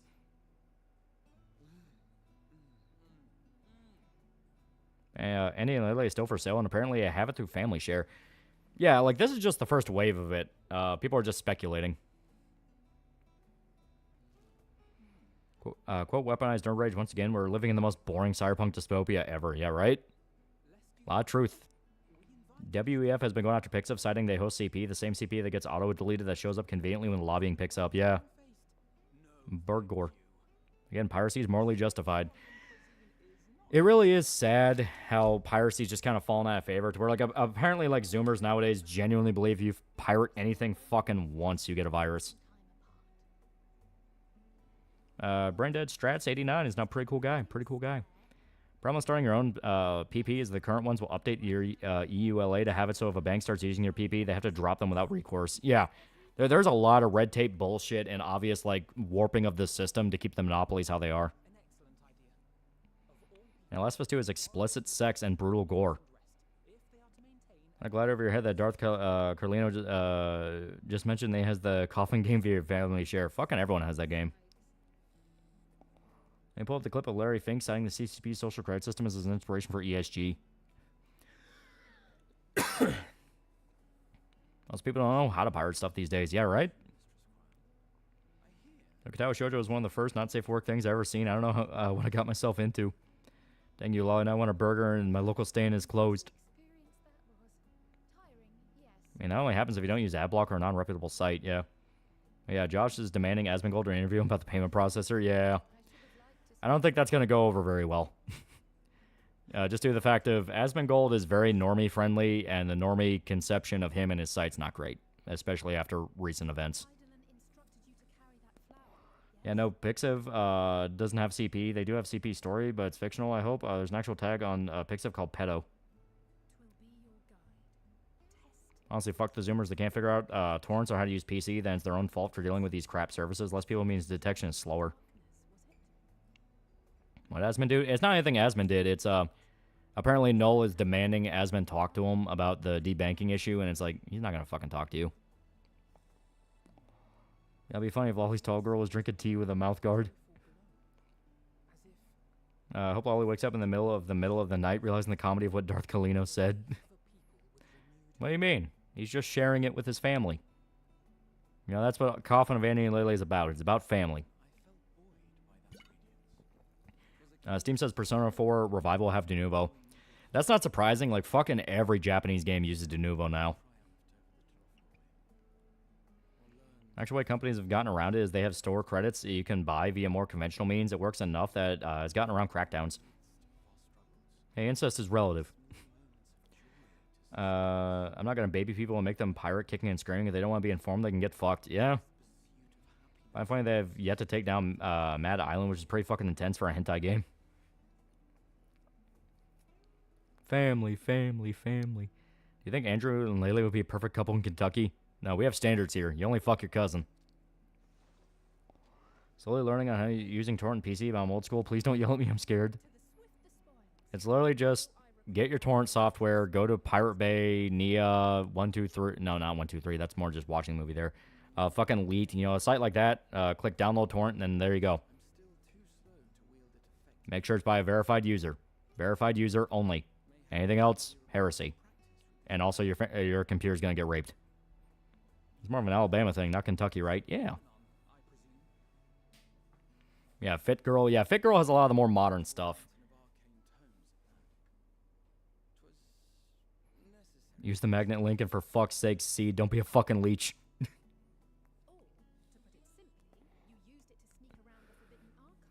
Is Seth's favorite speedrun game Breeders and the Nephilim still up? I have no idea, and I'm scared to look. Torrents are so slow for me. Well, that's usually an ISP thing. Like, your internet's not really that fast.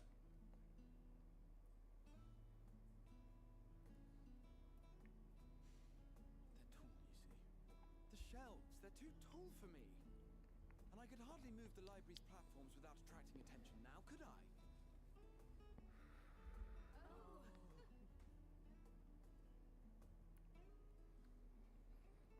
New one, Punch Man chapter just dropped. Ooh. Highly recommended. R/Piracy's Mega Thread. Yeah. Yeah, use Nia for more modern stuff. Baka BT for older content. Yeah. If it's really famous, Nia will still have some older stuff, and usually in like big-ass compilations where you can just get all of it in one torrent, but usually those torrents are fucking huge. It's like 100... It's usually like 100 gigs or so.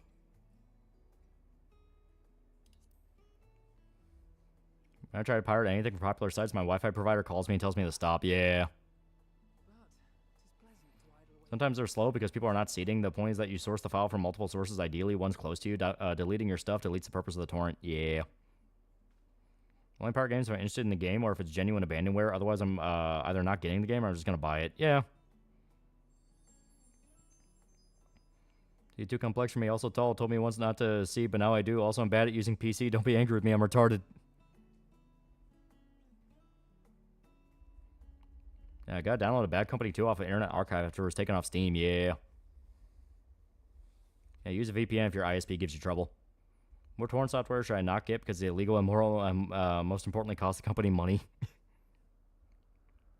I mean, I use Qbit. The standard for a while was uTorrent, then fucking uTorrent got flooded with ads. Fucking horrible amount of ads. I was like, cs.rin because I know how to use it. Also, the Russians are friendly there. I'll buy something to support a company and I'll pirate if it's Ubisoft or I can't get anywhere. Thanks, Ubisoft. I click suspicious links.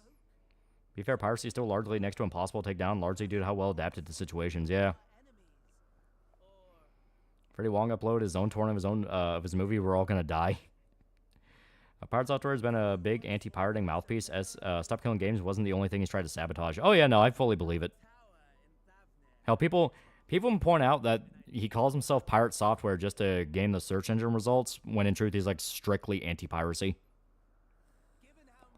Got nothing against piracy. That's just my stance on the matter. Yeah. Well, it's one of those where, like, modern games, especially now, are a pain in the ass to pirate just due to the fact of, because they have such huge file sizes and all have, like, some form of an online component, it is a fucking bitch to get, like, a modern game. Older games, yeah, it's perfectly easy. Like, it's super easy to get. Even if, as stated, a lot of the time now, they're running into issues where there's fucking malware all over those damn things. That's why you only trust the verified users and scan the goddamn EXE. I just don't pirate because most torrent software is made for Windows. Doing that's annoying on Linux. Yeah, I do Novo too, yeah. Neji Kami Simulator got delisted. Didn't have graphical content, but you could toggle limbs on and off. Yeah, DDL is pretty good for smaller stuff. I miss the Pirate Bay. Things were so simple back then. Yeah, buying isn't owning. Piracy isn't theft. I just don't know how to do it. I've burned CDs in the past, but I don't know how to really sail the seas. Yeah.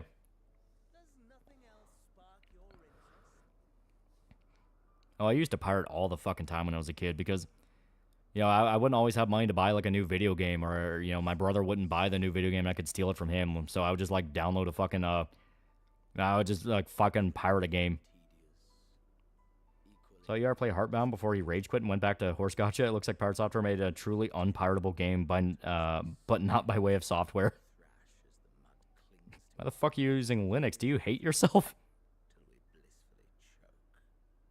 Yeah, the newer CODs are getting cracked, yeah. Like, there's a lot of older games on GOG, so I see no reason to pirate those. Yeah. Like, the only ones I think everyone universally agrees on of, like, well, why the fuck wouldn't you, is, like, abandonware games. Like, abandonware games that you literally cannot buy anywhere anymore. Yeah, remember LimeWire? I can learn how to pirate as a retarded kid, all of you can. Even PewDiePie uses Linux. I'm a Windows stan. I'll get my internet STDs and I'll fucking like it. I've been hearing about Pirate Software's coding. Apparently it's comparable, possibly worse than Yonder Divs. Yeah. Also, people passed the idea Josh should get interviewed by Kirsch about payment processor, but Josh went on a blocking spree again. Yeah. It's a whole thing. It's a whole thing.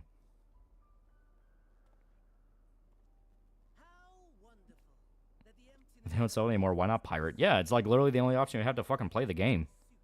You know what I mean? Like, fuck, when 28 Days Later was taken off like every streaming service, the price of DVDs fucking skyrocketed. So I guarantee torrents for that movie also skyrocketed. That's the reason I support video game piracy, is primarily for preservation of the arts. Pirate Software is a sad, strange little man. He specifically wants software to die arbitrarily and wants no way for consumers to access it legally or illegally, because then he can sell it back to you. You know, it's... The whole anti-piracy debate, especially in the age of, like, remakes and remasters, basically comes down to supply and demand. If they can cut down on the supply, they're able to sell it at a premium.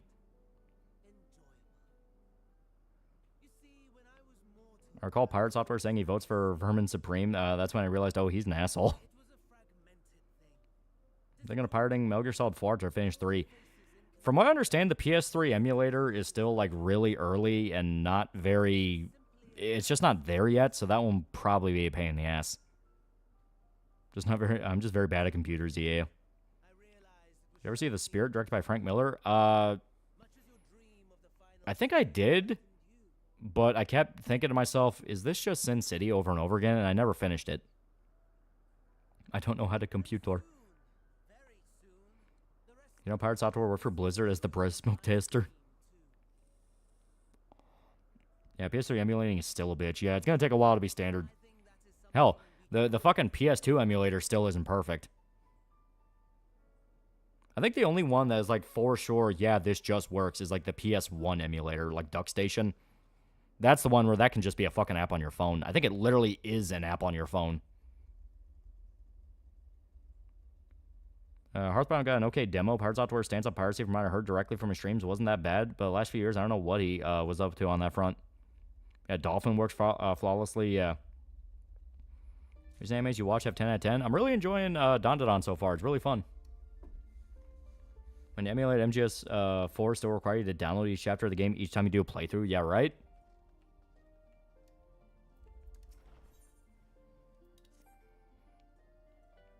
Yeah, DuckStation's really good, but PS1's like 30 years old. Yeah, that's one of the big reasons why it's very easy to emulate it now. Just due to the fact of, like, I mean, the technology is pretty archaic. Watch Girl's worth it. Pirate devs are based and encourage you to. Bear was the Haas. Scarlett Johansson never looked, and yes, because she was dressed as a Nazi. Aether X2 works well even on my phone. Yeah, pirate game. Also, please don't pirate my game. I'm not like Pirate Software. I don't know how to make unpiratable games. Spirit Samuel Jackson in Nazi outfit. That's the only funny thing.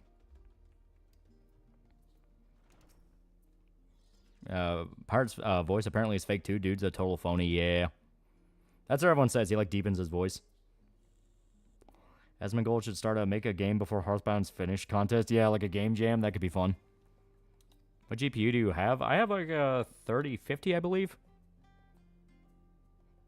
Original Demon Souls works well on our RPC S3, but the games I really want to emulate are still unable to run well. I just want to play the fucking Infamous games. Why do they not port them, damn it? Is Tor or Orbot still good? From what I understand, Tor is still really good for like your basic day-to-day needs. Like, I mean, let's be honest here. Most of the time when someone's going to be using a VPN, you're not using it to like access the dark web, deep web sites. You're using it mainly just so you can, like, get a different region for your streaming service or not get yelled at by your ISP when you pirate something. But for real, once my game is done, I'm salting the pirate sites with busted copies of the game. Pay up, damn it. Port my boat, Cole, Sucker Punch. Do it, you cowards. We play GTA 6 on stream. That'd be fun, wouldn't it? We probably will. Just because it'd be a new mainline GTA game. Let's see what we can get up to with it. There actually wasn't a particularly good PS1 emulator before DuckStation. Mendefin was probably the best. One of the most best one. Most of the others were dated and accurate slop. Below the red rooms. I almost used a VPN for a region lock game, only to see that Steam could ban me for it. Yeah, Tor's still good, but don't download any extensions. Yeah. Have you played the old GTA games, top-down ones? I played GTA 1? And I never really got far on them. I mainly just used them as, like, rampage simulators. Apparently the processor thing is happening because of a group of feminists in Australia got a stick up their ass. Didn't know that was a thing. I think I did hear something about that. Yeah, it's like some women's rights group in Australia that was really pushing for it. EPSXE and PCSXR weren't great. They were just tolerated because they worked. We were having to use a VPN for Twitter. Remember when Brazil went full retard? Yeah, GTA London had David Bowie mission giver in it. Yeah.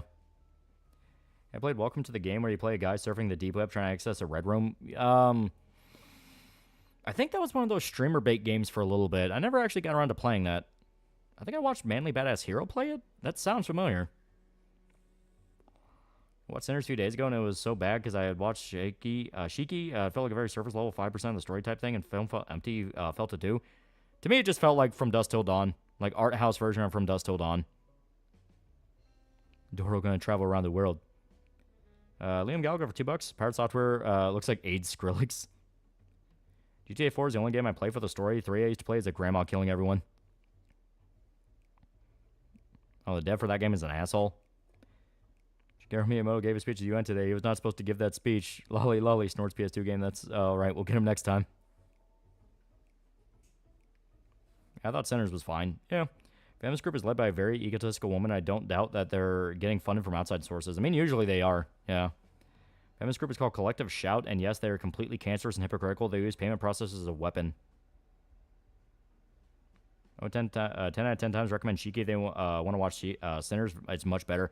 Well, it is a very different beast. Like, Shiki, you're watching a town fall apart thanks to the vampires, while Sinners, as stated, it's from dusk till dawn. And Markiplier famously got trolled by the dev and couldn't beat the game. What are your thoughts on GTA 4? I think it is probably one of the most detailed GTA games besides San Andreas. There is a lot in that game you can just kind of stumble into without even realizing that was a thing. I also definitely agree it has probably the best story and characters. Because, yeah, like, Nico is, like, a really good protagonist. You really like his journey. You really like how they address multiple times that he's a fucking piece of shit. Like, 4 is really good. 4 is really good.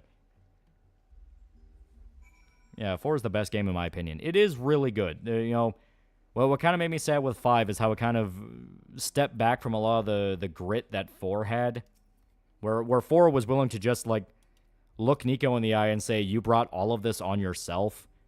5 does similar-ish things, but they kind of hand-wave it away as, like, oh, you brought on your all on yourself. And then the character's like, yeah, fuck you too. And then they move on, forget the conversation. Now, there's still new things I run into wandering Red Dead. Yeah, Red Dead 2. Watch a video by Vote for Holt on Welcome to the Game 2. I don't think the creator is that bad of a guy. He even did an interview on Vote 5 Holt. Hope GTA 6 is melee combat. Copy Red Dead 2 and get a fat muscle or skinny. Yeah, 5 was fun, but kind of lose a little of the bite 4 had. Yeah. And Nico's a piece of shit, but he does what he can to help his brothers and others out. Yeah. He's a flawed guy. He's struggling with his morality.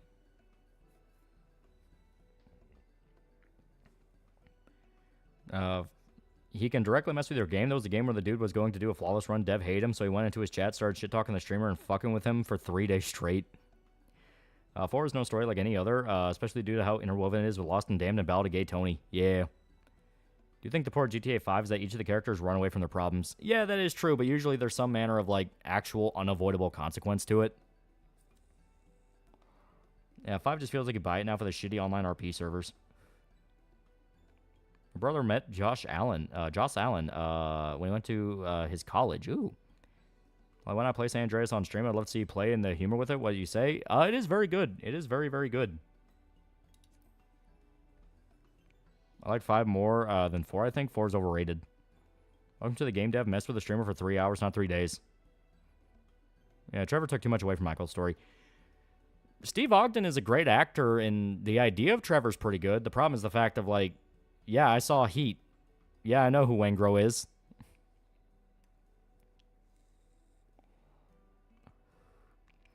Not going to judge GTA 6 based on 5, but on Red Dead Redemption 2. That's honestly probably a good way to put it. Like, GTA 6, I will say, they are able to keep up the very flashy marketing. Like, it's one of those things where, you know, the very flashy marketing does well to kind of win people over, and they have been very good about keeping a lot of the cards close to their chest on what exactly you're going to be doing in the game. The most you know is you're going to have the 2 protagonists. You're going to have the chick and the guy, and it's like, okay, so people have been able to kind of speculate on, like, what their role is. The most you know is it's a Bonnie and Clyde story, so it's like, okay. So I wonder if you're going to have a sequence where you have to do 2 heists at the same time, something like that. There is a lot out there that is making you genuinely curious about what they're going to let you do. Red Dead Redemption 2 is the best Rockstar game in my opinion. It is very damn good. And no other game is as interwoven as GTA 4. Only one that does is Dead Space 1 being connected with the first film, comics, prequel novel, and now Lost promo website and Extraction. I mean, hell, like, I know there's a mod for 4 you can download, and fucking everyone I see that has like footage of GTA 4 on YouTube now. They're using the mod where you have Lost and Damned and Ballad of Gay Tony, and it's mixed with a base game where you do the GTA 5 character swap. So if you want to go do like the Lost and Damned missions, you can just swap immediately over to Johnny and start doing those missions. Then you can swap over to Nico and do his missions. Then you can swap over to Ballad of Gay Tony, do those missions. It's actually really cool. I still want Undead Nightmare 2, yeah. When are they going to let us pick up prostitutes since the main characters are a couple? I mean, they're still going to be, like, hilariously amoral. They are bank robbers. I assume they're bank robbers. Anything you know about Pakistan? Nothing beyond what Tom Clancy novels told me about.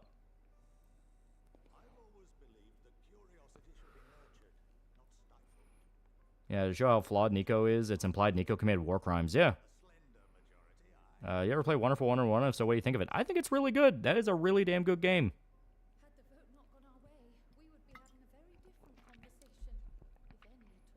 It's in the bag. Seen Red Dead Online, new update, close to Undead Nightmare 2. Yeah, they have a few different, like, weird gimmick ones. I know there's basically Undead Nightmare 2. There's basically that kind of weird robot invasion one. Yeah, Michael was married and you could still pick up prostitutes in 5. Yeah.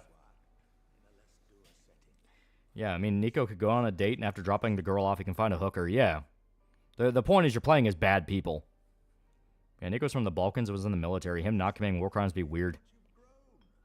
Pakistan's filled with pedophiles and rapists just like India.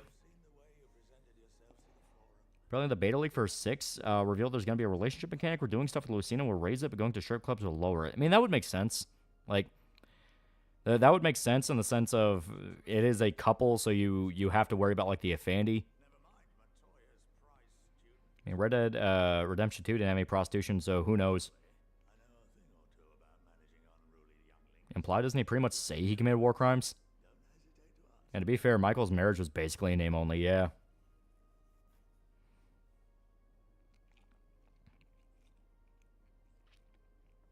Yeah, that's a good way of doing that, yeah. So it makes me, at that point, that kind of makes me curious, like, is it going to be a thing where the two pro tags are going to be kind of close together? Is it going to be kind of like a leash system where they have to stick by each other? Because that would be weird. I assume they're not going to do that just because, like, simplicity means, just run off on your own. Maybe it's a thing of, like, if you try to go on a date, you know, that kind of thing. Like, Nico shot up a church in Serbia, right? Yeah. Yeah, Wonderful 101 is definitely a love letter for Tokusatsu series, all the tropes and stories. Yeah. Our top story tonight, Rockstar Games developers of titles such as Grand Theft Auto 5, Red Dead Redemption 2 are rumored to feature their first ever female protagonist in the next game. The hugely anticipated GTA 6. Many fans of Rockstar Games have taken to the streets to voice their displeasure, calling it virtue signaling or an act of political wokeness. Rockstar Games' response to these criticisms is explaining that making the protagonist female is purely for gameplay purposes. Rockstar Games CEO Sam Houser is quoted as saying, "Who better run red lights and mow down people on the sidewalk than a female driver?" You gotta love norm posting. Have you played Master Detective Code Rain? I have not. Here, rumors the guy character is an undercover cop. That would be kind of interesting. Pray to Allah 7 times a day for GTA 6. Let me impregnate Lucina. I've seen the meme of Duran Duran Invisible being played with Knotsnake in Death Stranding 2. Keep out of WWE. Seth got injured, but Roman came in and was nuts. Probably have affection mechanic where if high or low, it could affect the story and ending. That would be interesting. You know, because the whole idea is like their loyalty as a couple. Female protagonists can't clam slam onto an enemy and break their neck. I'm going to be disappointed. One plays the big booty Latina. Her booty has jiggle physics. Yeah, like, I'm of the opinion that a lot of the, like, really biting stuff from, like, GTA San Andreas or Vice City or even 4 is not really going to be in the game, and they're going to take it a lot more seriously. You know, like, Red Dead Redemption 2 really showed that they're leaning hard into, like, basically emulating a fucking Hollywood movie. Yes, very good. This is the form with which the layman is most familiar. Consumed by even the simplest of daily activities and replenished by the food and drink. As people crying woke forget that GTA 3 opens with the MC getting gunned down by a female bank robber. In contrast, the ether that comprises the Have you ever seen Dukes of Hazzard remake movie? I think I had Johnny Knoxville. Yeah, it's a guilty pleasure. It's a guilty pleasure. I won't lie.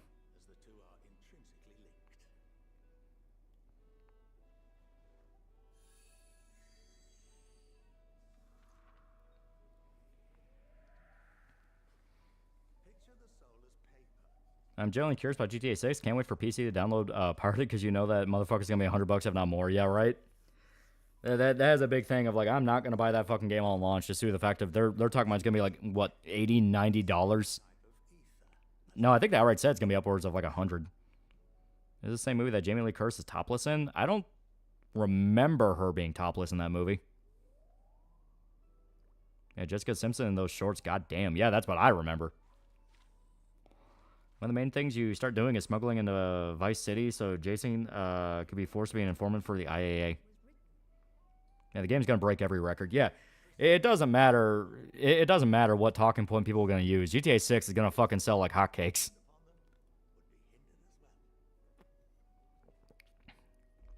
You know, sell like hotcakes with a fucking coupon for a free, free blowjob and a job and ice cream. You know. KC2 is still 90 on PS5, so I'll simply not play it. KC2 is not $90. You might be looking at like a deluxe edition. I like that the General Lee is unchanged and Sean William Scott's a personal favorite. Yeah. Can't wait for it to be $100 and you need a 480 to run above 30 FPS. Yeah, right? Yeah, Jamie Lee Curtis topless. Brother, ew.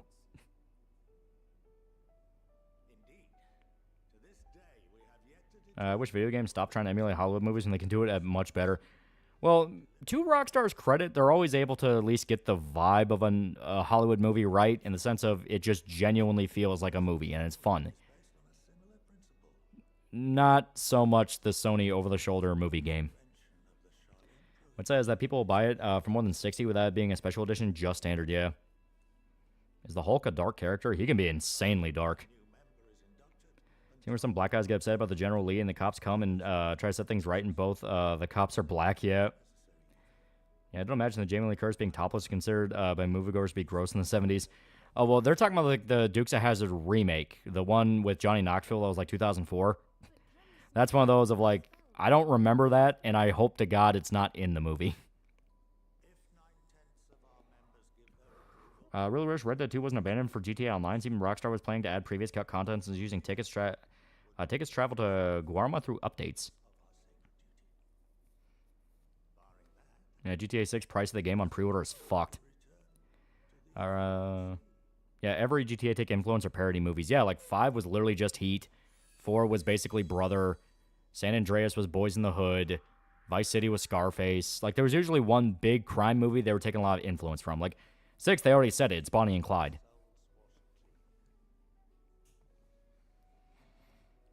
No way, it's 70. Anyway, still too much for me.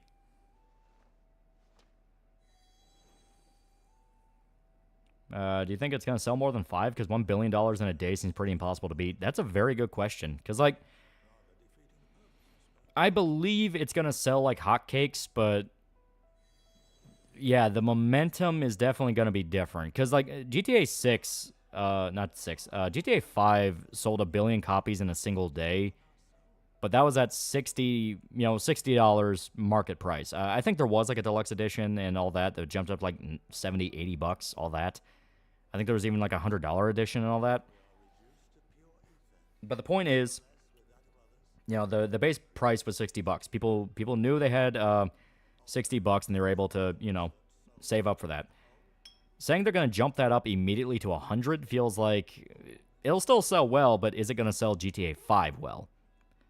1 billion also took years, didn't it? No, GTA 5 sold a lot of fucking... it sold a lot in its first week. It was like I think it's still the biggest opening weekend for a game release in gaming history.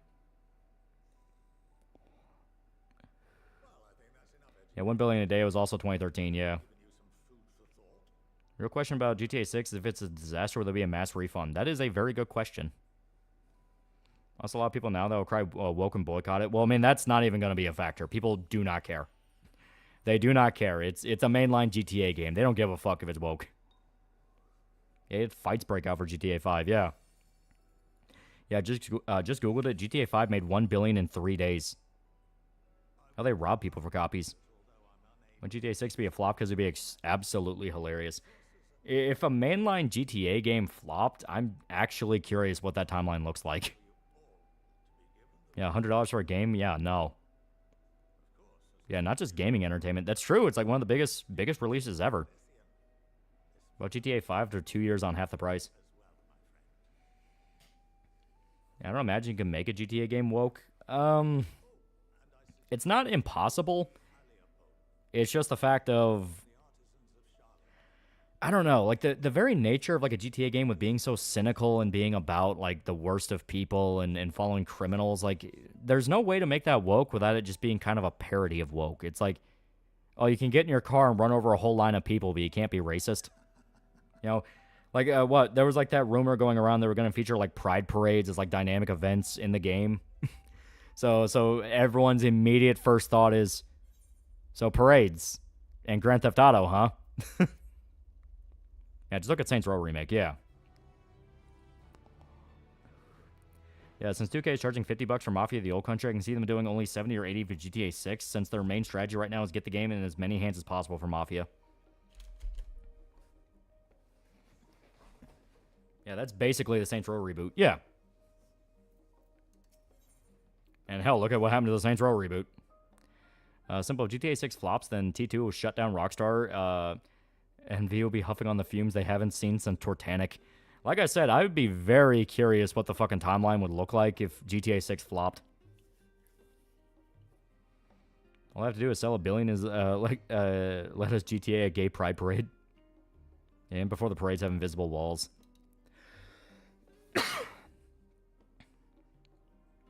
Yeah, pride parade makes sense, honestly, just because they do exist and happen. Yeah, but as stated, it's a parade in a Grand Theft Auto game. I mean, even if they did include pride parades, what of it? You're still going to gangbang 2 minutes after, even if you gangbang in the parade. Well, I mean, like I said, the average Joe's not going to give a fuck, because they're going to hear that and go, oh shit, in a GTA game? Fuck yeah, you know? The context of what a Grand Theft Auto game is will immediately paint whatever people want to see in their head. Yeah, remember Postal? Exactly. It's like a game well known for just causing chaos, blowing shit up, and murdering people. And you have one big happy parade to do it in. Yeah, 6 won't flop. If GTA 6 is a bad game, maybe 7 will flop. Yeah, very good way of looking at it. Every time I see anything in the Saints Row reboot, I feel like the Native American seeing trash dumped on the street and sheds a tear. Morning from across the pond. Kojima's Opus Hike with Norman Reedus was on sale, so we'll be able to give it a go since I know little behind the game. You and Shodov said, yeah. I'm calling it that I'm going to put a game over screen if you run them over invisible walls to stop you. Well, people still want to buy it to make sure. They're going to be like, no, but I want to know what happens, though. Yeah, how many gays can I run over in this video? Yeah, right? If GTA is going to be woke, it'll instantly kill you for doing something wrong and then lecture you why it's wrong before you respond. It'd be even worse for GTA 6 if on launch you attack pride parades, but an update later the option's removed over a journal fussing like the Red Dead 2 feminist gator video, yeah.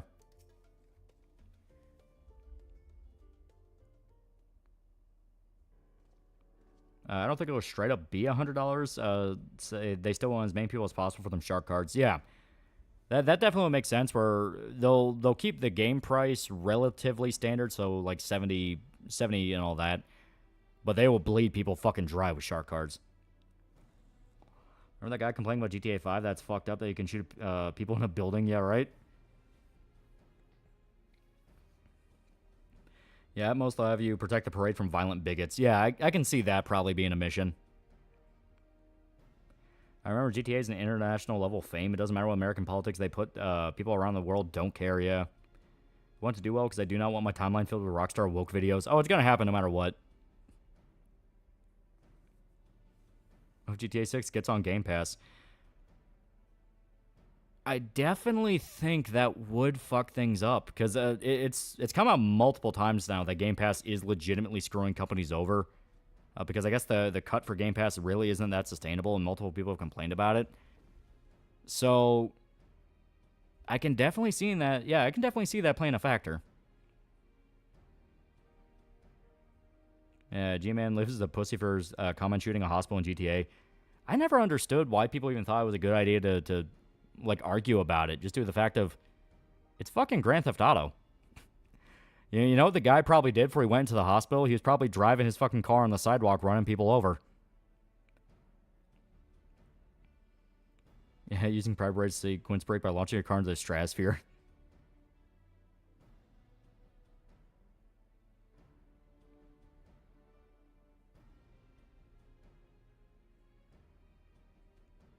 Yeah, GTA 6 better not cost $100.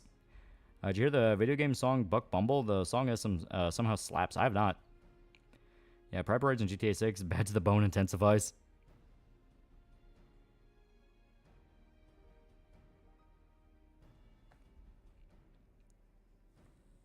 Yeah, G-Man has like 8 kids. He's gonna be sensitive about at this point. Maybe, but still, it's one of those of like, it's not for kids though. Yeah, G-Man says he hates being a bad guy in video games. I mean, I usually try to play good boy in a lot of video games, but that's just because I've been, I kind of grew up when the whole morality system trend was being a thing. And, like, every fucking time it's pick the good boy option, you get way better shit. The bad boy option's funny, but you are just locking yourself out of way more stuff. So it's one of those of, like, usually, if I'm playing like an asshole in a game, it's because I'm playing something, like a Grand Theft Auto, where the whole point is you're kind of already the bad guy. Like, I mean, you can be as nice as possible as you want to people in Grand Theft Auto. At the end of the day, you're still a fucking violent criminal in the story. Plus, I'm a pretty bad driver, and after a while, the NPC screams just kind of become noise. I'll be a good boy. Don't play a game named after a crime. See the weird trailer of Fix by Gennady Tartakovsky. If so, thoughts? I have not. I didn't even know what the movie was called. All I know is he's doing a new movie. Yeah, Bioshock is a good example of this. Bioshock, Fable, Infamous, all of them were like, hey, yeah, the good boy option is just way more rewarding. Do you have to protect a feminist parade during a main mission, story mission in Red Dead 2? So now being a pride parade makes sense.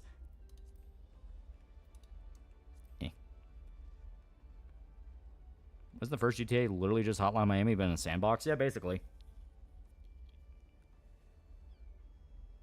you like Souls games? If so, have you tried Lords of the Fallen? Lords of the Fallen is very meh, but yeah, Souls games are good. They are fun. I try to always play a good boy in video games. Even when I try to be a dick, I always reload, save my pussy. And this road sure is bumpy. Why does that sign say school zone? In Fable 1, you can literally cheese the morality system. You can do a lot to cheese those morality systems. Because really, there was always some kind of repeatable event you could do for either morality. Either being super evil or super good. In Fable, it was obviously murder all the NPCs or give money to the homeless. Arthur was protecting the feminists from money. He doesn't care about politics yet.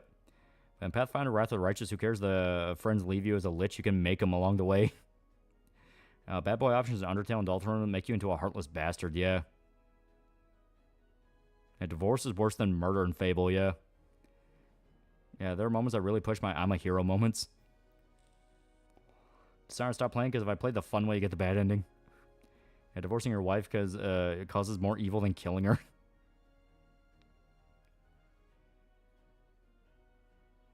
Post 2 is one of the few games where the evil option tends to be easier just because cops tend to be easier to deal with than the shitpost terrorist attack you deal with when peaceful, yeah. And Fallout 3, you can nuke a town, but if you give a homeless guy enough water, you become good again. Usually the good story is more satisfying. Being evil is rarely interesting. Saints Row is one of the only games that makes being a horrible person fun. Yeah, like Saints Row 1, it still had that whole thing of you thought you were doing the right thing, and it was only after a certain point you realized, oh, we're literally just gangbangers. We're not any different from the people that were ruining the neighborhood before us. Saints Row 2, they just embraced it and went, well, fuck yeah, being a criminal is awesome. Is there a way to play Fable 1? Oh, yeah, there's like a bunch of remasters. Only I'm tired. Tell me about a bedtime story. I'm telling you about old school Xbox era morality system games. A 100-line bad boy option would lead to like a couple new multi-hour long routes. GTA 4, Fallout 3, and Bioshock 2 have my favorite morals in games. Dare I say Fallout 3 has actual moral choices that are tough to choose. Example, everything about Harold, yeah. There's no cutting it. Saints Row 2 boss is straight up cold-blooded. I've been planning to watch the Surviving Black Hawk Down documentary. Yeah, I actually really want to. I know people say Red Dead 2 is woke because that feminist mission. Well, it's like, well, one of the best posts I saw on V was a guy going like, man, what I wanted was Blood Meridian. Instead, I got the feminist pride parade. And like the first post was a guy going, why the fuck do you expect Blood Meridian from a goddamn Rockstar game? Swarm That Walks is more evil than Demon and Lich and Wrath of the Righteous. Yeah, like, I haven't done the Swarm That Walks route, but isn't that straight up you become a threat way worse than the demons? Like, you actively are, like, a way bigger problem. Red Dead 2, Peter Blomquist, who played Micah, was also in L.A. Noire, played Dr. Fontaine, who killed his assistant, used traumatized war vet. He's trying to beat Shao, Yosuke, and Chie first try on the hard while Lolly struggled on normal. What are you talking about? I'm playing on hard. Like, we're playing on hard, because that's the fun version of Persona 4. Swarm is kind of boring. Timpani Tower is generally interesting moral dilemma because there's no right choice. You just don't realize until after the fact. I fed the feminist to the alligator, 10 out of 10. Red Dead 2 would destroy Western society because Arthur didn't call Lenny the N-word. Your health is low. Do you have any potions or food? I already thought you were doing it on normal. No, we're doing it on hard because as stated, that's the only way you actually get like Persona 4 on hard, to me, is like how you probably should play it.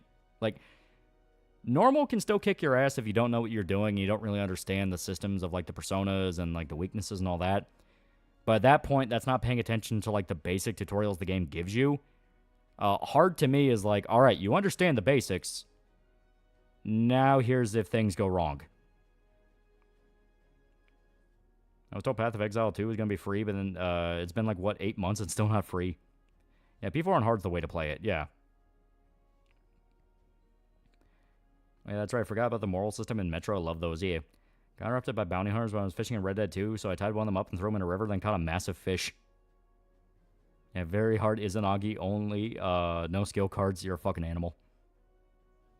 Run the Walks just the Tyranid route, and it's more something you do for the sake of it rather than because it's a good ending. I played RPG Maker, MV, and Dreams. Well, I mean, that's not really a game. That's more of like a game maker system. I haven't really fucked around with those.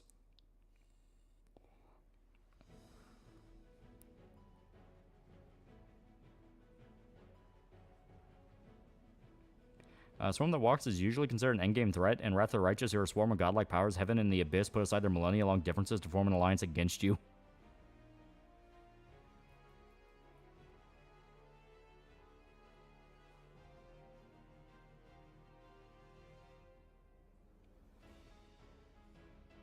I make a rule to never play or listen to tutorials.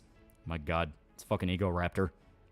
Fair Mythic Path and Pathfinder. Angel is pretty based in my opinion. Angel's fun. God. What was it? The Golden Dragon? That one's, like, really fun. Fucking pain in the ass to get, though. Not a fan of the Metro moral system. Oops, you got the bad end because you didn't listen to a 5-minute conversation by these background NPCs. Any easy way to play Mage in Wrath of the Righteous? I don't really fuck around with magic systems, so I don't know what Pathfinder considers a good mage. Is it still good to be an edgelord now, or is it just seems cringy, cringe and try hard, or do we just become faggot-ass pussies? Like I said, people still want edgy humor, they just want the permission to enjoy edgy humor. Destiny's going on, like, his whole fucking rant about, like, oh, conservatives are so sensitive because I'm making jokes about dead kids, and it's like, yeah, you know you're one of the assholes directly responsible for why jokes like that fell out of favor, right? Because you gunned after people who made those jokes. Also, you're not joking. You actually want those kids dead. Who'd win? Conan or Guts in a pure fight? No bias. Guts. I gotta give it to Guts. Metro Last Light, you had to sit 15 minutes of a theater to get good karma. Yeah. Also, Lolly Career Clash 3 is officially canceled. Yeah. I love the Lich, Swarm That Walks, Trickster, and Legend Mythic Paths. I have not done the Trickster yet, but I hear that one's actually, like, really, like, interesting. You basically... The way it was described to me, you basically become Kefka from FF6. I don't know if that's accurate, because I heard that and I was like, huh, that's weird. First time doing 10 penny tower, I helped the ghouls because Herbert Dashwood convinced me to. When I found him in the pile of bodies, I went on a rampage and left the tower empty. Guts has a cannon arm. Conan has nothing to counter that. Makes sense. Killing people, even bad scenes, bad Metro. You're essentially co-signing them to the pipes. You should play a magic character in Pathfinder. Probably one of the best magic systems in RPGs. Okay. Speaking of political streamers that are horrible people, you saw Hassan compare himself to Superman. Yeah, right? A guy who's like Superman would explicitly say, no, I'm not like Superman at all. Superman's a hero. What classes and races do you usually play in Wrath of the Righteous? I'm usually pretty simple. I don't fuck around too much out of my basics, so, you know, like kind of like a base fighter. Because that's I don't really understand how the fucking magic works, so I'm just like, all right, I'll just swing sword easy. Races, not gonna lie, I like my Dompiers. I like my Vampire Hunter D tribute. I'm a little sad that, because if I remember right, Dompiers were included as like a DLC, right? That was like a DLC pack. So I'm a little sad that they didn't include like a specialized run where you become like a vampire king.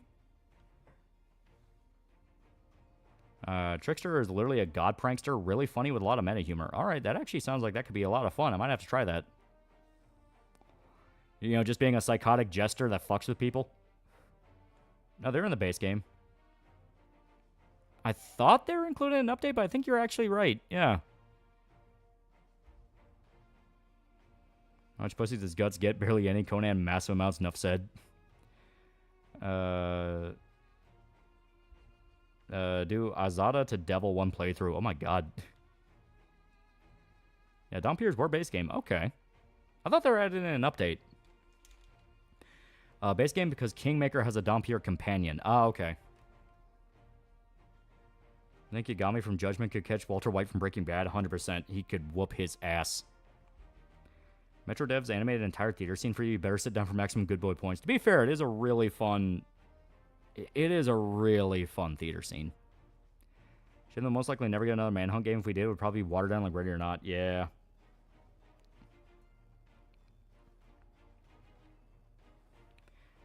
That's the thing. Conan kills ancient gods with a stick.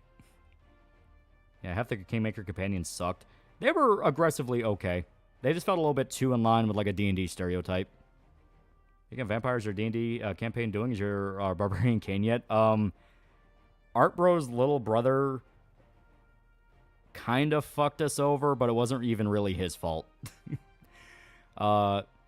He kept passing the skill checks to get us closer to where we needed to go, which was like a necromancer witch in the middle of a haunted forest.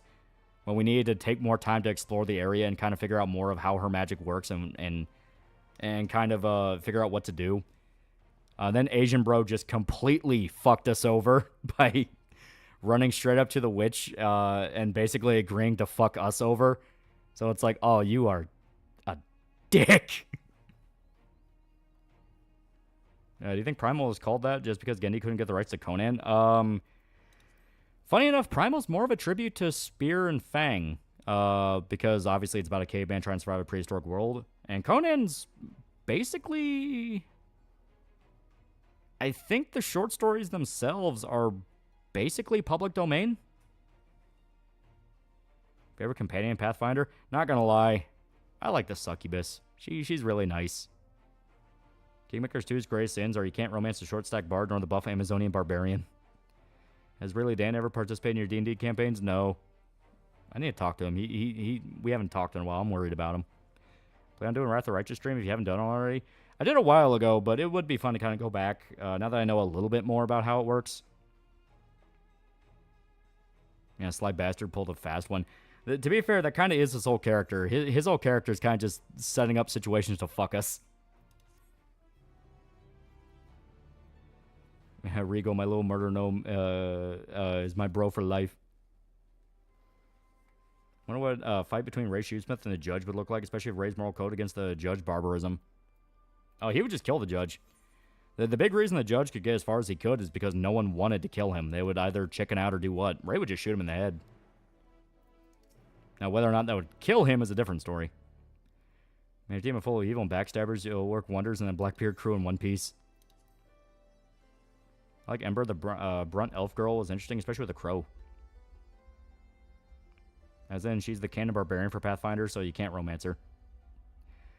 Same applies to Sela, Paladin, Wrath of the Righteous. Can't forget about Darvin, everyone's favorite self-insert, dude. It's fucking hilarious. Hearing the story Mandalore talked about with Darvin, where everyone likes him, he's super cool, he gives you a bunch of money. It's like, oh my god, that's genius. I can't tell if that's someone's unironic OC, please don't steal, or if that was like a parody of it. Wrath of the Righteous Lich Army playthrough lets you add vampires to your army since sets an emissary from a place where vampires and people live together come to make an alliance with you. Last Arconians DLC made it so you can romance a ginger druid-like guy voiced by Dr. Eggman. Would win a fight, Kiryu or Dexter? Kiryu. How about Spear and Fang versus San and Morrow? I'm going to give it to Spear. Don't bring metaphysics into this. This is your fault. Fix this. I laughed at Darvin was a meta commentary on Matt Ward's writing in 40k. Did I last up to the base games? Actually, last update dropped a few days ago. Ooh. Like I said, I need to get back into Wrath of the Righteous. I did like what I played. Would win Dante from DMC or Judge Holden? Dante. Yeah, Kiryu punched a tiger to death. Indeed, which is why I am glad to find myself in the company of many trusted comrades, yourselves included. Man, I want a CRPG where it's pirates. That's basically Pillars of Eternity 2. Do you think Doomslayer could stop the flood? Yeah, probably.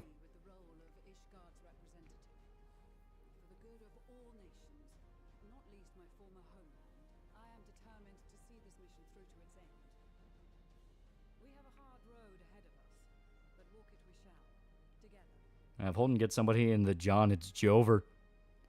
Yeah, punch Tiger's death while injured. Kiryu just punched Dexter for all that psycho mumbo jumbo, yeah. Well, real fight Kiryu versus Bane. There you go. That's the real question. And especially if you target any of Kiryu's friends, yeah. Allow me to introduce you to the rest of our company. Everyone,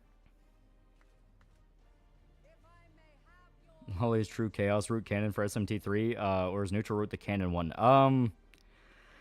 I don't know which one's the canon one, but you mainly want to get the neutral route endings. Those are the ones that's kind of treated as like the true endings. That American Dad to COD. God damn it, I might have to play it. Yeah, Darvin was someone's actual OC that was added in as a crowdfunding thing. Oh my god. I fight a lot of people that were glad they removed glory kills in Doom the Dark Ages. I wasn't glad at all. Like, I liked the glory kills. They were what gave the game identity. It was fun.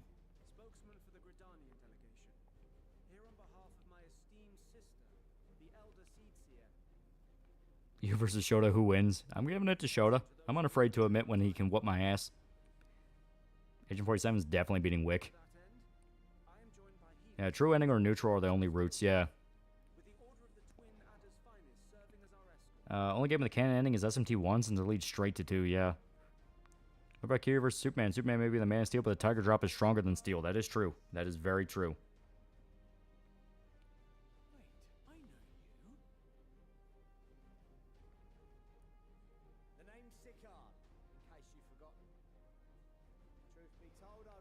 Modern Doom games without glory kills is a good way of telling me your P sitting down, yeah. Who'd win if you and I fought? Probably me. I can whoop your ass. So you can change a lot since it acknowledges a lot of your alt jobs, yeah. I mean, there's still a thing, but they didn't make it the main focus this time around to make the gameplay be faster, but yeah, I do agree, yeah. Ever been joke hold before? Yeah, one anime night, this was like fucking years ago. It was like when Irishman was living in his first place. Weedbro read a book about like self-defense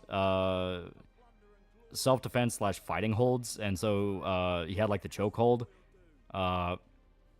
and so he wanted to like put all of us in a chokehold, and yeah, like Weedbro's a big guy, like he's a pretty big motherfucker, especially around that time, because he had a very physical job, so he could back it up.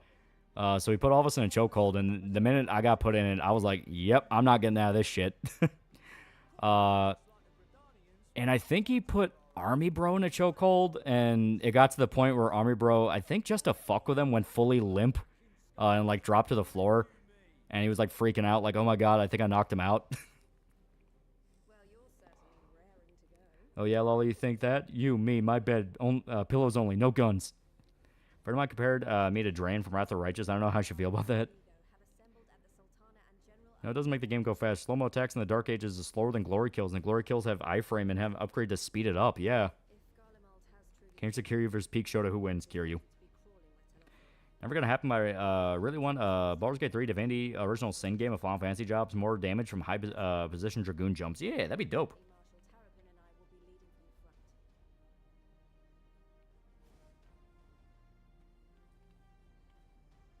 It's been some time since I last saw you in your element on the battlefield. From what I've heard, you've become pretty fearsome yourself.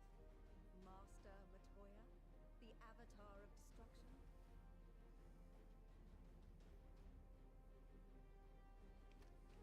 You versus your dad. Do you read Beneath the Trees Where Nobody Sees? I have not. And then Army Bro pulled out a gun and suddenly the chokehold wasn't very effective no more. But until then, let's give it our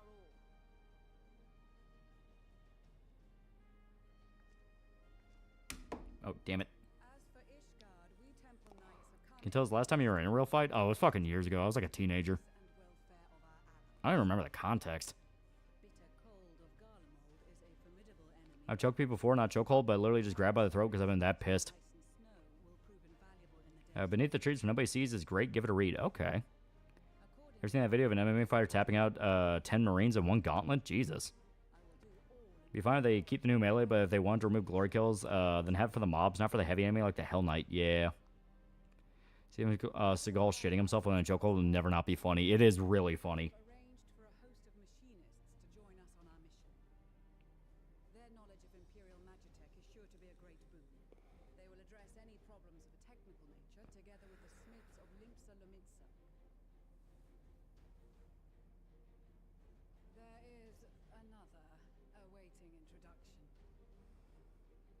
Akito, this motherfucker. Are you playing Rune Factory? I've been meaning to. I keep hearing it's fun. That's a series I just never got into. Though, lest there be any misunderstanding, I should stress that I've not become a fearsome warrior while you were away. Rather, far from it, actually. My brother, in his infinite wisdom, decided this would be an excellent chance to make something of myself. Oh, and fight for world peace and all that. Last fight I was in, I ended up with a scar on my left cheek. Lone Wolf and Cub is a great samurai manga. Changed my mind. It is very damn good. Very damn good. It's a comic. I think Dexter will replace the humans with cartoon animals. Oh.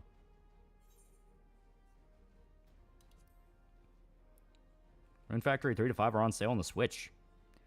All I know of Rune Factory is Dungeon Harvest Moon. And the people the main character kills are not evil people. Okay, so it's just kind of like a general fucked up serial killer story. Oh, it could be interesting. Rune Factory is fun. If you can get into it, you really get into it. You probably play it on stream because you don't want to stop playing it.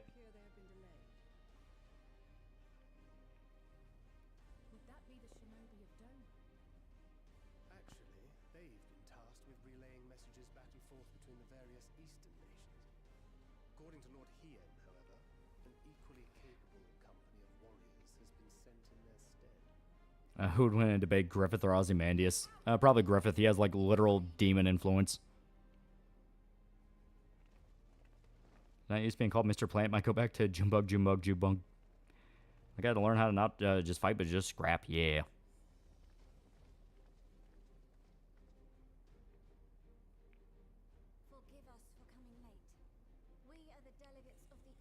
Yeah, the main character Beneath the Trees, she's still a calm, evil lady bear.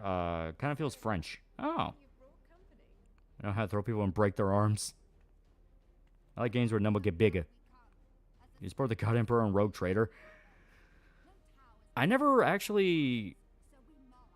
Yeah, I still haven't finished Rogue Trader. I was playing a Commissar, so yeah, I was going full, like, if you show any disloyalty, you're getting thrown out the fucking airlock. Because why would I not? It's like, oh, you have ethical issues? I'm having ethical issues right now because it sounds like you're not loyal enough. I love to walk my dog when it's sunny outside. Yeah. Yeah, Road Trader's 3 paths. Dogmatic, Iconoclast, and Heretical. Yeah. Members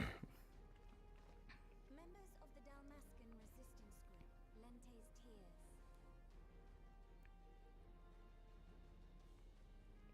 And the Bosnian resistance. I'm more of a kicker than a puncher and a grappler. Yee. Got told this by an ex-ranger. Grapple and elbow is what you want to do. If you fuck up a punch and hit a wall, you'll feel it. Yeah. Now, are you questioning the God Emperor's will? Exactly, exactly. Mr. Inquisitor, Eldar, pussy got me acting heretical. Get in the fucking airlock. Conquest, just the look. I'm doing nice things. Just don't let the authorities see me being nice to you, yeah. So it's safe to say you're not doing a Cephas Kane run. I am not. I am not. See, with a sister battle on board, I'm not going to question the Emperor. She has a bolter. Commissar Lolly detects hesitation. It smells like bitch in here.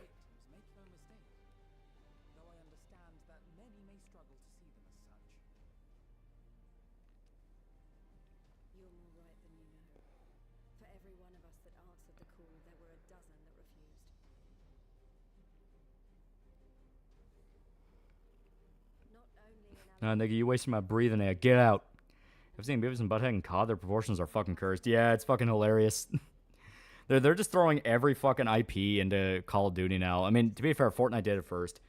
But yeah, so you have like Beavis and Butthead. Someone said they're bringing American Dad. Fuck. Like, who knows what's next? I know there's already Teenage Mutant Ninja Turtles, Hellsing, Terminator. It's all over the place. Missed kickboxing. My nearest school got closed down. Was sharing a spot with a jiu-jitsu place, which now fully owns the spot, but grappling is gay.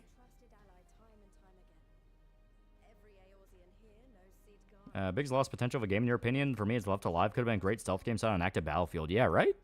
I kind of agree there, yeah. Yeah, I missed when it was just soldiers. Yeah, they brought in Alucard. Close fist punches are a good way to break your hands. You gotta learn to throw liver bursting palms like Boss Rutan. Yeah, I can't forget Nicki Minaj. Yeah, right?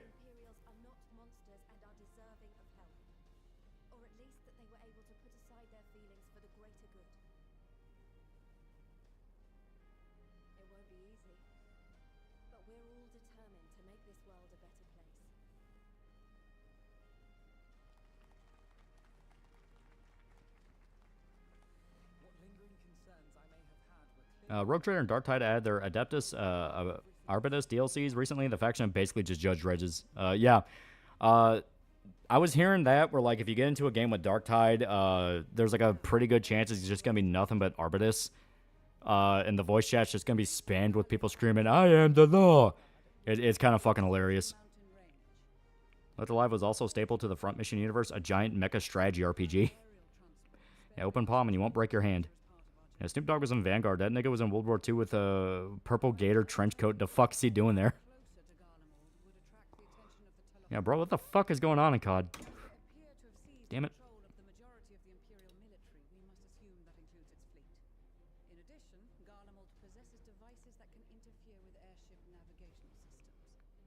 I wish to play Steel Battalion, but I don't have the controllers.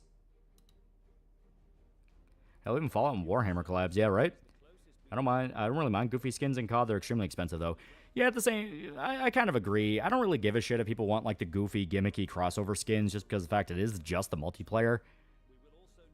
My big worry is, alright, when these contracts start running out, how fucked are these games? Yeah, Snoop's just doing side quests now. You can tell COD desperately wants to be like Fortnite. Yeah. And remember, FPS Russia was in a COD Black Ops ad. He, the rogue psyker, the Inquisition fashion, you can say frack. Fuck, Steel Battalion, the controller, and game are going for 1,000 now. Jane Silent Bob, Cheech and Chong. Chad, punching only breaks your hand if you suck at it. Get off the keyboard and go to a gym. Yeah, DLC made Abelard more endearing. Man can tank attacks that would cut Space Marines to ribbons. Yeah, COD won't care. They abandoned the older CODs. Only collabs that worked well with COD were Cold Wars, since it was in the 80s, and you had Die Hard Bruce Willis and Rambo. Horus was right to start the heresy.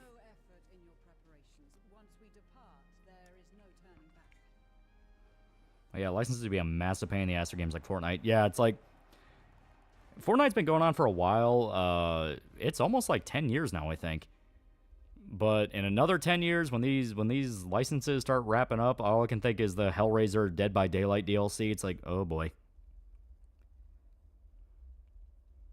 Usually if they're smart, they word the contract such that they can keep using it, but they just can't sell the skin anymore. Yeah. I tell that to every boxer that broke their hands with gloves on. Didn't get arrested for having weed. FPS Russia, yeah, he just explicitly got fucked over.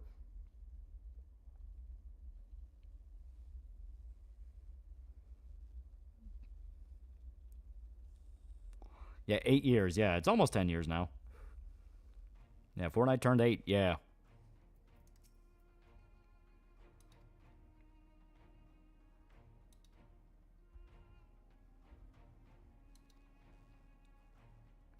It's weird how faithfully COD can model other skins, but the Laura Croft look like a character bootleg.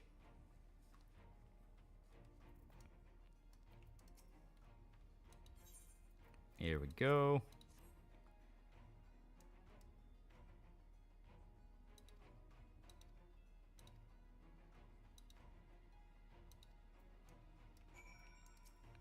That does lead to issues like with Fanstar Online 2, where they did New Genesis and expansion to avoid license issues. Yeah.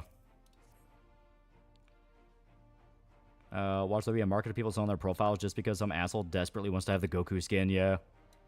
Warcraft Talk on Titan, Godzilla, King Kong. Yeah. Why you're not added the MKV? Ooh.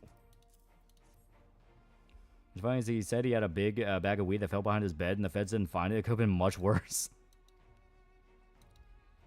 How was the franchise an actual disaster? Biggest fall from grace ever? Yeah. Now, boxers didn't break their hands when they trained properly. Get to grinding. Just saying there's a reason the other Primarchs joined them. There's a reason there are Chaos Space Marines. Yeah, Godzilla attacking the Fortnite Island was fun.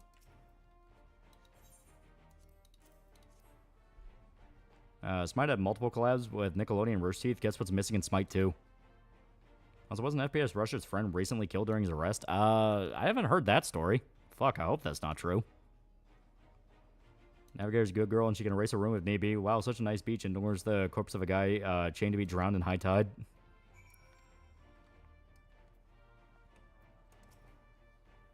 Yeah, Warhammer's in COD, yeah. Herbis, my boy Logar, were right. My fighting style is hit person with big stick. Judge Voice is only Chaos Space Marines because they didn't have faith. I love a Judge Dredd movie in the style of the old 2000. Love that monochrome manga-like style. Instead, we got Taika Waititi. How the fuck do you dodge the Sailing Claws in RE2 Remake? Yeah, his best friend was killed in his office. Jesus fucking Christ. Did he get swatted? Like, what the fuck happened? Fortnite deals with pedophiles. They actually report them to the feds, unlike Roblox.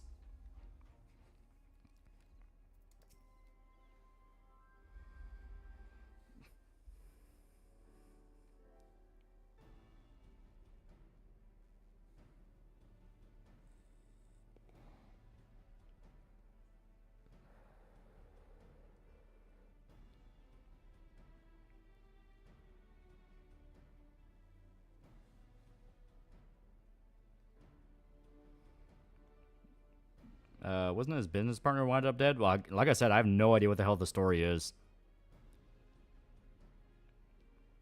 I knew Floyd Mayweather never learned how to box properly. Ghost in the Shell 2045 is or was on COD Mobile. I think the bloom has fallen off the rose for Taika, yeah. What We Do in the Shadows was great, but, I mean, after a certain point, that movie's been out for a while. Like, yeah, they were good friends as well. Jesus. Well, like I said, like, did he get swatted? So, it was like a swatting incident?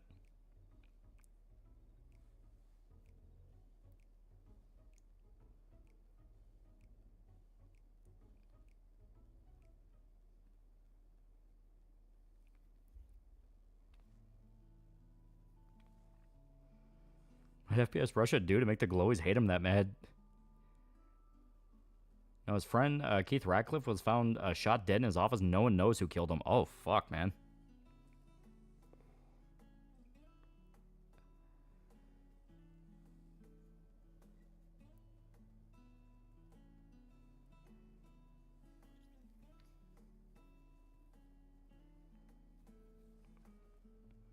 Yeah, Fallout's in COD. Yeah.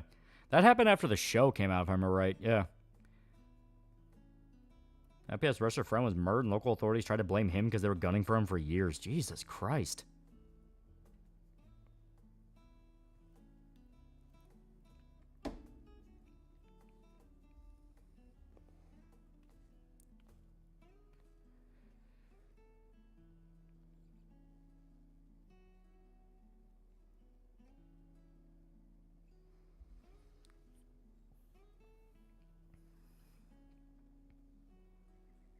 Yeah, and the Fallout skins are just story characters with jumpsuits. Ah, okay.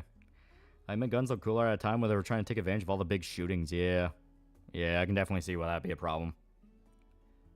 I don't think he did it. I explicitly don't think he did it, just because, like, nothing about the guy never screamed like he'd be a murderer, and apparently it was his best friend, too, so it's like, that'd be... There would have to be some massive fucking weird smoking gun... like, reality-changing evidence that would convince me he fucking did it. Floyd Mayweather has no interest in training proper bare-knuckle punching mechanics, research old-school boxing methods. Yeah. I think as soon as the Fallout show came out, Fortnite got the power armor and COD got Task Force 141 in the jumpsuits.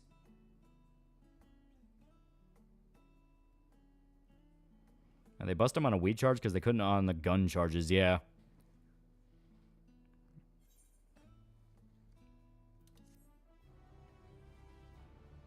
Well, that and Floyd's either 50 or close to it. Dude's retired. Yeah. He had his, like, final official match, like, a few years ago. Ever since, yeah, he's done. I think he's starting to do more, like, promoting now. Squid Game is in Black Ops 6, 1980s, and 90 has Squid Games.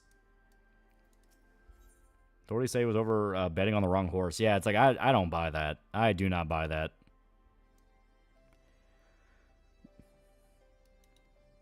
Fortnite got power armor, plasma rifle, and Nuka-Cola's healing item. Yeah. Teenage Mutant Ninja Turtles and COD Black Ops 6.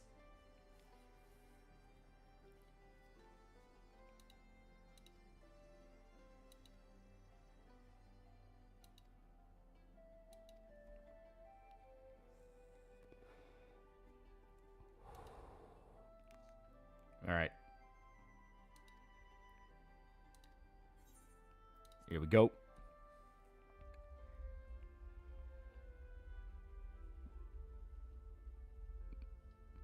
Oh, there's starting to be some rumbling.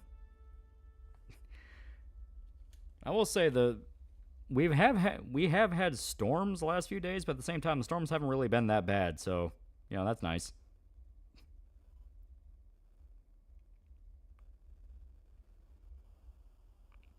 Now, what hasn't Teenage Mutant Ninja Turtles crossed over with? That's actually a good point. Beavis and Butthead was in Black Ops 6. Yeah, they just got added. Started disliking Fallout more and more as I played different RPGs.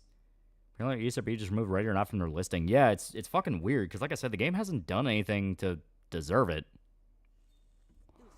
Modern Warfare 3 has Spawn, Snoop Dogg, Cheech and Chong, Homelander, Starlight, and probably 20 other different crossovers I haven't thought of yet. Skin for them are terrible because they try to do the white eye comic thing, but they make it look like they have no pupils.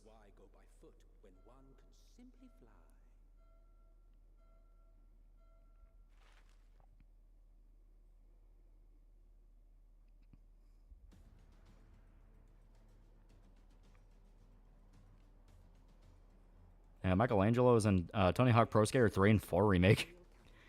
Instant bare knuckle punching championship fighting by Jack Dempsey is a great starting point. It's free Domani too. Oh. Didn't 50 Cent once make Mayweather read or attempt to read an ad lib on the Breakfast Club because he knew he's illiterate? I do not know what that means. Might be that the game's rating is being changed, but even so, it's just kind of funny. All the stupid shit, just get the game on consoles. Yeah, right? Yeah, Seth Rogen's in COD. Also, COD playing in the 420 jokes is funny at first, but fuck, it got old. At this point, what hasn't been in COD? It's funny that Beavis and Butthead are the only guest characters properly dressed in 90s military aesthetic. They've sighted a detachment of heavily armed Imperials. Survivors of the Civil War? I meant free domain. Ah, okay. Perhaps, but there is more to it than that. No, Modern Warfare 22 and Modern Warfare 3 added Rey Mysterio, Cody Rhodes, and Rhea Ripley. Yeah. Yeah, they're doing a thing where they're trying to add in, like, wrestlers and shit. And it's like, I mean, I guess I kind of get it. Joined by several members of the First. From what I recall, the Third Legion fought for Nerva in the War of Succession following Varus's death. Yeah, stop. Don't kill me. Yeah, that fucking clip is great. Favorite military movie? There's a lot of really good ones. I really like Black Hawk Down. I really liked Hacksaw Ridge, We Were Soldiers, Full Metal Jacket, Apocalypse Now. Very good movies. Tighten your fist, you punch, not before. Move with your hips when you strike and block. Protect your lifeline, which runs vertically through the center of your body. I want Yuki and COD. Yeah, WWE was in COD. Then it is all but certain they have been tempered. So, what's the plan? If me and my crew is out rigging, we charge straight in, no messing about. Yeah, from your scalp to your groin. Cody Rhodes needs to finish the story against the new stereotypical Russian bad guy in COD. Guys gave WWE tie-ins. Everything will collab with WWE. Unloads whole belt from 249 to enemy. Hey, this is cool. All good choice. Have you seen Tigerland? That sounds really familiar. I still refuse the free skin packs full of gay flags. I think WWE was also in Siege along with that shitty 2B skin. But it was dressed as Delta Operator from Black Hawk Down in his bundle. I'm just imagining the part where they're trying to help the down pilots, like, you know, Beavis is gone, man. I'll be outside. Tigerland's pretty good. Someone does a collab in COD and Fortnite. Fortnite will have more, better, and cheaper cosmetics. Yet again, Fortnite's free and COD's $70 and releases every year. Modern Warfare 2019 did it best. It was a mix of fun with the anime skins and serious with the mil-spec skins. That was the only time it was done well. To be fair, WWE is a lot of crossovers. Fortnite, COD, how they collabed with King of Fighters for a gacha game. See that Martin Scorsese has been nominated for an Emmy in acting? Has he appeared in anything recently? I don't really remember what he's actually acted in. I mean, he was in Killers of the Flower Moon, but that was like a little cameo thing. And it was literally just him reading off a fucking police report. We will split into two groups. The first will form the vanguard, while the other brings up the rear with... It's just easy to break your hand technique or not. You can't control how the other person moves. Drink your milk. Helps your bones. Like, literally, the best moment is The Rock cutting a promo on Orochi. Can't wait till AEW reaches those crossover highs. Hangman Page was on the cover of a recent comic issue. I would prefer, however, that you accompany the rear guard and be prepared to join the van at a moment's notice. Kept in reserve as our... And Shingo being a John Cena fan. Modern Warfare 2019 only added the anime and collab skins when Warzone came out. I have the Halloween Blood Splatter vehicle skin for 2019.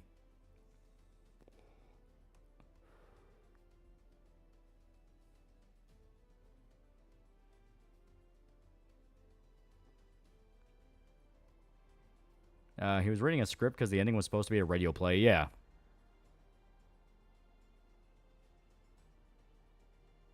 Yeah, that's why I'm confused. Like, what would he win an Emmy for?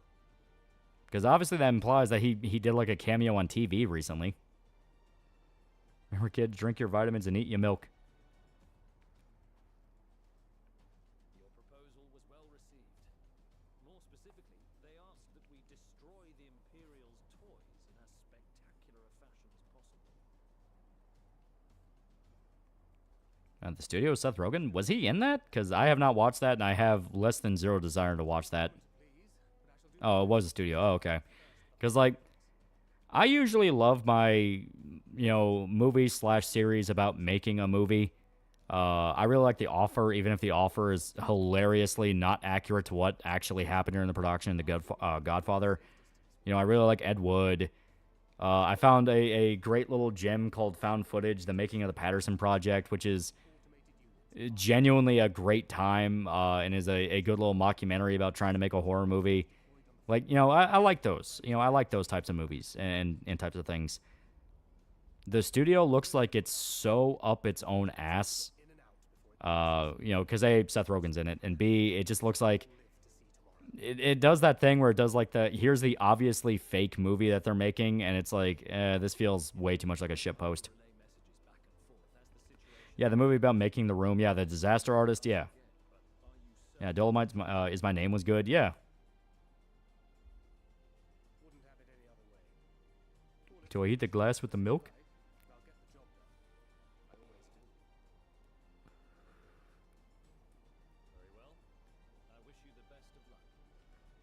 Oh, damn, Black Ops 7 is a collaboration with Ruby or Devil May Cry. Activision screwed over Modern Warfare 2019. They deactivated the anti-cheat for it because they want people to buy Warzone. Fucked up the weapon balancing. Does Tropic Thunder count? Yeah, Tropic Thunder counts. It's about trying to make a movie.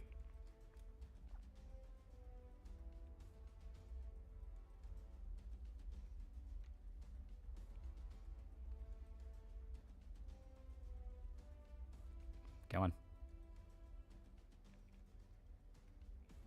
Fun fact, Mike Tyson once paid a zookeeper thousands of dollars to box a gorilla. Zookeeper declined. Check Discord. Alrighty. Oh my god. Child exploitation and bestiality material allegedly found on former Deputy Police Commissioner Yevon McSkimming's work devices. McSkimming resigned as the country's second most powerful cop in May amid separate investigations by the Independent Police Conduct Authority and police. His resignation came a week after RNZ approached him via his lawyer with allegations about material found on his work devices. RNZ earlier revealed pornography found on McSkimming's work devices was being investigated as alleged objectionable material. So, who the fuck is that guy? Like, obviously, he's, like, in a pretty decent position of power if he's, like, a fucking, like, police commissioner or some shit.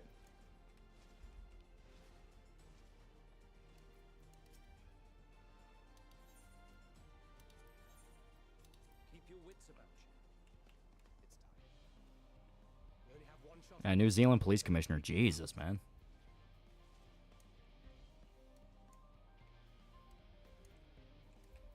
Alright. Swift deception.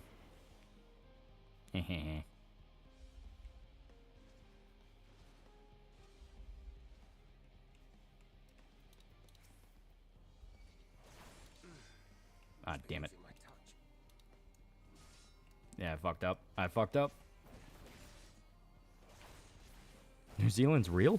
Saw Truck Persona recently. I realized it was a parody of Apocalypse Now. It was a parody of a few different war movies, but yeah, the main one it was referencing was Apocalypse Now because that famously had like one of the worst production histories in the, well, one of the worst production cycles in the history of movies. Stealth Boots is now a pretty cool guy. Here we go.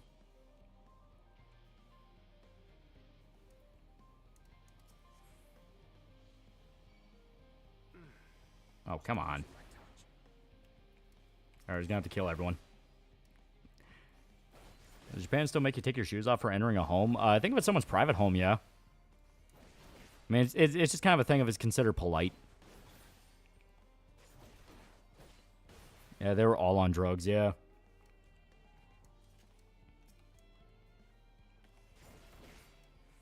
Here we go. I live in New Zealand. They brought back Kano, and he was the best part of the first. Oh, talking about Mortal Kombat movie? Yeah.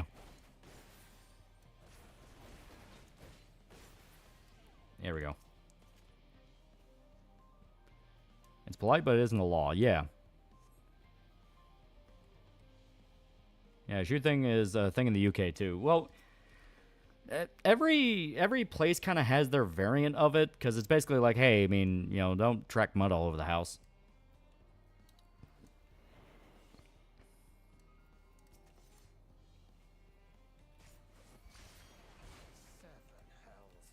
Here we go. It's knowing they finally got to the damn tournament in the sequel, yeah. It should be private home and some select places like fancy traditional restrooms, yeah. Take off your shoes, but you still wear house slippers if you chose, yeah. So employee doesn't have slobber knockers and they can film them out. Son of a bitch. Fuck your couch, nigga.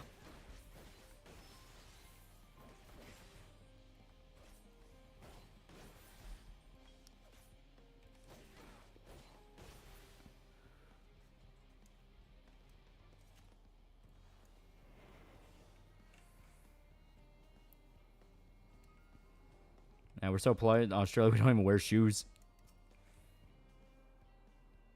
I'm Rick James, bitch. I do it when I visit my grandparents unless we all plan to stay outside in the back. Yeah. That stage, just kind of the polite thing to do.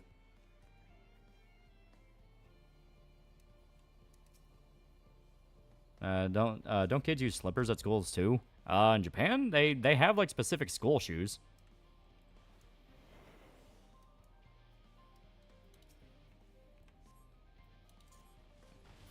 There we go. I meant restaurant. I don't think the Japanese are so polite when they risk getting piss on their socks. Yeah. So then me and Eddie started beating the fuck out of Rick's legs. Yeah. I fucking love that sketch so much. It's so good.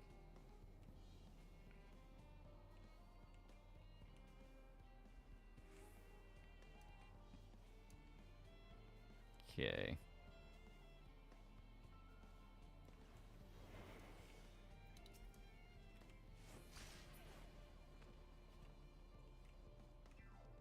Come on, come on, come on. Gotta wait. Oh, you black darknesses. How do I stop being so damn scared of storms? It's supposed to rain a lot today. Not gonna lie, it's not really something you can ever fully get over. Because, I mean, I'm usually not scared of storms, but this past year when we had the fucking tornado outbreak, not gonna lie, yeah, I was kind of a little like, oh god, this could go really fucking bad. Japan seems good, but do you think they get sick of being kind to everyone, even when they're basically taking a piss on their leg? Oh yeah, no, like 100%. It's a thing of people will be nice to you up until they're not fucking nice to you. That's just how it is. Rick James gone too soon. Man, half the man's blood was cocaine.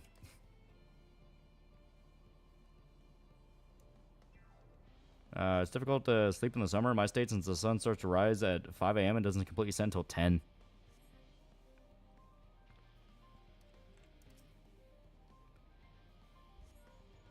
Yeah, cocaine's a hell of a drug. Have a gag like that in Frostborn, you can go, wait, was there something bad? No, please take your shoes off. Sorry, my mom's old school. Head to the control tower. It should be to the northwest. Understood. Have the others wait at the rendezvous point. You should be afraid of storms, though, shouldn't you? Yeah, I mean, you should always be cautious about them, but not, like, full-blown, like, terrified of them. You know, it's one of those things of, obviously, don't take it for granted, but... Okay. Wait for it to come back around. Here we go. Here we go.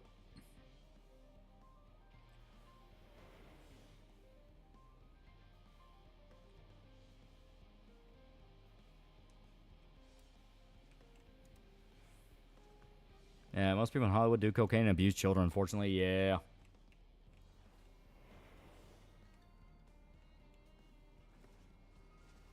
Okay, this is going to be interesting.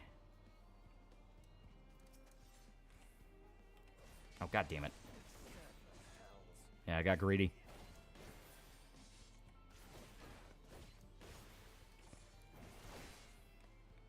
A storm is coming. Just be Virgil. He's the storm approaching.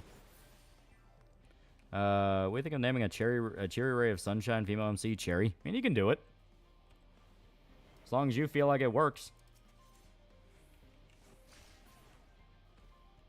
Here we go. Think you're over storms till your grandma tells you about 6 separate relatives that got struck by lightning and fall asleep before she can tell you if any of them survived.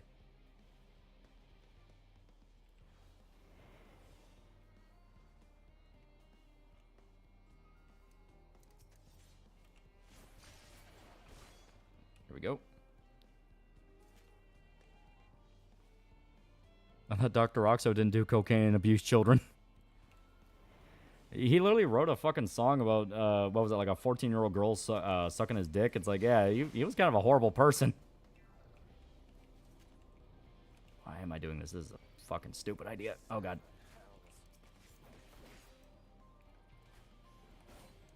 Are you a habitual line stepper? God, that sketch is fucking classic, man. Oh, God. Holy shit.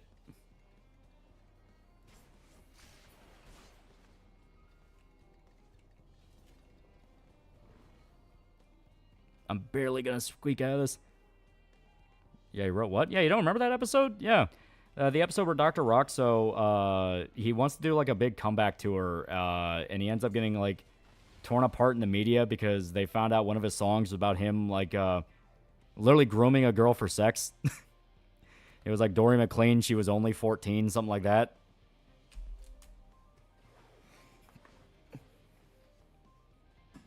Rick James and his wife did kidnap a woman in the 70s and kept her as a sex slave over a weekend. Cocaine's a hell of a drug. Yeah, almost at your Fantasia arc video. Yeah. Joda keeps angering Hoka.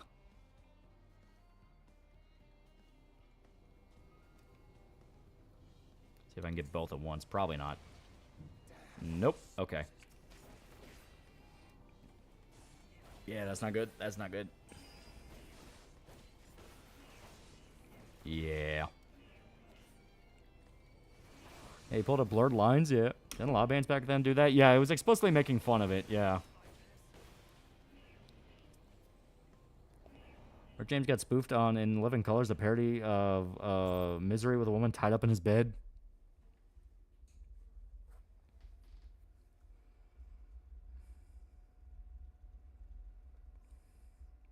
Yeah, cocaine make you run past your pool and your hair catches fire.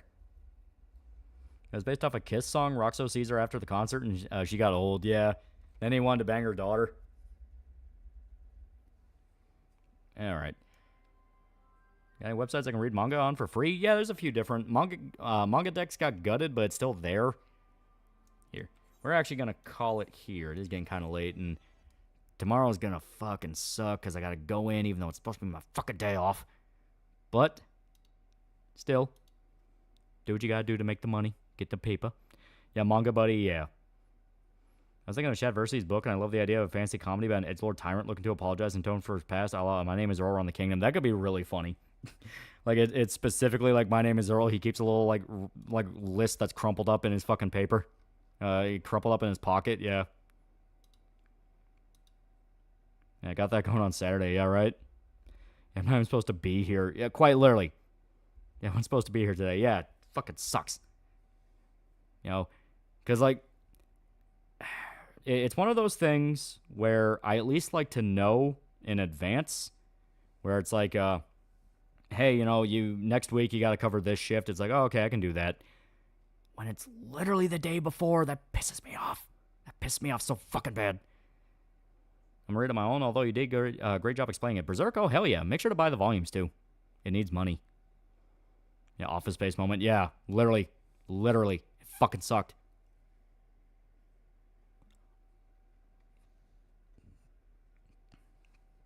Rip Lolly's free time. Feel bad, man. Yeah. Especially on your day off, yeah. Like I said, it wouldn't be that bad, except it was literally right before I fucking left, the day before I'm supposed to. It's like, oh, yeah, you have to come in on Friday. It's like, I was supposed to have Friday off. But still, I'll get shit done. I will get it done. I just realized it's something about P4G. If you romance Marie, Izanagi's in the cuck chair. Yeah. Yeah, I got the first one. Hell yeah. Hell yeah. Very good. Very good. Yeah, the almighty pain. Yeah.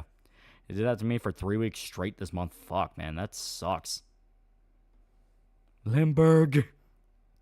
A list of all the people I've wronged in my role. The parchment goes out of the room. Once again, might get a haircut tomorrow if I have the time for it. Good shit. Good shit. Yeah, yeah.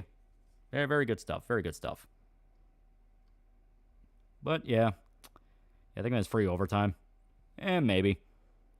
Lost my charger. Do you know where I left it? No. Check your closet. List number 402, Salt of the Land, so nothing would grow again. My name is Earl of Midland. But signer, hey, you're free tomorrow, right? Might repress murderous intent. Deluxe versions are so worth it. Oh, yeah. But to sign out, hey, you're free tomorrow, right? Must repress murderous intent. Yeah, it fucking sucks, man. Fucking sucks. Need overtime, you lucky bastard. Yeah, check your kitchen. That's never a bad spot. Yeah. Wait till the last minute every time, and what pissed me off was I overheard a couple managers talking about how they knew about the mandatory overtime days beforehand. Jesus. Reminds me of the time I got sent out of town to work a weekend and ended up staying there for 2 months. Fuck. Yeah, that's insane. But, yeah.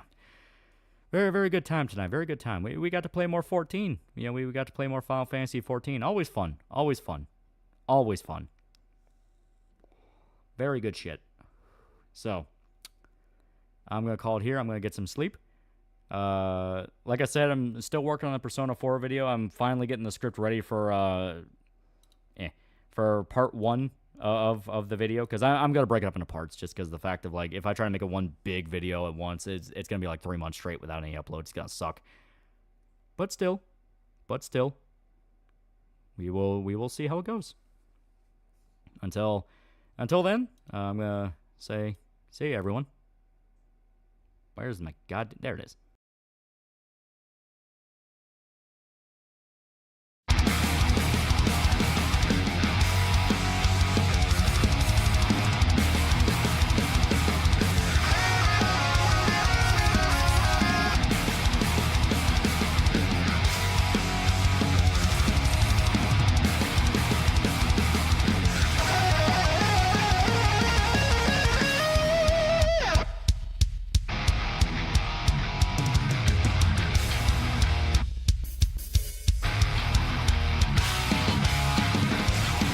You're in my face. Now's the time and place. So say goodbye. Fuck what you die. Close yourself. The reaper takes his soul, but your last fight. Vengeance here tonight.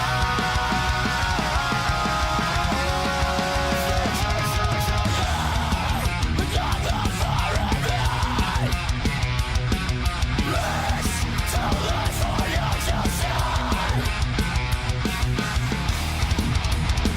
This is the end for you, my friend. You pushed me to the edge, and now I will get my revenge.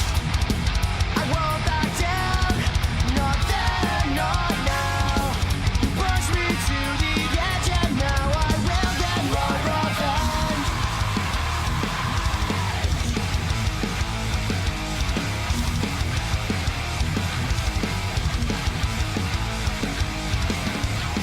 What's left to say?